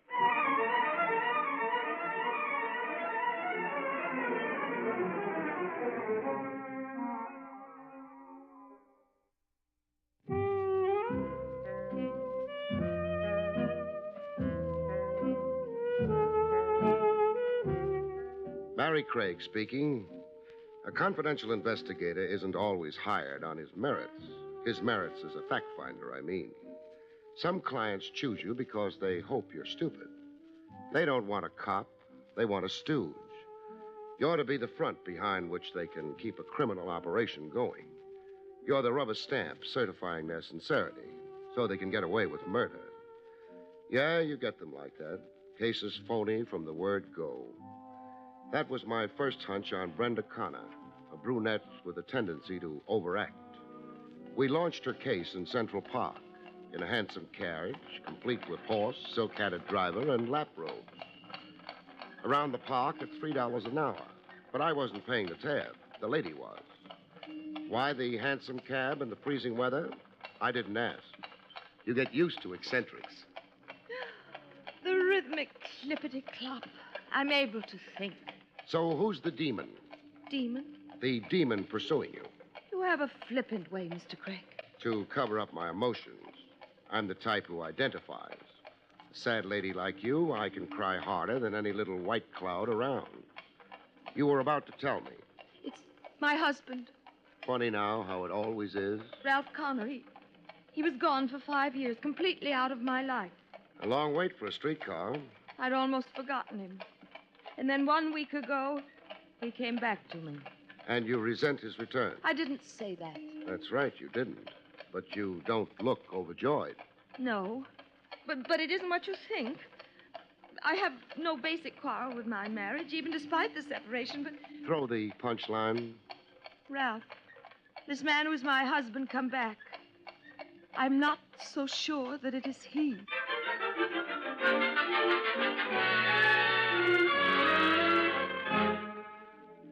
I let Brenda Connor continue to unburden her soul over coffee. The tab was on me this time. How much coffee could a lady drink? My alarm's about my husband, Ralph. Yes. I don't mean to leave the impression with you that... You're sure he's an impersonator? Yes. My reaction to him since his return, my suspicions have been intuitive more than actual. I feel, I don't know. Her husband takes off for 5 years, and then suddenly he's back. How did you receive him? Well, gladly enough at first. You asked him questions? Yes. His explanation of his absence seemed genuine to me, understandable. He'd been out of sorts with himself. Suddenly 40 and restless, disoriented and neurotic, full of self-dislike, dissatisfaction with the career he'd chosen. Said career? Realty management. Connor and Saxton. Saxton is his business partner. When did the doubt begin for you? The doubt, intuitive as you call it, that this voyager come back maybe wasn't really your husband. The very first evening.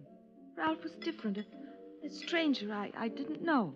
After 5 years, he would be. Yes, I know. But what I mean is the personality I once knew, the habits, the little things a wife knows about her husband. I could find none of them in this man. Little things. Can you give me something specific? Yes. The foods Ralph liked, always liked. This man has very different tastes. And even his speech, his way of phrasing things, and his thoughts, so different, so very changed, and even something physical. What's that? Left-handed.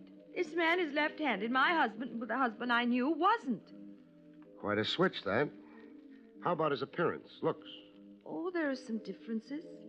Still differences that could only mean time, how time changes the face. Ralph was full in the cheeks. This man is gaunt, thinner. Oh, mind you, I'm not saying... Oh, I don't know what I'm saying. I'm confused. I'm so confused I can't even think straight, Mr. Craig.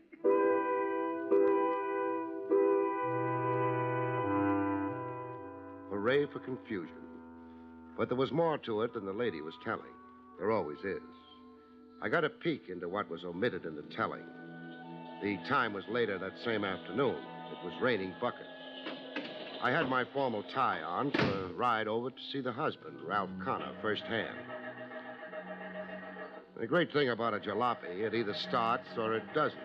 Mine wouldn't. Wet wires from the downpour, I figured. But my guess was wrong. There was a gentleman on hand to correct me on it.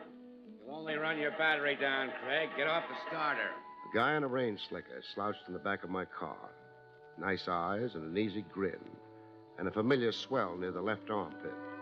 I knew what that swell was. I had one myself to match it. A gun holster. The wires aren't wet, Craig. There's another reason she won't start. What's that? This. Here. Your rotor. Rotor? You don't know about cars? I know they go or don't go. The rotor belongs under the hood on the engine where the distributor is. I removed it. Why? So your car wouldn't go. Why again? So you'd bum a ride from me. Where are you parked? Right behind you. Come on, I'll chauffeur you. You sound like you know where I'm going. Yeah, I think so. See Ralph Connor. You want to look him over. You're well informed. I took courses in mind reading. Come on, I'll drive you.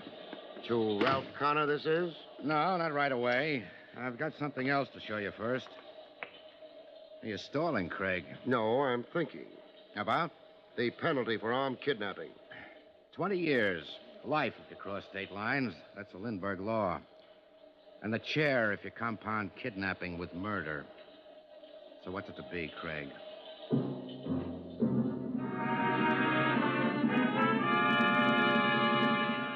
I'd been grabbed at gunpoint before, but this one had a new wrinkle. No violence, no dent in my skull. No impulsive ride to the country.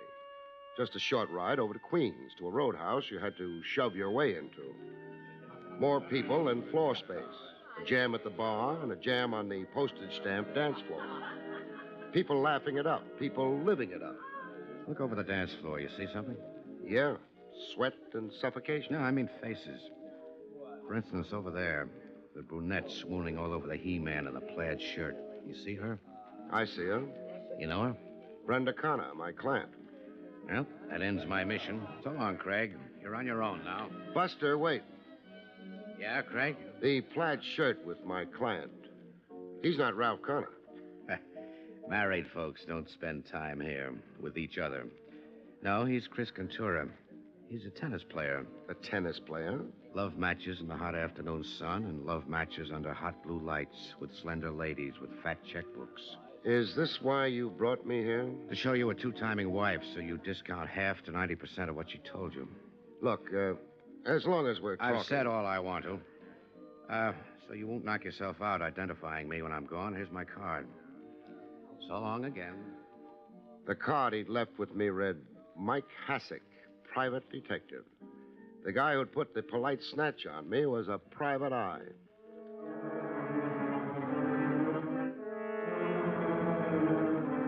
I switched my plans around. You do with new developments.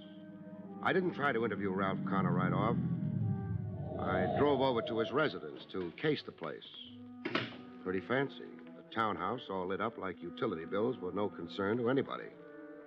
There was a parlor-floor drawing room that opened onto a stone balcony. I was enough of a gymnasium genius to make the balcony without setting up too much of a commotion. After 10 minutes of eavesdropping on the rustle of thick oriental carpets, I got to listen to a live show. Brenda Connor and a guy I took to be her ever-loving mister on the other side of the glass. You've got that odd look again, Brenda. Look, Ralph. What odd look? The frail, pale princess in the grip of a nameless terror. Oh, you're being cruel deliberately. Deliberately? To unnerve me. Push me to the edge of reason. Push me... Beyond the edge? Into insanity. Yes. I see. Now, suppose you try the shoe. I tried the shoe. To see how it fits you. What's been your scheme with me? Scheme?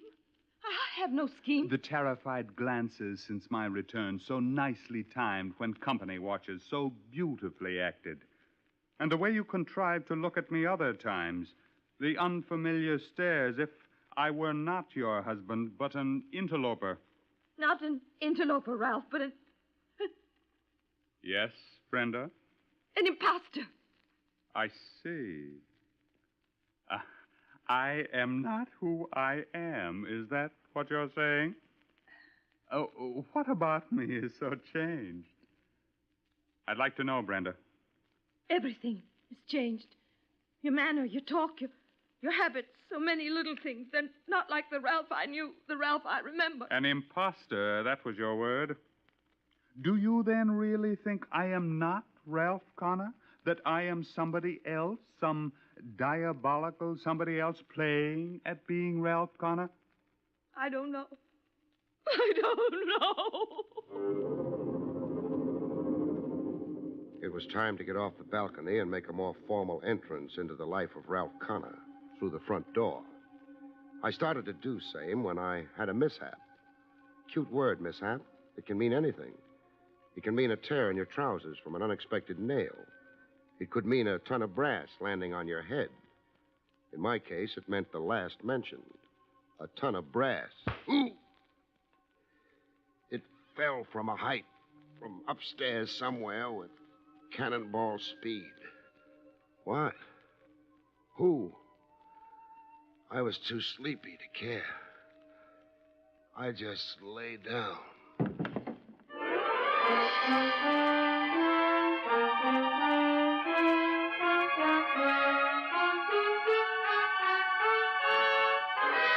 Back to Barrie Craig in just a moment.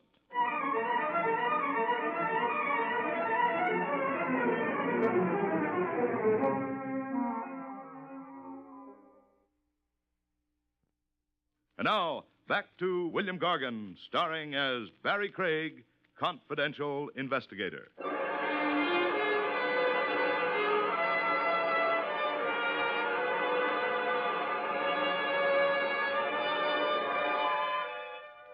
One thing about consciousness, it always returns sooner or later.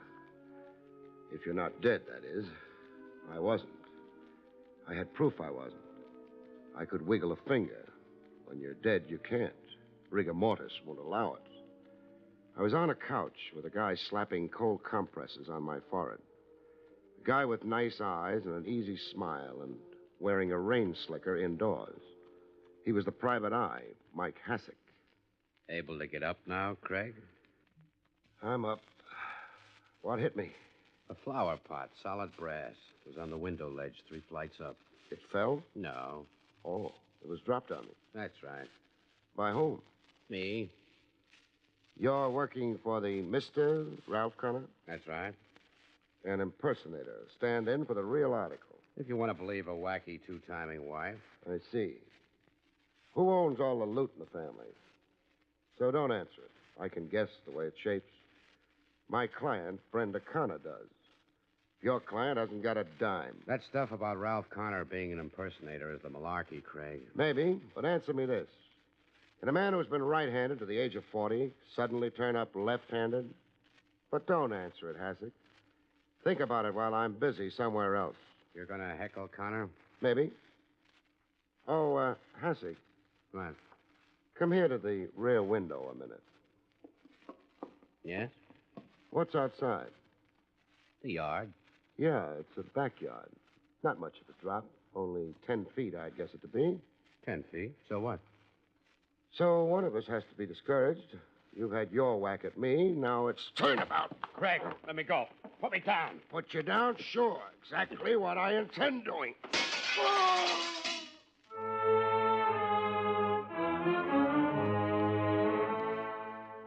You meet some guys sometimes who have to be paid back in their own coin. I didn't set up a talk with Ralph Connor. I passed him up a second time. I had nothing to say to him yet. Instead, I looked up Saxton of Connor and Saxton, Realty Management. Connor's business partner. Maybe he could shed some light. A short guy with 2 stomachs and pink ears like he was always blushing. There was an oily look to him, like he was an accomplished phony. I still don't quite understand the purpose of your call here to me, Mr. Craig. If you've stalled long enough, Saxton... If I've stalled? Worked out answers in your head. Well, I have no ulterior motives in evading you. Then?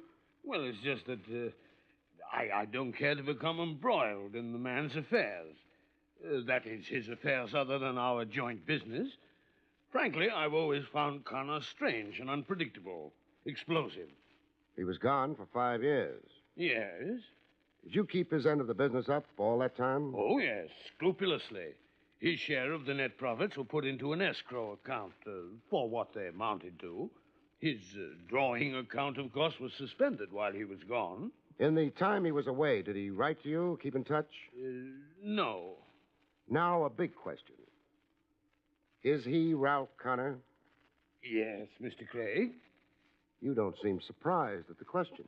No, I'm not surprised anymore. I've been asked the same question before. By whom? 2 persons. By Mrs. Connor and by a private detective named Mike Hassick. So Hassick wasn't so sure of his client's identity either. What's that you said? Just thinking out loud. What makes you sure this new Connor is the same old Connor? Why, everything about him. Like?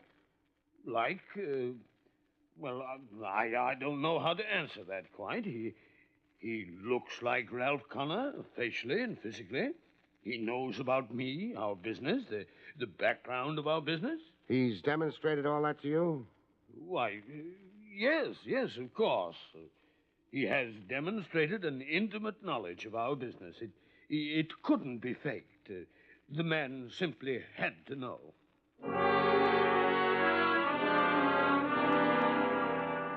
Connor was Connor. Only thing, Saxton didn't sell me the notion convincingly enough. I double-checked on Saxton's truthfulness by applying some heat to the office bookkeeper of Connor and Saxton. Why, Mr. Saxton told you outrageous falsehoods. Outrageous. He didn't ring true to me too much. Good I got to you, Mr. What's it again? Pippet. I'm the one to tell the truth. Oh, that's peachy dandy. But get around to telling it. Well, now, Ralph Connor, the new one, he's a queer one. Meaning? Well, when he came back after being away all that time, he didn't know my name. He kept calling me Pippin and Poppin. Pippin and Poppin, mind you, when it's Pippet, like it's always been. Pretty staggering. And then about the business, he didn't know about the old Cameroon account. He didn't, huh? The biggest account in the Connor Saxton agency, and he didn't even seem to know we had it. Like this wasn't his business. What else? Well, his easy way about money. tipping me $1 when he sent me out for coffee. The old Ralph Connor only tipped 5 cents. Is the new Ralph Connor also easy about money in other ways? Business ways, for instance. I don't know what you mean. I mean, like not asking for an accounting from Saxton to cover the 5 years Connor was away. Well, then, there never was an accounting. And Mr. Connor never yet asked for one. Well, you'd know that. You're the bookkeeper. Oh, yes. I'd be the one to know, all right. Is there an escrow account with Connor's share of the profits of the last 5 years in it? Oh, no, there's no escrow account. Well, were there any profits the last 5 years Connor's been away? Oh, yes. Good profits. Business has been very good. How good were the profits? Well, I couldn't say without going over the books. $50,000? Is that close to it? It isn't far from it. Then a sharpie like Saxton would have reason to play ball with somebody not the real Connor, but an impersonator. Keep all the accumulated business profits, so long as the new Connor didn't stick his hand out or yell for the DA. Oh, well, I'm afraid now you're getting too deep for me. Forget it. You've been a great help. You can go back to your books now, Pippin. The name is not Pippin. Oh, my mistake, Poppin. It's Pippin.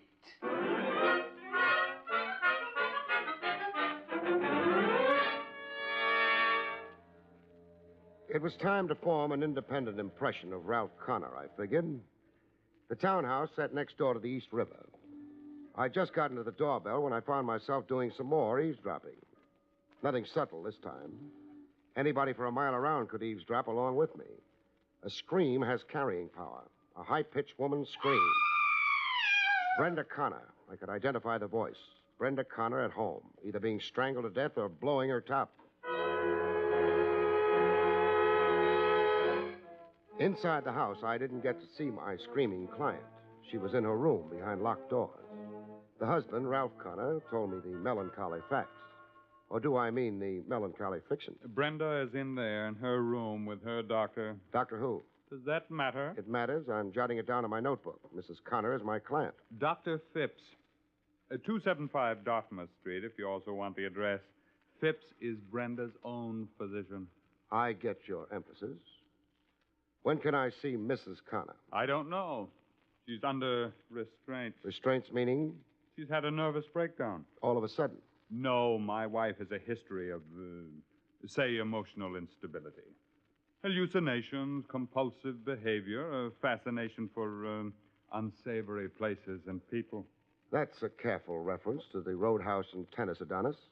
Mike Hassick made sure I'd see. Yes, so that you'd be aware of all the facts. This emotional instability in Brenda, it's one of the reasons I left her 5 years ago. I've had all I could stand of hysteria. You make a glib case of it. It's the truth. What happens to Brenda Connor from here on? Hospitalization. It's not the first time Brenda has been confined before. And cured?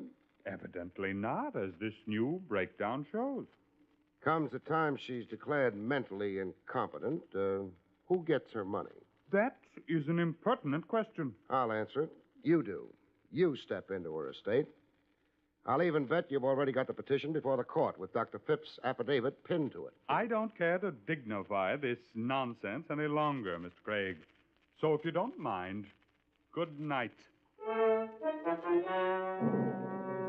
On the street, I had an encounter with a guy who was making a habit of it. Stop a minute, Craig. What for, Hassick? A talk. Friendly talk. With a gun in my ribs? The gun's for my own protection. You play too hard. So do you. I have to. I'm in it for the cabbage, just like you. Speak only for yourself. You'll change your mind. $100,000. We split it down the middle. Who gives it to us? Connor, if you don't spoil it for him. Keep talking. Connor is a phony, an impersonator, like you said. The real Connor, he probably knocked off somewhere, the way I figure it. But none of our business. Now, this Connor grabs the wife's estate. We let him. You let him. Then the bite. He pays us off. We own him. You're sure of your facts? I checked. I sized everything up. Connor's a fake, a smart fake, and the winner. Let's win with him, okay? Why did Connor hire you in the first place, Hassick? To follow his wife around, report on who she saw, spent time with, that tennis player, you. So, now tell me, you playing it smart along with me? What do you think? I think you are. Sure you are. What have you got against money? I played it smart, the poor man's way. I didn't go home and let Connor play out his scheme. I went back to Connor for a closer look at his scheme. You've become a frequent visitor, Mr. Craig. Every 10 minutes. I realized out on the street that I'd said things in here to you that were out of line. I'm sorry. Forget it. Thanks. I can see now what a screwball Mrs. Connor is and how I went for the bunk. The only thing... Yes, Mr. Craig. I'm a working operative. I put in time and sweat. I've had expenses. Oh, I see. You've got a bill, and you're wondering how you're ever going to get paid. That's it. It's no obligation of yours, I know. Oh, nonsense. I'll pay Miss Connor's bill. In fact, I'll make out a check right here and now. How much is it, Mr. Craig? Well, 100 will about cover it. $100. Very well. Here you are, Mr. Craig. A $100 check for you. It means more to me than you think, Mr. Connor. Oh, you don't have to thank me. The money's due you. But I didn't mean it like that. Guess again, Connor. I frankly don't understand you. I'll explain myself. You wrote out a check, and you also wrote out a confession. A confession? You're right-handed. You wrote that check out right-handed. Like Ralph Connor should, since he was always right-handed. Look here, Craig. Let me finish. But you've been deliberately left-handed for Mrs. Connor's benefit since you came back to her. To confuse her about you, start her doubting your identity. See you as an imposter, but never be sure. Until she went out of her mind like she has. Well, you can't prove a thing, Craig. All kinds of tricks like that to play on her imagination. You thin down, change your known habits and clothes and foods, your style of talk. All to make an already unstable woman a screaming lunatic. Have her declared mentally incompetent so you could take control of her money and her estate. How big is the estate, Connor? Big, I'd judge it to be. No end of money. It has to be a fabulous grab to rate your fancy technique in crime. I say again, you can't prove a thing.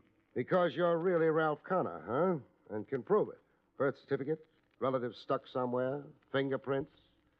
That's what you're gambling on. Why you're so cocksure. You're immune, you figure. Win or lose, you can't lose. Since you're really not an impersonator, but the genuine article. Get your hat anyhow, Connor. My hat? Well, where are we going? To the district attorney's office to see what charge he can fit to your kind of cute scheme. Offhand, I'd say conspiracy. Or what do you bet the DA finds a few more in the book?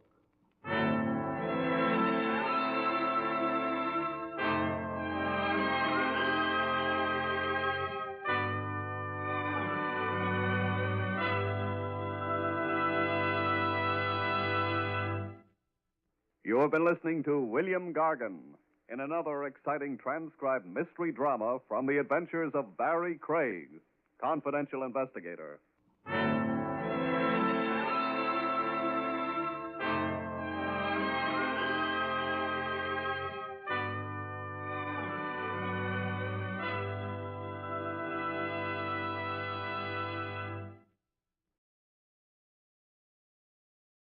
William Gargan stars as Barrie Craig, confidential investigator.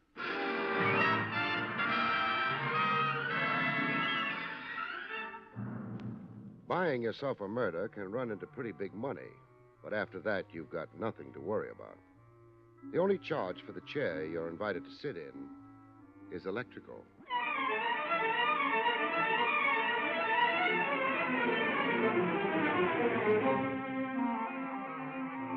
The National Broadcasting Company presents William Gargan in another transcribed drama of mystery and adventure with America's #1 detective, Barrie Craig, confidential investigator.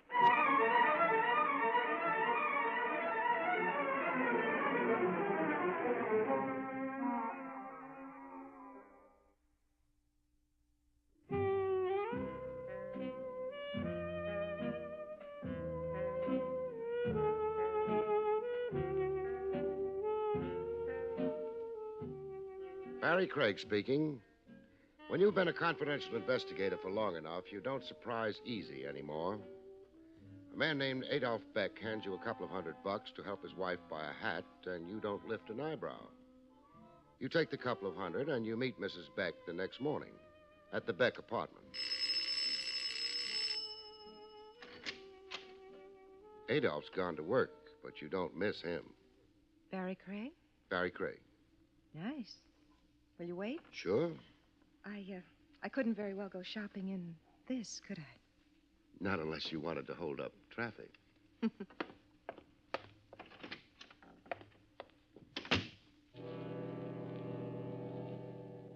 You wait while the lady changes into something that won't hold up traffic. You decide you're being overpaid. Given the chance, you'd watch Mrs. Beck even if there wasn't a nickel in it. Ready? Fine. You think traffic will be safe now? Sure. I don't know about myself, though. Oh, hold it. What? I'll take a look outside first. Oh. Well, the street looks normal. Let's go. Ah, it's such a lovely day. Yeah. But that's my car. Well, can't we walk? The shop's not very far. No. Well, all right, but... Safer this way.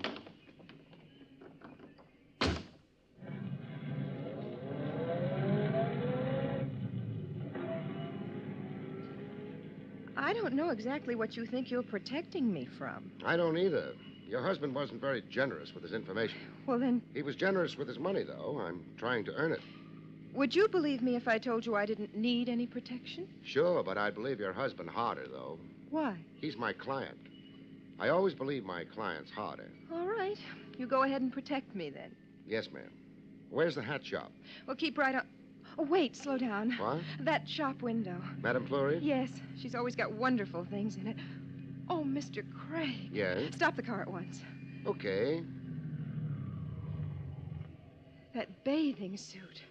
The red one. Looks like a bathing suit. Can you imagine it on me? Yeah. What do you think? I think it's going to be a hot summer. I've got to try it on. Come on. Whatever you say. Oh, I love to go shopping with a man. I don't get much of a chance. What's the matter with your husband? Adolph? Oh, he hates shopping. Good morning, madame. Monsieur? What can I show you? That bathing suit you have in the window. Ah, madame has magnificent taste. It is an imported suit. I hope I have here madame's size. Ah, oui. Altogether, I import only 3 such suits. Voilà. That's all there is to it? Tiens, monsieur, it satisfies the law, no? I wouldn't know. And what is more important, it satisfies the eye of the husband.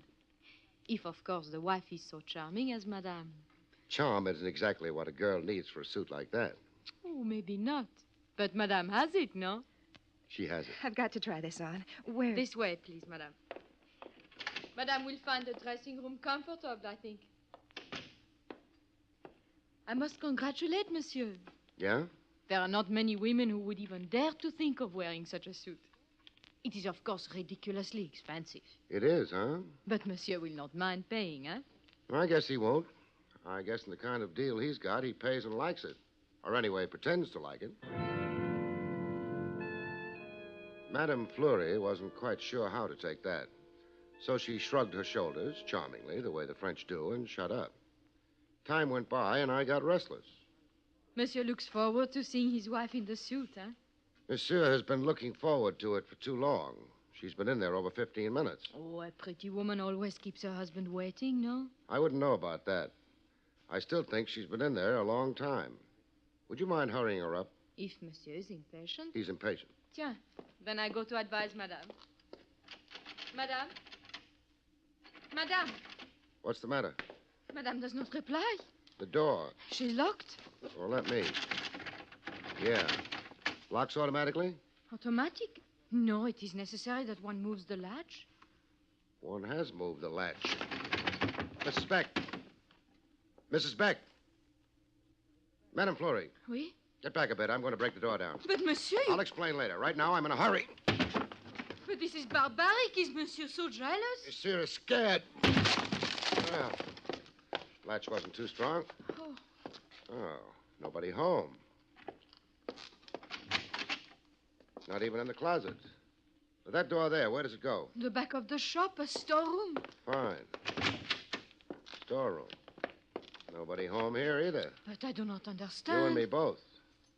You always keep that window open? Mais no, one cannot because of the thieves. Well, it's open now. Yeah. Short drop to the alley outside. She could have managed it. Tiens, you are of the opinion Madame flees? That could be the opinion I'm of. Come on. Oh, the bathing suit. Yeah, she left it behind. The mystery grows. Fixing that door up is going to cost you a few bucks. Here's 10. Merci, monsieur, but what... Put the bathing suit back in stock. I've got a feeling Mrs. Beck isn't going to return for it.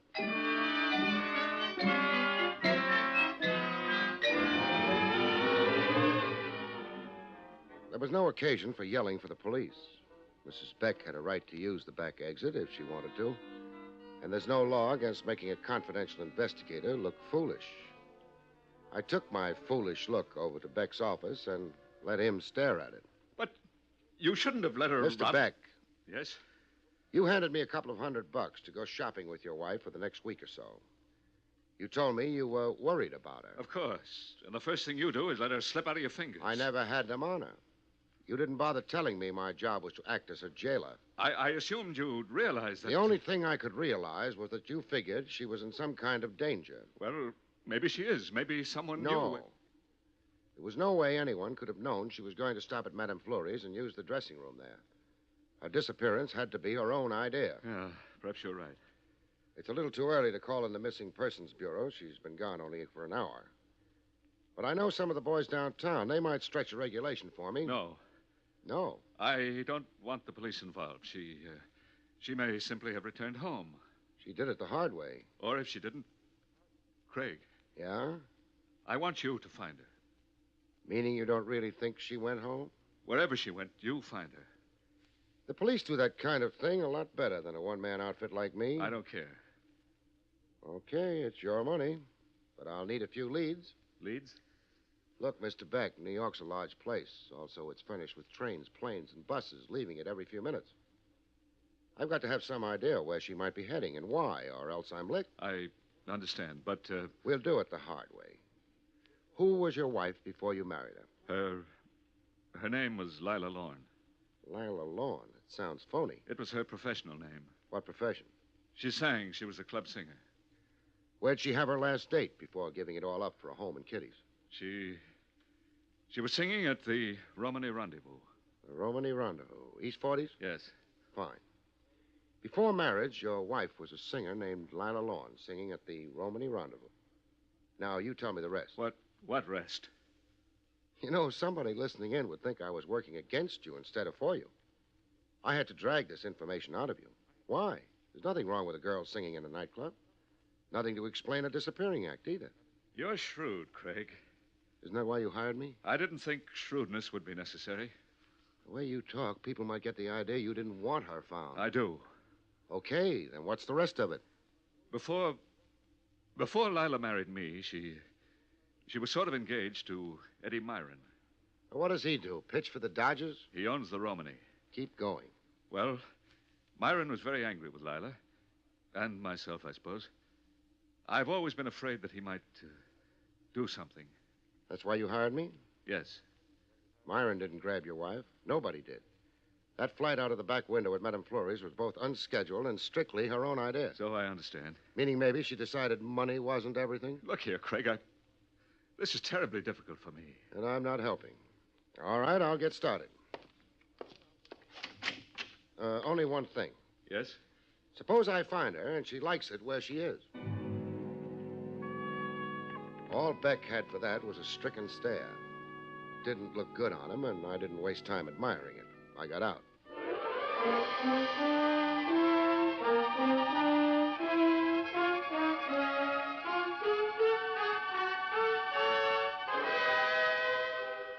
Back to William Gargan, starring as Barrie Craig, in just a moment.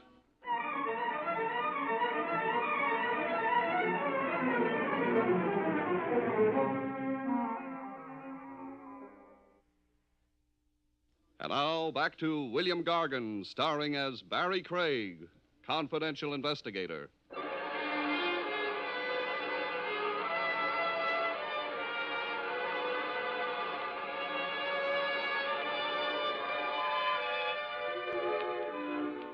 If was a little early for the Romany rendezvous when I got there. A handful of tourists were fighting the stakes and trying to believe they were living. There wasn't a gypsy around. Good evening, sir. I have a splendid table. Save it for the Iowa delegation. They're due any minute. I beg your pardon? Eddie Myron. Eddie He Myron? wouldn't be on public view. Lead me to him, huh? Mr. Myron is not in, sir. That sir must have hurt. All right, he's not in. You've done your duty like a nice little head waiter. Now take me to him. Hey, wait a minute. Careful, the gutter's beginning to show. What makes you so tough? Clean living. Well? You didn't mention a name. Oh, careless of me. Barrie Craig, how's that? Craig? Private eye? Confidential investigator. More syllables, higher fees, class. Let's go, huh? Okay.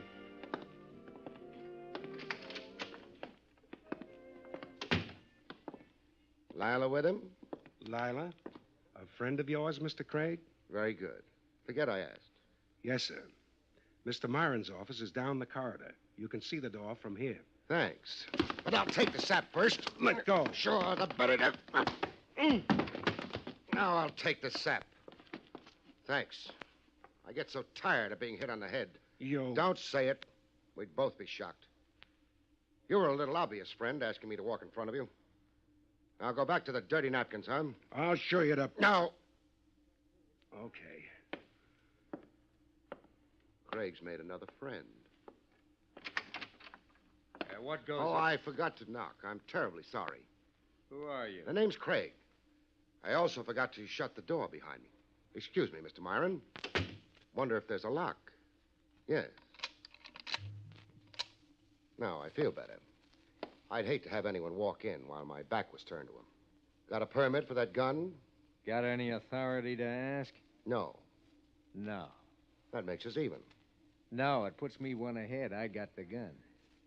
Some days I can't keep score worth a darn. Is this some fancy kind of holdup? You wouldn't keep your dough in here. I wouldn't. But you mightn't know that. Barrie Craig. Do I stand and salute? You remember I'm a confidential investigator, which makes it unlikely I'm after your dough. Maybe I haven't got as high an opinion of investigators as you have. You're misunderstanding me, hurting my feelings. All I'm after is companionship. Mine? Lila's. Lila who? You took too long on that one, fella. All right. Your business has got something to do with Lila Lorne. The name's familiar. So's the lady. So what? I'm looking for her. Here? Know any better places? Sure. Try the Beck residence. I already have. Well, then we both don't know a thing. I don't know a thing. You do. What makes you think that? I tossed Lila Lorne's name in your head waiter's lap. He tried to toss this blackjack at me. Oh, that wasn't very nice of him. He missed. How does he feel about it? Painful. Well, I hope it doesn't show too badly. I wouldn't want the place to get a bad name. We're getting away from Lila Lorne. I haven't been near her in months. That's why your head waiter was so sensitive? I could pry it loose from him. Okay. Maybe I could use you on my side. Maybe even I might need you. Oh, yeah? Yeah, I got a call from Lila early this morning. First time I'd heard from her since she got married. Must have been a surprise. And it was even a pleasant surprise. She wanted me to meet her. She was upset. Beck was running short of money? Well, Beck, it seems, was running after another blonde. That's what Lila said. Yeah, that's what she said. She wanted me to meet her up in Creekdale. What's Creekdale? Well, I got a kind of cottage up there. It's maybe an hour out of the city. She wanted you to meet her up there this morning? You agreed? I agreed. I drove up there. The cottage was there. And Lila? No. Well, I hung around for maybe a couple of hours. Then I started thinking. Somebody was playing me for something. I made fast time back to town. I worried. Boyle, that's the head waiter you tangled with, got his instructions. He'd been with me all day in the apartment. Why are you breaking down and telling me all this? Well, partially because Boyle lost his head when you mentioned Lorne. That wouldn't make him a good witness. And partially because I don't even know what I was being set up for. I'd like you to find out. I've already got a client. Beck? Yeah. What's your job for him? Finding his wife. Well, that won't have to conflict with anything I want you to do. One client at a time is all I can handle. But if I find out anything that might interest you, you'll hear from me. Or maybe from the police. That was thrown in to worry him. He was already worried, but maybe not about the right things. Even at that, he was ahead of me. I didn't even know what the right things were.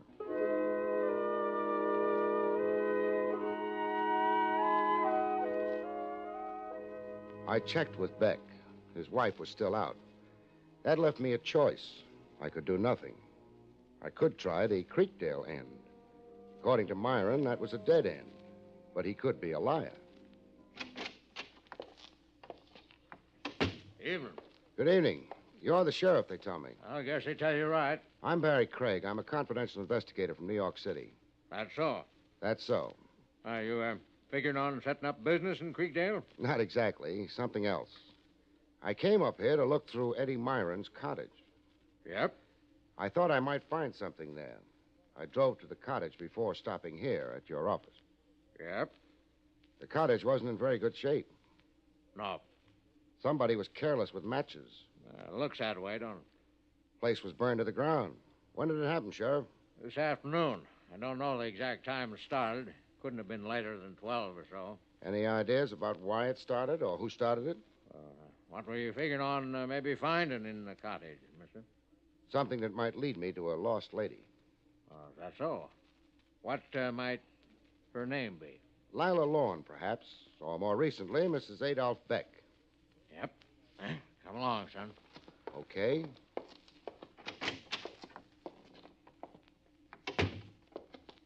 There she is, son. What? Yep. You found her in the cottage? Yep. Like that? Like that. You couldn't have identified her. All you can tell is that she was blonde. Enough of the skin on her fingers left to get half a dozen prints. No doubt about her identity, son. She's Lila Lorne, Mrs. Beck. She was pretty. Once. Yeah. Sheriff, could that fire have been set earlier than noon, say? Maybe. Thanks. Doc Peabody's got no idea if she was dead or not when the fire got her. Not enough of her left. You got ideas? I got ideas. Names attached to them? Not yet. Well, you'll get in touch with me if you get around to attaching names to those ideas. I'll get in touch with you. Goodbye, Sheriff. Oh, just a minute, son. Yeah? Doc Peabody couldn't swear whether she was alive or not when the fire got to her. He'll swear to something else, though. What's that? She had a couple of bullets in her lungs. The sheriff didn't have any expression on his face I could read when he let me have it. I held the pose for a minute, couldn't think of anything else, and got out. I didn't mind the long drive back to the city. I needed it. Mrs. Adolph Beck hadn't been lovely to look at. It's open. What do you want now, Boyle? It's not Boyle. Not... Oh. Thought we were finished for the night. Not exactly. What do you want now? I've been up to Creekdale. Well, I hope you got more out of the trip than I did this morning. I got more. Tell me about it. Your cottage is never going to be the same again. Termites? What time did you leave there this morning? Oh, around 12. Hey, wait a minute. That sounds like somebody's checking alibis. Maybe somebody is. Alibis for what? Arson, for one thing. Arson? Your cottage was burned to the ground sometime today. Maybe you're careless with cigarettes. I don't smoke. I think you better get out of here. Okay, but nobody really worries about arson in connection with a cheap summer cottage. What do they worry about? Lila Lorne is never going to be the same again either. I didn't give him much of a chance to respond to that. I walked out. That would give him an opportunity to figure out what his response would be. I had another job. Who is it? Barrie Craig. Oh, come in. Thanks. Well, it's very late. I hadn't noticed. I hope you've got something to report. I have. You found her? Yeah. Splendid work. Is she coming back to me? I don't think she's got any choice in the matter. I hope you didn't bully her or... The reason she's got no choice is because she's dead. Huh? Yeah. The shortest way is sometimes the kindest. She was shot and then burned to death in a summer cottage that belongs to Eddie Myron. She's gone back to him. For a while, it seems like. Or maybe a shorter while than she figured on. Have they arrested him? Not yet. But they'll get around to it once they tighten up a few things. The way it goes, your wife ducked me this morning, phoned Myron, and met him at the cottage shortly before 12. Uh-huh. What happened and why right after that, we don't know for sure. What we do know is that Myron headed back for the city sometime after 12. And sometime after 12 is also when the cottage started burning. Oh. Then it's not really proof, though. No. That's why Myron's not under arrest. He's a suspect. You could be one, too. Me? You're joking. You've got a funny sense of humor. Motive. Another woman. According to Myron, anyway. But that doesn't matter, because I saw you 10 minutes after your wife ducked out. I spent time with you. You couldn't have made it up to the cottage in time for the shooting and the burning. Not after I left you. Oh, then you were joking. Just showing you how tricky these things can be.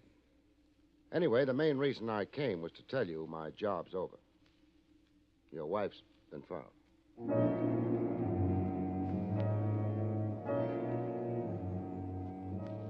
I walked out. He didn't see me to the door. Loved her, hated her. The fact that she was dead meant something to him. I got out into the street and started walking, but not far. Somebody else was walking behind me. I stopped. He stopped. This wasn't my idea of fun. But it didn't matter because still another guy showed up. He didn't notice either of us, but we noticed him. I went after him, the hired man went after me. He must have made quite a procession. He turned off the pavement and walked into one of the small houses they still keep in New York City to prove that once upon a time it was a nice place to live in. I gave him a few minutes and then... While I waited for the doorbell to be answered, I scribbled a note on my card and dropped it. It would give the man following me something to think about. Yes? Police. Oh, all right. Thanks. You're not a policeman? No. Now, let's shut the door. I don't want the whole street to know I impersonated a cop. Mrs. Beck. Mrs. Beck? You sound surprised. Like... Maybe you're embarrassed. But the way you ducked me in Madame Fleury's this morning. I never did get to see how you looked in that red bathing suit. It's terribly late. It hasn't even begun to be late, Mrs. Beck. But I've got a problem bothering me. According to the police and to fingerprints, which never lie, Mrs. Beck is dead. You're not dead, are you? No, which leads me to a very funny conclusion. You're not, you never were, Mrs. Beck. You don't think that conclusion is very funny? I don't know what you want, what you're thinking. I'll tell you. Eddie Myron said Beck was running after another blonde. You're blonde. So was Mrs. Beck. That figures. You still haven't... Maybe you were holding out for marriage. I wouldn't know. I'm not asking. But Beck decided he'd have to get rid of his wife. He overheard her make a date with Eddie Myron. She was scared, I guess. And so he went to work. He got hold of me, hired me to go shopping with his wife. He got hold of you, got you to pretend you were his wife until he could duck up to Creekdale, kill his actual wife, wait till Myron had left the cottage in disgust, and then set fire to her. Why, that's silly. He got back to the city by 12. You were still alive then, according to what my testimony would have to be. Then you disappeared. So I'd think Beck couldn't have killed his wife. But he did. You prove it. I'm not doing anything. Myron put himself at the scene of the murder at the time of the murder, with no alibi. If he'd killed the girl, he wouldn't have done that. Therefore, the rest of his story has got to be believed. That leaves you. I followed Beck here. If you turned out to be someone I'd never met before, fine. Beck's in the clear, but you're not. So what else do I need? Killing, Craig. Finally came out of the woodwork, Beck. Why don't you introduce me to the lady who's going to hang with you? Excuse me, they don't hang you in New York. Oh, stop it. Stop it. I didn't know about his plans to kill Lila. He just told me it was a gag for a divorce. Hey, that's not bad. Any jury with men this side of senility on it will go for that. Beck, it looks like you take it alone. I don't take anything. I can take care of her, Only too. trouble is, Beck, Eddie Myron was worried about me. He trailed me to your place. He trailed both of us here. I dropped a note to him when I came in. Advised him to pick a good seat. He's outside that window. You're lying. I'll take care of you first.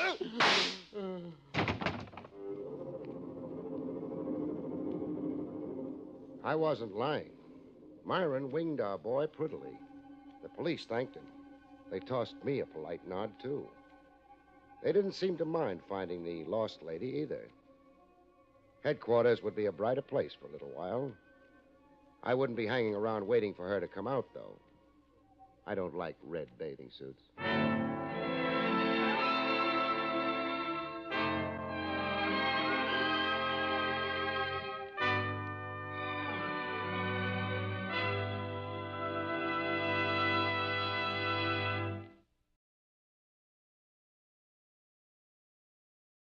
William Gargan stars as Barrie Craig, confidential investigator.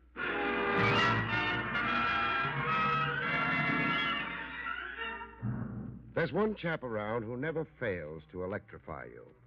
He sure can turn it on and turn it off. Am I referring to the state executioner, I wonder?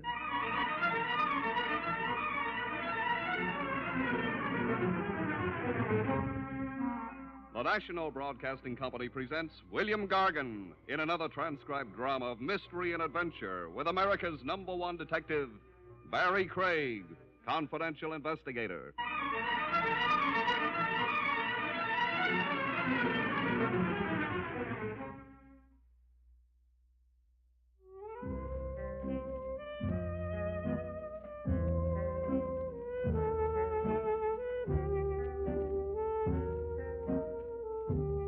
Barrie Craig speaking. A confidential cop enjoys a certain public popularity. He gets haberdashers' circulars in the mail, anonymous threatening letters scented with perfume. And he gets invited to parties. A fancy shindig is thrown somewhere, a special invitation is tossed at ye cop. And no RSVP to it.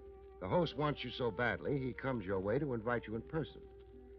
My would-be host in this one was Badger Boris, the sort of guy newspaper society columns called a bon vivant in French.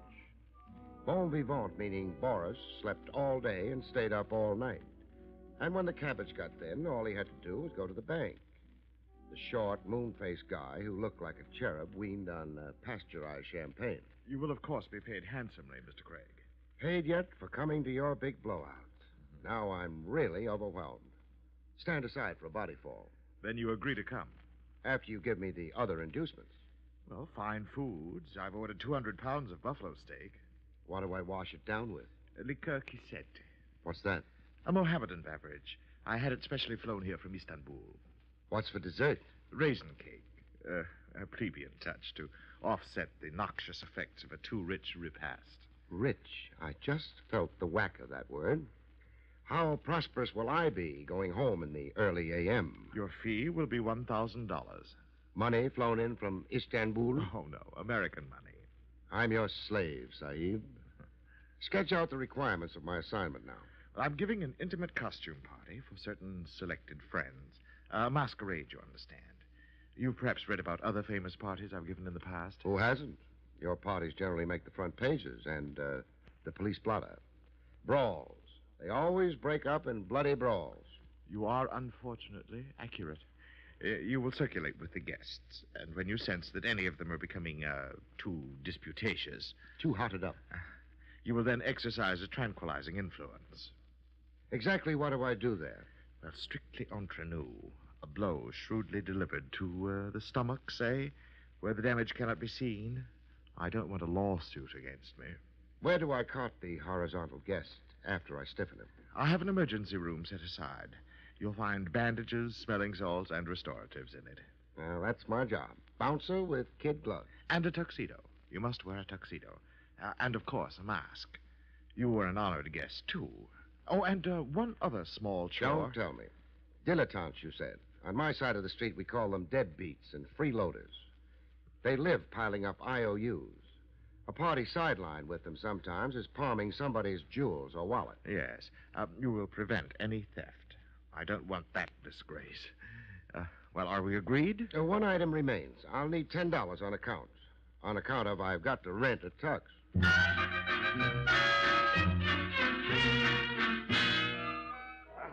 I attended the party wearing a straitjacket, a tuxedo, a mask, and a noose around my neck. That would be the black bow tie. An intimate crowd like Badger Boris had promised. Everybody in costume and mask. And all of them milling around the food and drink, and each other. I got up on a balcony for a better view of the menagerie. Up on the balcony with me was a society photographer.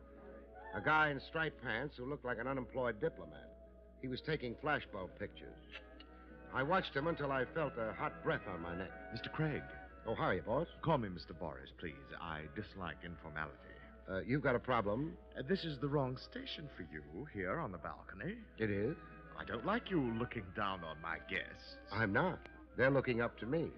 Mingling with them, you can overhear and anticipate. Prevent any disorder by forestalling it. Okay, I'll get down off my perch. Besides, the ladies below resent the standoffish male. You must dance with them and flatter them. And be witty. Witty? Say, can you tell me a few fast jokes?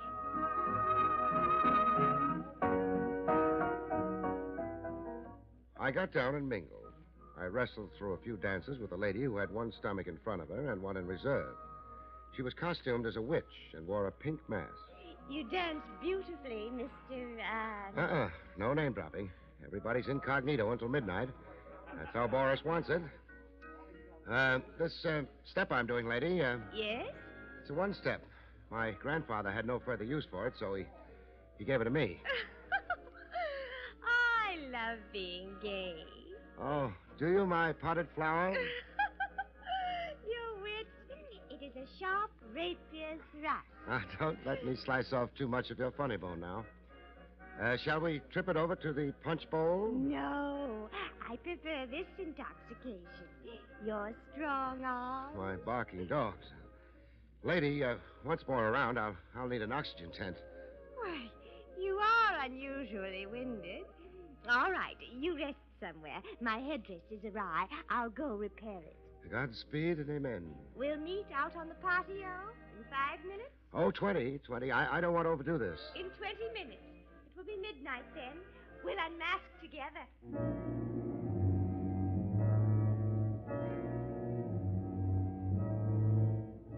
A rendezvous on the patio. Two alone under the moon. Me and an oversized dame dying to kick me around for kicks. Earning a living sure came hard. Midnight happened, like it usually does. I sneaked off to look for my witch on the patio. The patio was sleek flagstone with a floral display on it like a high-class funeral parlor. There was a moon that had a bloodshot look to it, as if it didn't sleep days. It was a small wind that poets and advertising copywriters like to call zephyrs.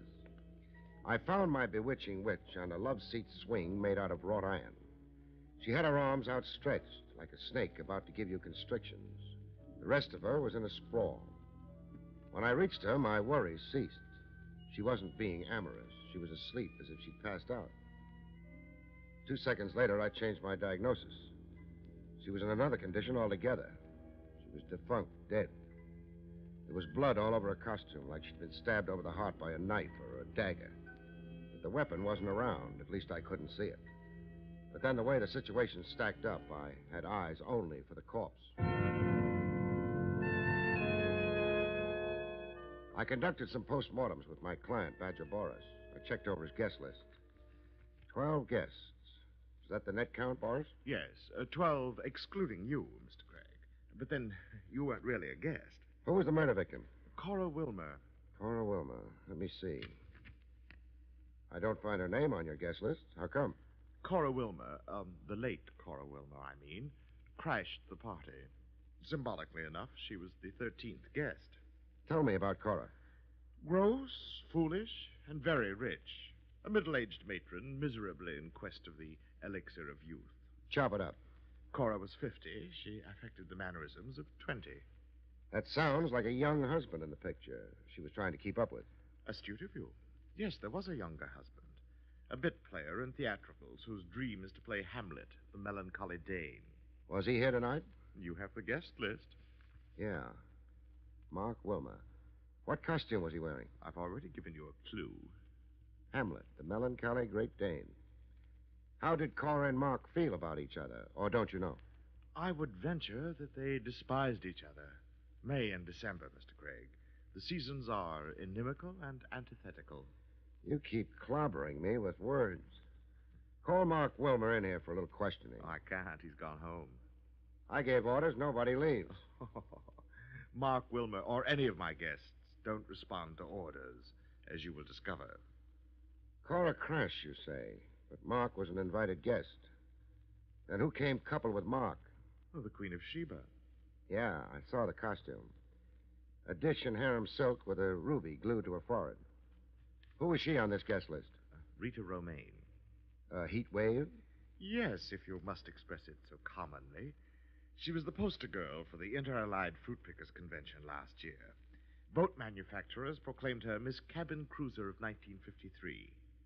And Mark nominated her to be Queen Empress of his heart, soul, and liver. You're trying awfully hard to supply me with a motive, Boris. Am I? And I thought I was being so ingeniously subtle.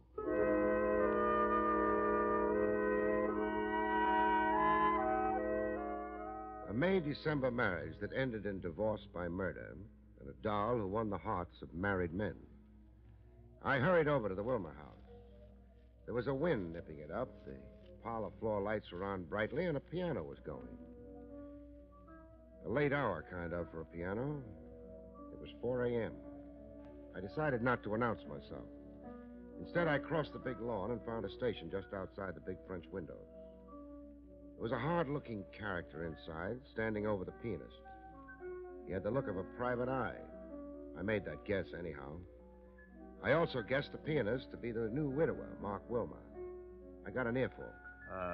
Wilmer. Yes? You're ignoring me, Sonny. You got lost in Beethoven. Liszt. I'm playing Liszt. Now let's start playing truth or consequences, huh? I hear I lost a rich client. Yes, you have. Cora is dead. But you have a new client now. It's you. Yes, me. Sounds like you're trying to bribe me. I'll be accused of it. They'll say I murdered my wife for her money. Money? And how? A lot of loot falls into your lap. They'll say I did it to be free to marry Rita Romaine. That I was secretly in love with Rita. Which you are, Sonny. They'll subpoena Gurko, a private detective, and put him on the witness stand. And I'll testify the late Cora Wilmer hired me on the QT. I was to check with her once every 24 hours and see if she was still alive. She was that scared. Cora pretended her fear to humiliate me. I've got other facts, Sonny, in my little notebook. I read this off to the court. February 16th at 10 p.m., the defendant, Mark Wilmer, attempted strangling his wife, Cora. Dr. Enright treated her for throat bruises and shot. Cora baited me into assaulting her, to hold a weapon over me, to keep me from ever leaving her. Maybe, but who'll believe you? That's why you're working for me now. Maybe I am, maybe I'm not. You know, what you're asking is a lot, Sonny. I got a big investment in my license. A lot of loot falls into my lap.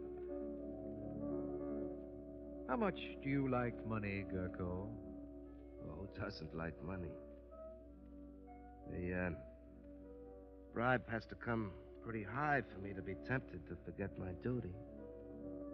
It will be high. Even higher than your dreams, Gurko. The big bribe. Offer and acceptance. Some husbands had their own tender way of mourning the dead. I'd really gotten an earful. When the private eye Gurko had wrapped up his deal and scrammed, I walked in through the big French windows and introduced myself to Mark Wilmer. Police persecution is beginning early. Early? Your wife's very cold. She's been dead 100 years. I don't like your informal entrance, Mr. Craig. Next murder, I'll come down the chimney. How long have you been outside those windows? How long? Oh, I only just arrived. Now, that's a funny question. Please get your business over with. I'm dog-tired and verging on collapse. The $64 question. Answer it for me. I did not murder Cora Wilmer. You had motive to. Your marriage wasn't too divine. There was another woman in your life. We had certain incompatibilities, my wife Cora and I. But we reconciled them tonight. We made peace with each other, patched things up, decided to give ourselves another try. But you escorted Rita Romaine to Boris's party. That's untrue. I went to Boris's with my wife. I found Miss Romaine there. That's your story. That's the truth. Boris says otherwise. Why would Boris lie? Ask Boris. I will. What made you reconcile with a wife you obviously, would say, disliked? Futility. Cora couldn't be discarded decently in an adult way. She had a way of insinuating herself, taking hold and holding on. I couldn't stand up to the war against her. It was too wearing, too morbid. I realized that and gave up trying to win my freedom from her. You gave up Rita Romaine? I gave up dreaming. But now with your wife conveniently dead? My personal situation isn't improved. It's worse. You mean jail? I mean jail. Not if you're innocent of murder. That won't matter. I'll deny it, but I'll be condemned. The outlook is very black. I married for money. That's a count against me. I had violent scenes with my wife. I loved another woman. That will hang me. Pretty fatalistic outlook. I'm a realist. Hard luck has dogged me since I can remember. I'm never on top of a life situation. I've lived my life without a laugh, without a light moment. I'll cry the day after tomorrow. You were Hamlet in costume at tonight's party. Yes, I was. If you like, here it is. The belt around the waist with the scabbard attached. What about it? The scabbard is empty. Where's the dagger that goes with it? Dagger? I didn't know that there was it. Was that how Cora was murdered? A dagger into the heart. Oh. I told you I'd deny it, but I'd be condemned anyhow. A missing dagger in my costume. It's typical of my luck. Then you won't try to explain it? I can't explain it, Mr. Craig. I can't explain it because I simply don't know.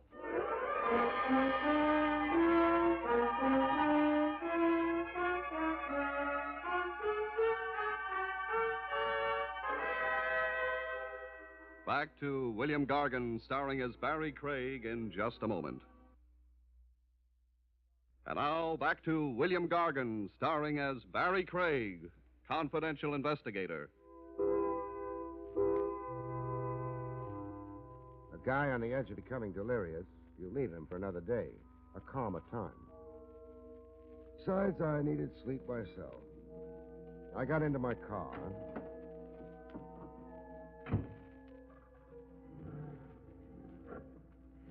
I just pulled away from the curb when I got notice that sleep was going to be a missing ingredient in my future. A try at murder number 2. Yours truly, the victim.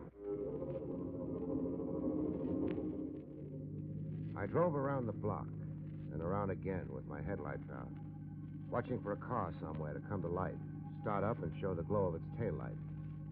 My car was the only way the rifleman could quit the area. The area was suburban, way off of the main hub. No taxis, no bus lines, and it was 4 a.m.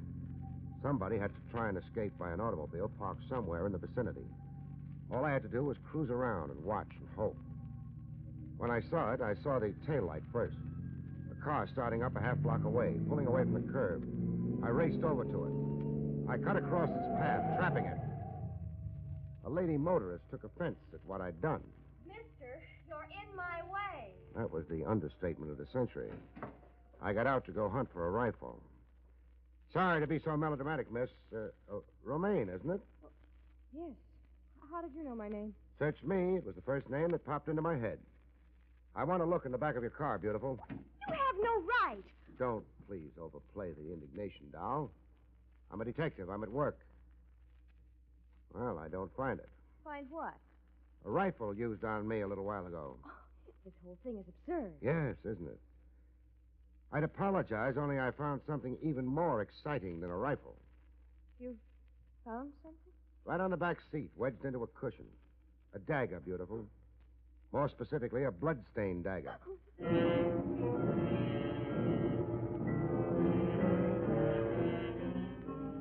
We kept company, the Queen of Sheba and me, in a roadside diner. We split a gallon of black coffee down the middle while she poured out her sad tale. I tell you, I don't know how to explain that dagger, Mr. Craig. Mr. Craig, it's too early in the morning for stiff formality. Barry. What were you doing parked down the street from the Wilma place? I'd gone to see Mark. How he was. Just outside, starting up his walk, I thought better of it. It looked too compromising at that hour. I changed my mind. Oh, I went back to my car. You went to see Mark Wilma hardly 2 hours after the murder of his wife? Yes, I know it was terribly foolish, but I've never made a secret of my feeling for Mark. So confess it to me. I'm desperately in love with him. It's not so shameful as it seems. You see, I knew Mark first, before Cora did. We were engaged to be married. We had wonderful plans. But Mark was afraid of our poverty.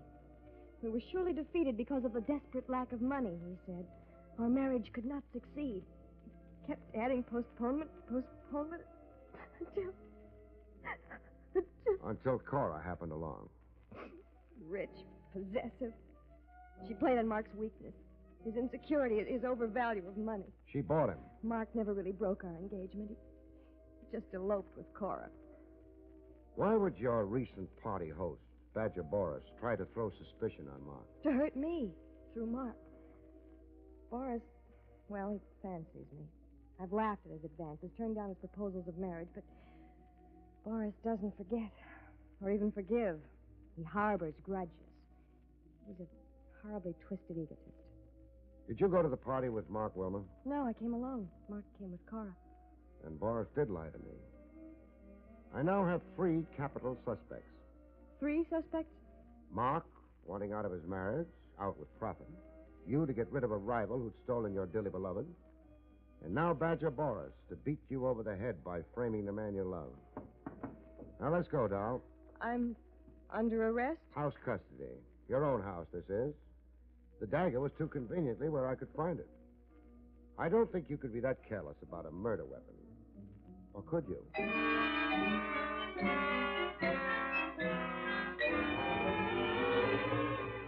While catching a snooze on my office chair, a visitor barged in. The private eye, Gurko, just a little tipsy, like he'd been celebrating something. Celebrating his windfall was my idea, but I wasn't saying it aloud. Barrie Craig? None other than... Well, hello, colleague. Gurko's the name. I'm a private dick like you. The assumption is debatable. I don't get the crack. It's a delicate question of morals, but skip it. What brings you staggering? I'm here to say my piece about Mark Wilma. So say it. Wilma is an okay guy. He's a good, upstanding man, I want you to know. And very rich. That is, if he beats the electric chair. I investigated Wilma, turned him inside out. Not a spot on him, not a blemish. The boy can look the world square in the eye. Goodbye. I'm not finished. You are. It's either out the door or through it. Oh, you're unsocial. I don't like investigators who talk glibly in their own cause. Out. You know something? You're nuts.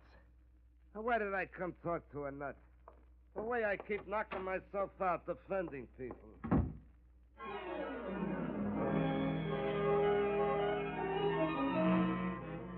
I got Boris on the phone.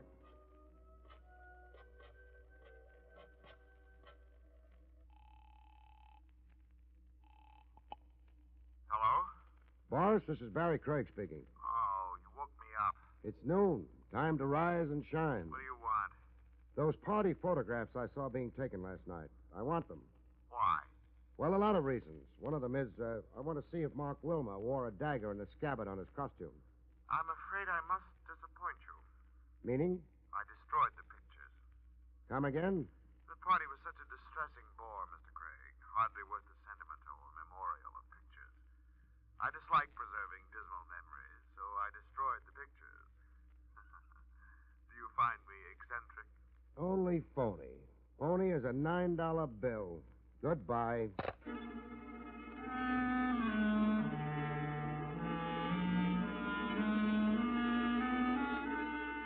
I stopped in to see Badger Boris personally, without appointment. You have no business molesting me. I know. Home is your castle. The pictures or the negatives, I want them, Boris. But I told you I destroyed them. Yeah, you told me. The memory of last night is acid in your soul. So why preserve it? Cute ad lib. You've got a genius for evasion. Now come across. I'll have you thrown out of here. We'll hit the sidewalk together. We'll ride downtown arm in arm. So close because we're handcuffed together. Let's measure your wrist for size. You would dare handcuff me? And arrest you. Suspicion of murder. You're sure going to look elegant penned up with the rabble. Well? Well, you argue resourcefully. You've uncovered my one weak spot. I am allergic to odors. I could never tolerate the reek of your prison rabble. The negatives, you'll find them in that cabinet there. The bottom drawer. Take them and go. I'll take them and go after you write a check for $1,000. My agreed fee for last night's rhubarb. Don't look so pained, host.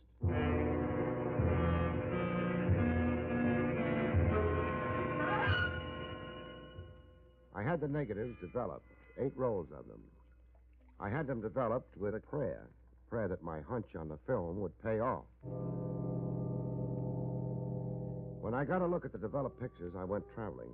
Downtown to a Park Row office with a shingle on it that read the Gurko Agency. I let myself in with a skeleton key to wait for Gurko. I wanted to surprise Gurko with a bang.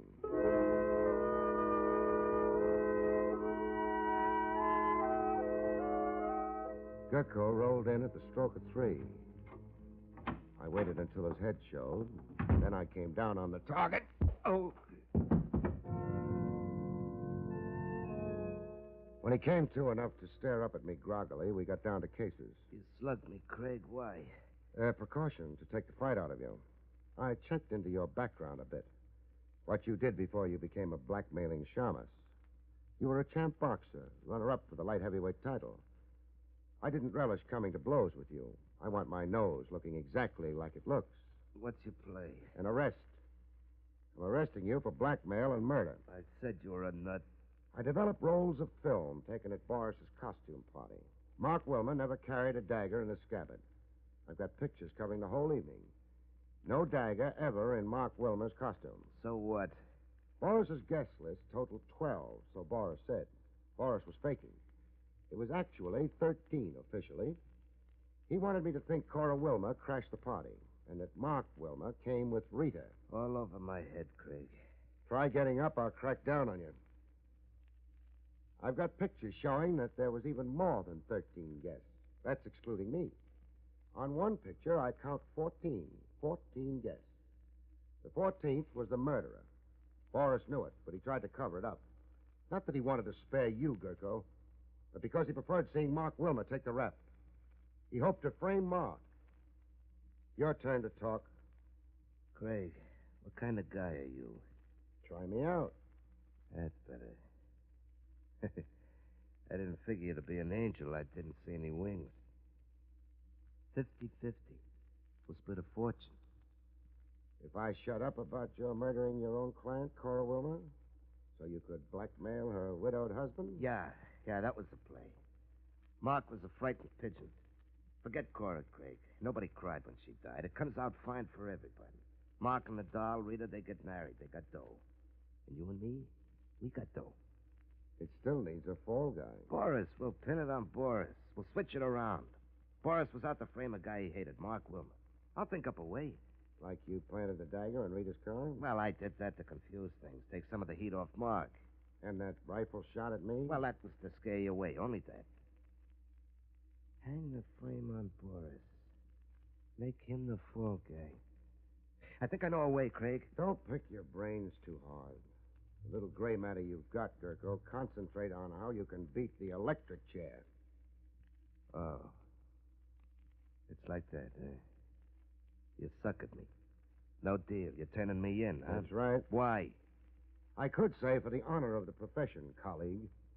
But that would be corny, wouldn't it?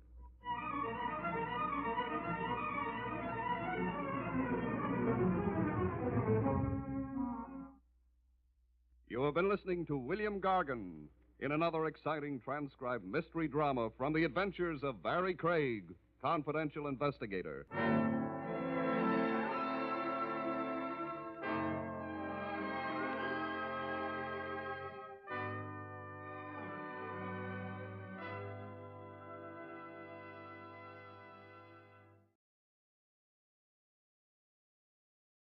William Gargan stars as Barrie Craig, confidential investigator.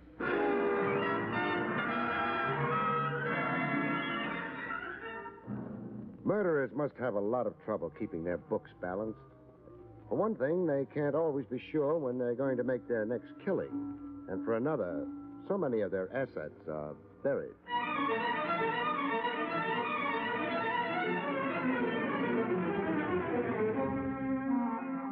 The National Broadcasting Company presents William Gargan in another transcribed drama of mystery and adventure with America's #1 detective, Barrie Craig, confidential investigator.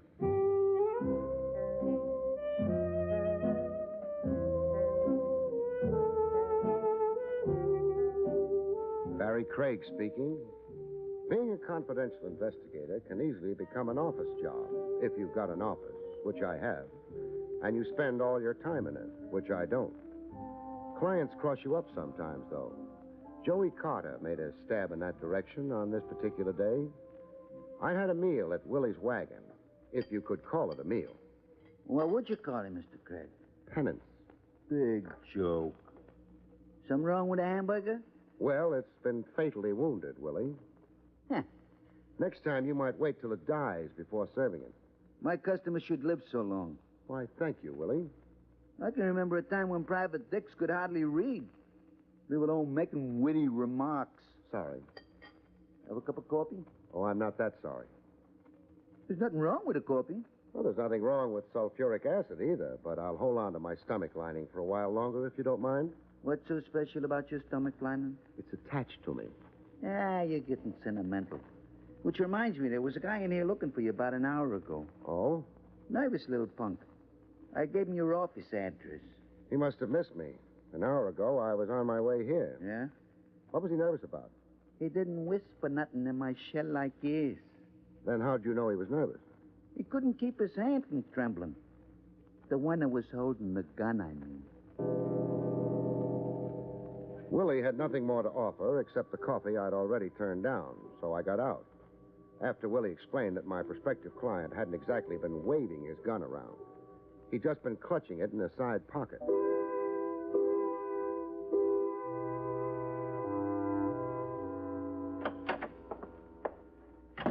Jake, who'd given up a handful of stony acres in Vermont for an elevator cage in the building where I had my office, added a few, very few, well-chosen words. Hi. Hello, Jake. Nice day. Yep. How have things been on Madison Avenue today? Dull. No pretty girls? I reckon there was. Oh, don't tell me you're getting old. Busted my glasses. Oh. Well, tomorrow will be another day. Yep. But I'd like to get up to my office before then. Oh, I keep forgetting. Going up? Where else could I go from the ground floor? I guess you're going up. Other fellow went up, too. Which other fellow? One looking for you. Well, thanks for letting me in on it. Was he a small man? Yeah. Nervous? Yep. Said he'd wait for me in the office? Yeah. Ain't come down either. Which means he's still up there, unless he used the back stairs. Yeah. Did he mention why he wanted to see me? No. He was carrying a gun, wasn't he? Oh, you heard about him? From Willie. He tried to get a hold of me at the wagon, but... Fella drink any of Willie's coffee? I don't know. You better hurry on to your office, because if that fella did... Yeah? He'll be needing major surgery. You're exaggerating. Well, I had some of that coffee when I first come to town, before I knew better. You're still alive? Yeah, but mighty feeble. You just hear something, Mr. Craig? Your buzzer. Somebody's ringing for you downstairs. Oh, what's the matter with them? Can't they walk up a few stairs? They may never have used your elevator before. You want again? Noisy fellas. Excuse me. Not at all. Jake's elevator headed downstairs at considerably less than the speed of light. I headed for my office, in no particular hurry. I don't like small men with guns. Sometimes they get to thinking they need a gun as an equalizer. It might be psychological, but bullets never heard of Sigmund Freud. I didn't spot him when I first got into the office. It was late afternoon. The dying sunlight didn't quite make it to the corners of the room. It was in a corner that my client was waiting for me. A lonely corner, the loneliest of all. The corner where a man creeps to die.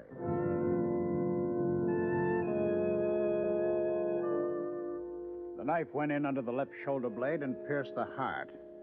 He died maybe an hour ago. Death was not instantaneous. There's no identification on him. Labels on his clothes have been ripped off. Until further notice, he'll go on the books as John Doe, deceased. Briefly and beautifully put, Lieutenant Rogers. Let's not be formal, Barry. You, taking Junior with you? Mm-hmm. Maybe we'll turn up something with his fingerprints. The odds are good. The gun he was carrying had its serial number filed off. Professional. Yeah. Makes it funny, though. Why? His prints are on record. Whoever killed him must have known that. Why bother with stripping the body of identification? Time, maybe. I suppose. He was trying to get in touch with you. Somebody was anxious about that. I'd imagine so. Somebody's anxiety killed John Doe. Looks that way. We'll find out who John Doe was sooner or later. Once we get that, we might be able to make a good guess about why he wanted to see you. That's possible. The boy with the knife wouldn't care for that. He might try using that knife again. Be careful, will you, Barry? It was good advice, but how can you be careful when you don't know what you've got to be careful about or whom? Tracing John Doe was taking time. Time in which the sun dived behind the high stone walls of the city and got lost. Time in which I got tired of sitting around in a darkened office and staring into a corner where nothing was anymore. So I got out.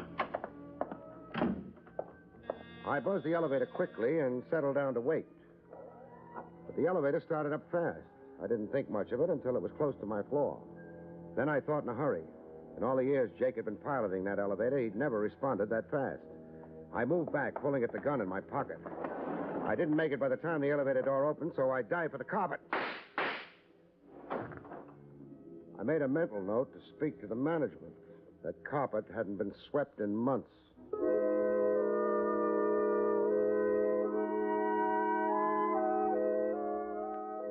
The little stranger in the elevator hadn't waited to see if the bullets had found me. I thought maybe I could let him know if I got down the back stairs fast enough. Then I ran into Jake. At the foot of the stairs, slumped behind the door that led to them. Jake. Jake. Yeah? If Oh. I remember correct. Boy, you had me worried for a minute. Hi. Hi. Head don't feel so good.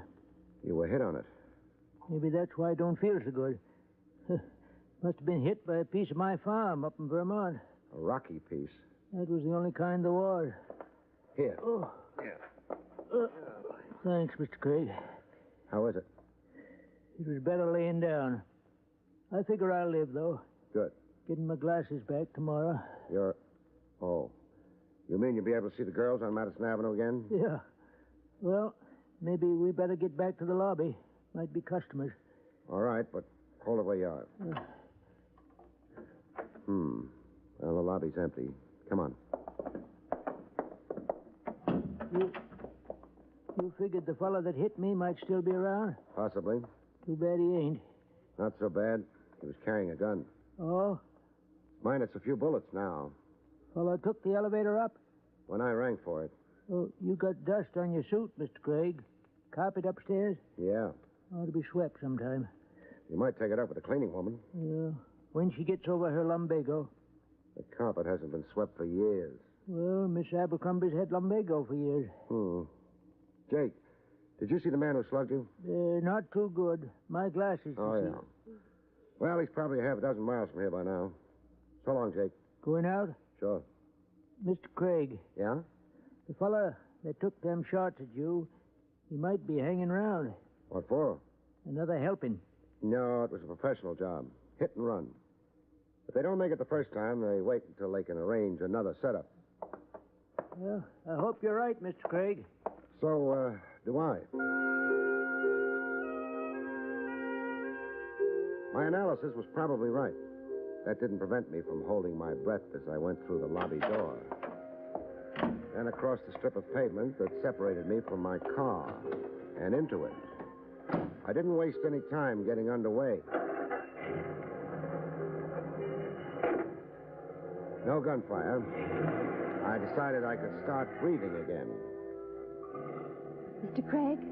I beg your pardon? Oh, I'm the one who should... Let's not quibble about who begs whose pardon. I'm just a little worried about whether this is my car. It's your car. I never noticed that it came equipped with a small blonde before. Do you mind? I was a normal red-blooded American boy, Miss... My name is Doris. Doris Cheney. How do you do? And do you spend much of your time parking in other people's cars? Only when the other people are Barrie Craig. Must be my new tie. The man who sold it to me said it would attract blondes like flies. It's not a very nice comparison. Flies are pests. Blondes can be, too. On the other hand... now that the gay chit-chat is over, well... But I had to see you. I've got an office. Oh, I couldn't be seen going there. You're shy? I'm afraid. And you figured staking out in my car, you'd be safe. Well, for a while anyway, and eventually you'd come out and get in the car. And then we'd be together. Yes. Without witnesses. Yes. You're fumbling with your bag. Is there a gun in it? No, there isn't. I'm nervous. It's too early. We haven't come to the reasons for your being here yet. We've come to the reasons. My mistake. The name of the man who was killed in your office today was William Cheney. I concentrated on my driving. Concentrating on a small blonde is more fun, but is more likely to end up in a crash. She didn't add anything to the identification. I didn't figure she was finished yet, though. I gave her the cue. Relative? My husband. No relative. We haven't been living together for some time. He made noise when he ate soup? He was a thief. Oh, and that wore on your nerves. Well, I hadn't known when I married him. That happened. You don't sound as if you believe me. I don't have to believe you. You're not a client. What? Some reason or other, people never tell the truth to detectives if they can help it. Maybe they figure detectives should be smart enough to find out the truth for themselves. Sometimes detectives do. But if I were a client? I'd have to believe you. It's not on my license, but it's the way I play. I want you to believe me, Mr. Craig. It's $50 a day in expenses. That's not too bad. Depends on what you're buying. Suppose you hire me. What are you in the market for? An alibi, maybe? Alibi? For what? Your husband didn't die of old age. Oh, you think I... You could have. You knew where my office was. You knew he died there. But... Did you kill him? No. Okay. For now, we'll accept that as being true. The next thing is, what do you need a confidential investigator for? I know who killed my husband. She had a habit of throwing small bombshells as though she didn't know they were explosive. I sat that one out for a few seconds. It gave me time to wonder if the car that was trailing us intended to get any closer. It didn't. Not yet, anyway. You know who killed William Cheney? Yes. The district attorney will love you with a great love if you drop in and tell him. I can't. You don't care for the legal profession? I don't have any proof. That's a discouraging detail. But I know it has to be... Has to be who? You've been staring up into the rearview mirror all the time. Why? Car's been following us ever since we left my office. Who does it have to be? Car? Then someone... So far as we know, no one saw anything but me getting into my car and driving away. Who killed your husband? They must have noticed... It's night. They've not been close enough to make any identifications. Maybe not even to spot the fact I've got a passenger. Why are you holding out on me? I'm not, only... The headlights are getting bigger. We're going to have company pretty soon. Look, Mrs. Cheney, it's corny. Somebody with something important to tell is stalling about it until it's too late. You mean until they get killed? Yeah. And by then, the something important isn't important anymore. At least not to the one who dies. John Hurley. John Hurley. My husband worked for him. And since your husband's profession was a thief, you mean he stole for him? Yes. That's background. Now hand me motive. My husband stole something.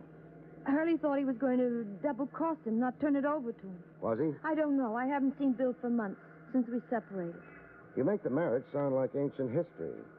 Your news is fresh, though. Well, Bill's phoned me lots of times, begged me to take him back, but... What was it he was holding out? Oh, I'm not sure. Jewels, I think. Uh-huh. Slide off the seat and get on the floor. What? Do as I say. All right. What's wrong? Car trailing us is getting too close. I've been shot at once today. It could happen again. I don't want you in the line of fire. But they might not miss again. I know. That's why I'm going to dedicate a fender or two to self-preservation. Grab onto something. We're going to have a small collision.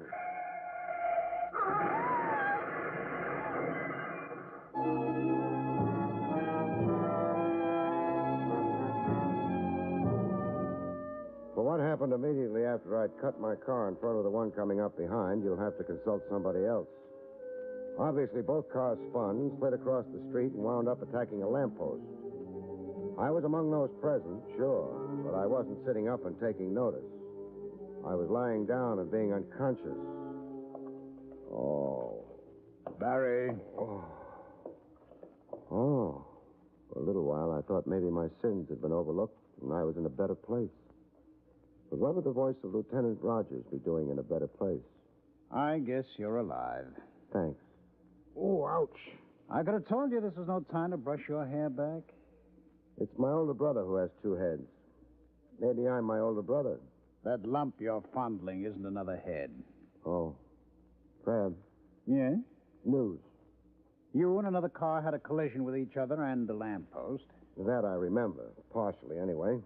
Except the collision was intentional. Oh? I'll explain later. You keep going.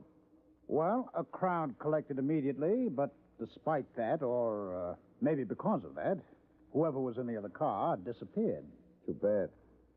However, that crowd probably saved my skin. The car was trailing mine, Trav. Outran me. I figured it would probably outgun me, too, so I had an accident. For a man with a thick skull, that was probably the brightest thing to do. Thank you, Lieutenant. I don't feel very much like making sudden movements with my head. That's why I haven't looked around, but, Trav, does there happen to be a small blonde on the premises? I've looked around. Not even a big blonde. Uh-huh. Means the crowd gave her an opportunity to duck out, too. Trav. Yes? Hasn't the police department got a couple of other lieutenants they occasionally use? I was phoning your place when you left. I got Jake. Oh. And the news from Vermont was? You'd left. With another car on your trail. So you sent out an alarm? Yep. Thanks. What were you phoning me about? The identity of the corpse in your office. William Cheney? Yes, Hey, wait a minute. How did you know who he was? The small blonde. She must have been a very knowledgeable small blonde. Maybe. She'd also been married to William Cheney. And wanted you to do what? Find his killer. Trav, what's the department got on Cheney? Thief of sundry and movable items, notably jewels. Big job recently? Suspected the Horsham deal. Well. Not much so far as quantity goes. One medium-sized necklace. Only it happens to be worth around $100,000. Give me quality over quantity anytime. Which is what Cheney and his boss must have figured. Which is also what Cheney figured. Now you've lost me. Cheney was holding out on the necklace, I'll bet. I was on my way to Cheney's house when you interrupted. Would you like to come along? Very much. If I can arrange to have my head brought with me.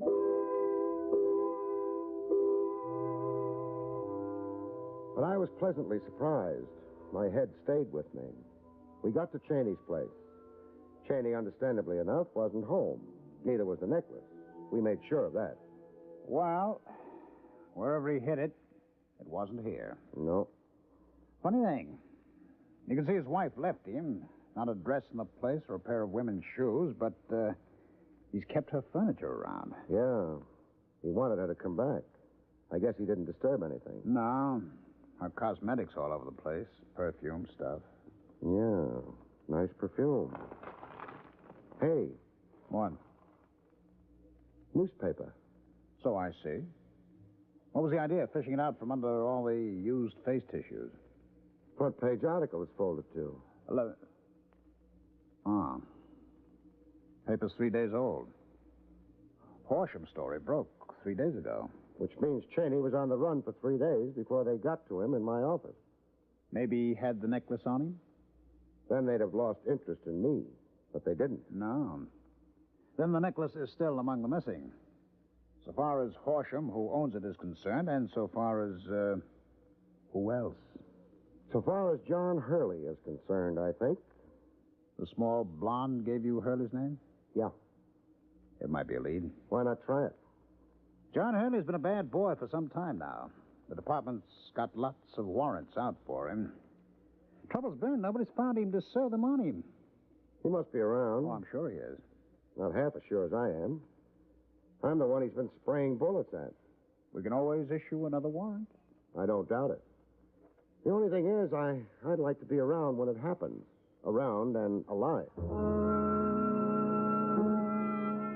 That, for the time being, was that.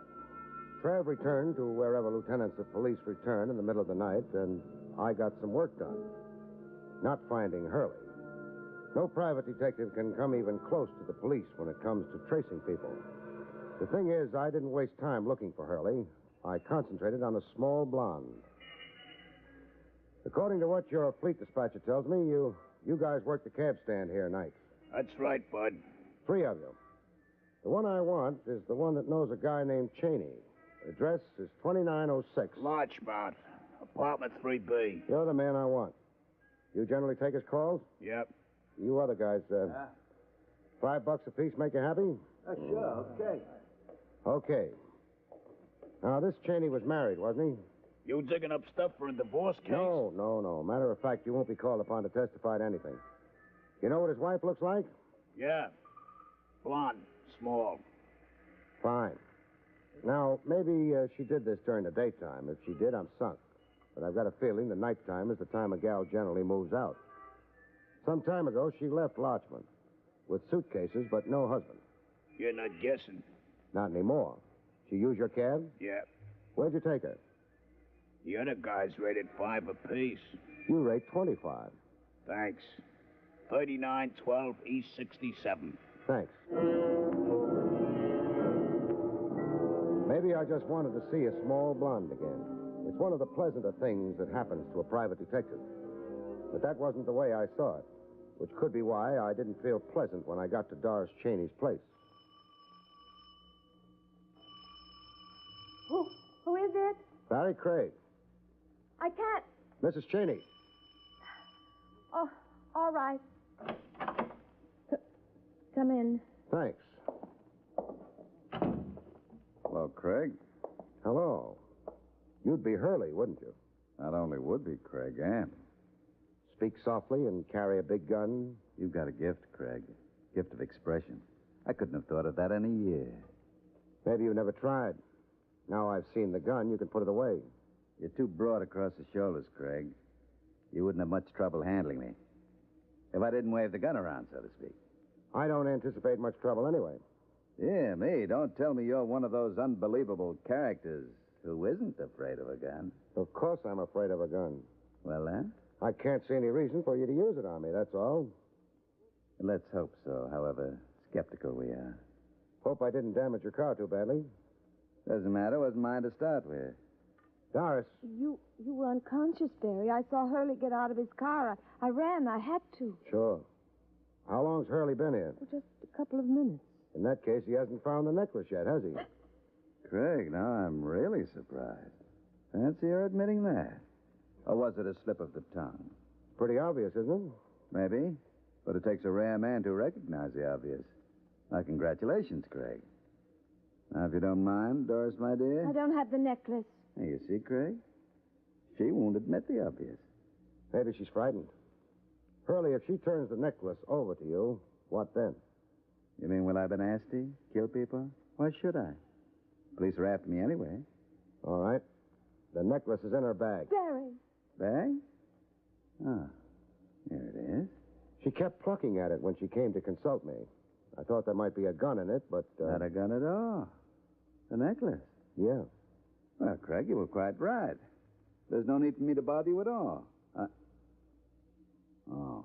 Please, drop your gun, Mr. Hurley. I'm terribly nervous. I might... I dropped it.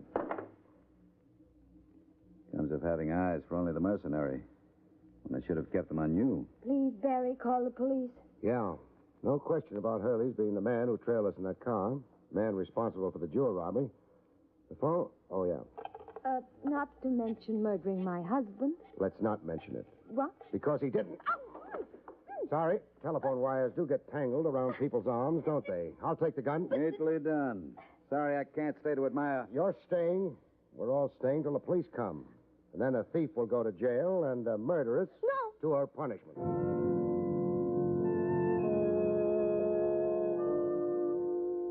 Some of it I've got, Barry. Fine, Trev. Whoever killed Cheney took the necklace. But Hurley was still after it, so... He didn't kill Cheney. More than that, Trev, if Hurley had the necklace, why would he have bothered keeping after me? Well, but Doris did. Doris had to. She had to find out if Cheney had told me about her part in the deal. Hurley wouldn't have cared. Well, that's true enough. So Hurley hung around, socking Jake on the head. And it was Doris in the elevator, wasn't it? Yeah, she missed. Jake was knocked out. All she did was walk out the front door and wait in my car. Fits together nicely. I'd like something a little more dramatic, though. Oh, I can supply that, too. Doris told me she'd left her husband months ago. Hadn't had any contact with him except over the phone. Well, you could have told her about the robbery over the phone, so that didn't prove anything. But when we were in Cheney's apartment, we found a newspaper under used facial tissue. Used by a woman, naturally. Hey, that's right. And the paper was 3 days old. 3 days old, which meant Doris hadn't split up with Cheney till after the robbery, which meant she'd lied. Which means a 3 days old newspaper is going to hang her.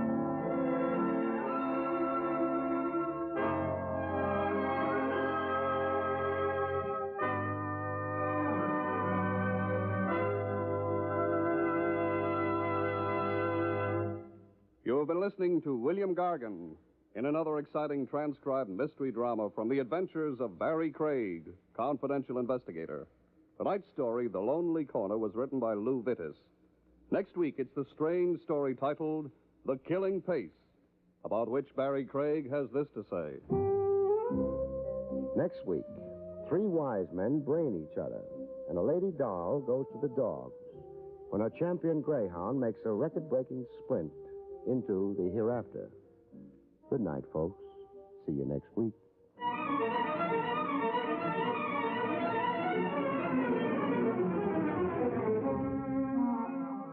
The National Broadcasting Company has brought you William Gargan, starring as Barrie Craig, confidential investigator. Featured in the role of Jake was Parker Fennelly. This is Don Pardo speaking.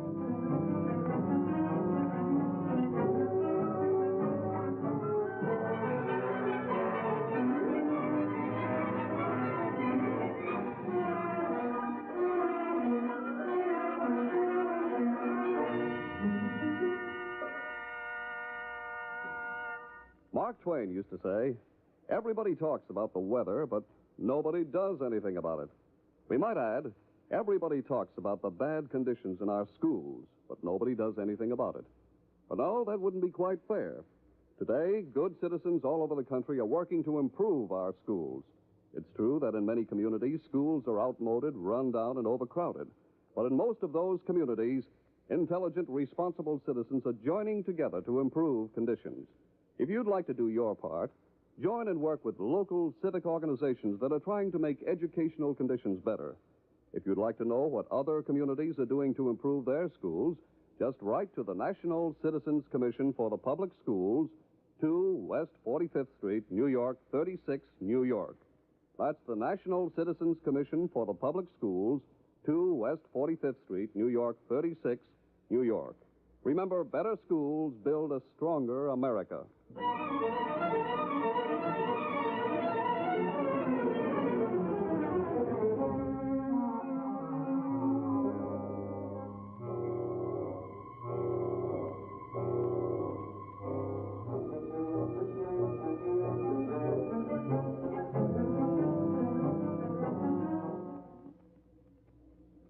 Now enjoy Dragnet, starring Jack Webb on the NBC Radio Network.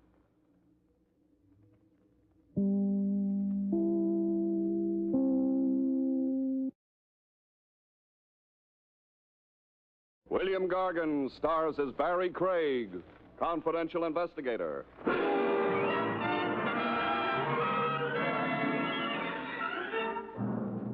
The best time to die, folks, is in your own good time. But try arguing with a bullet.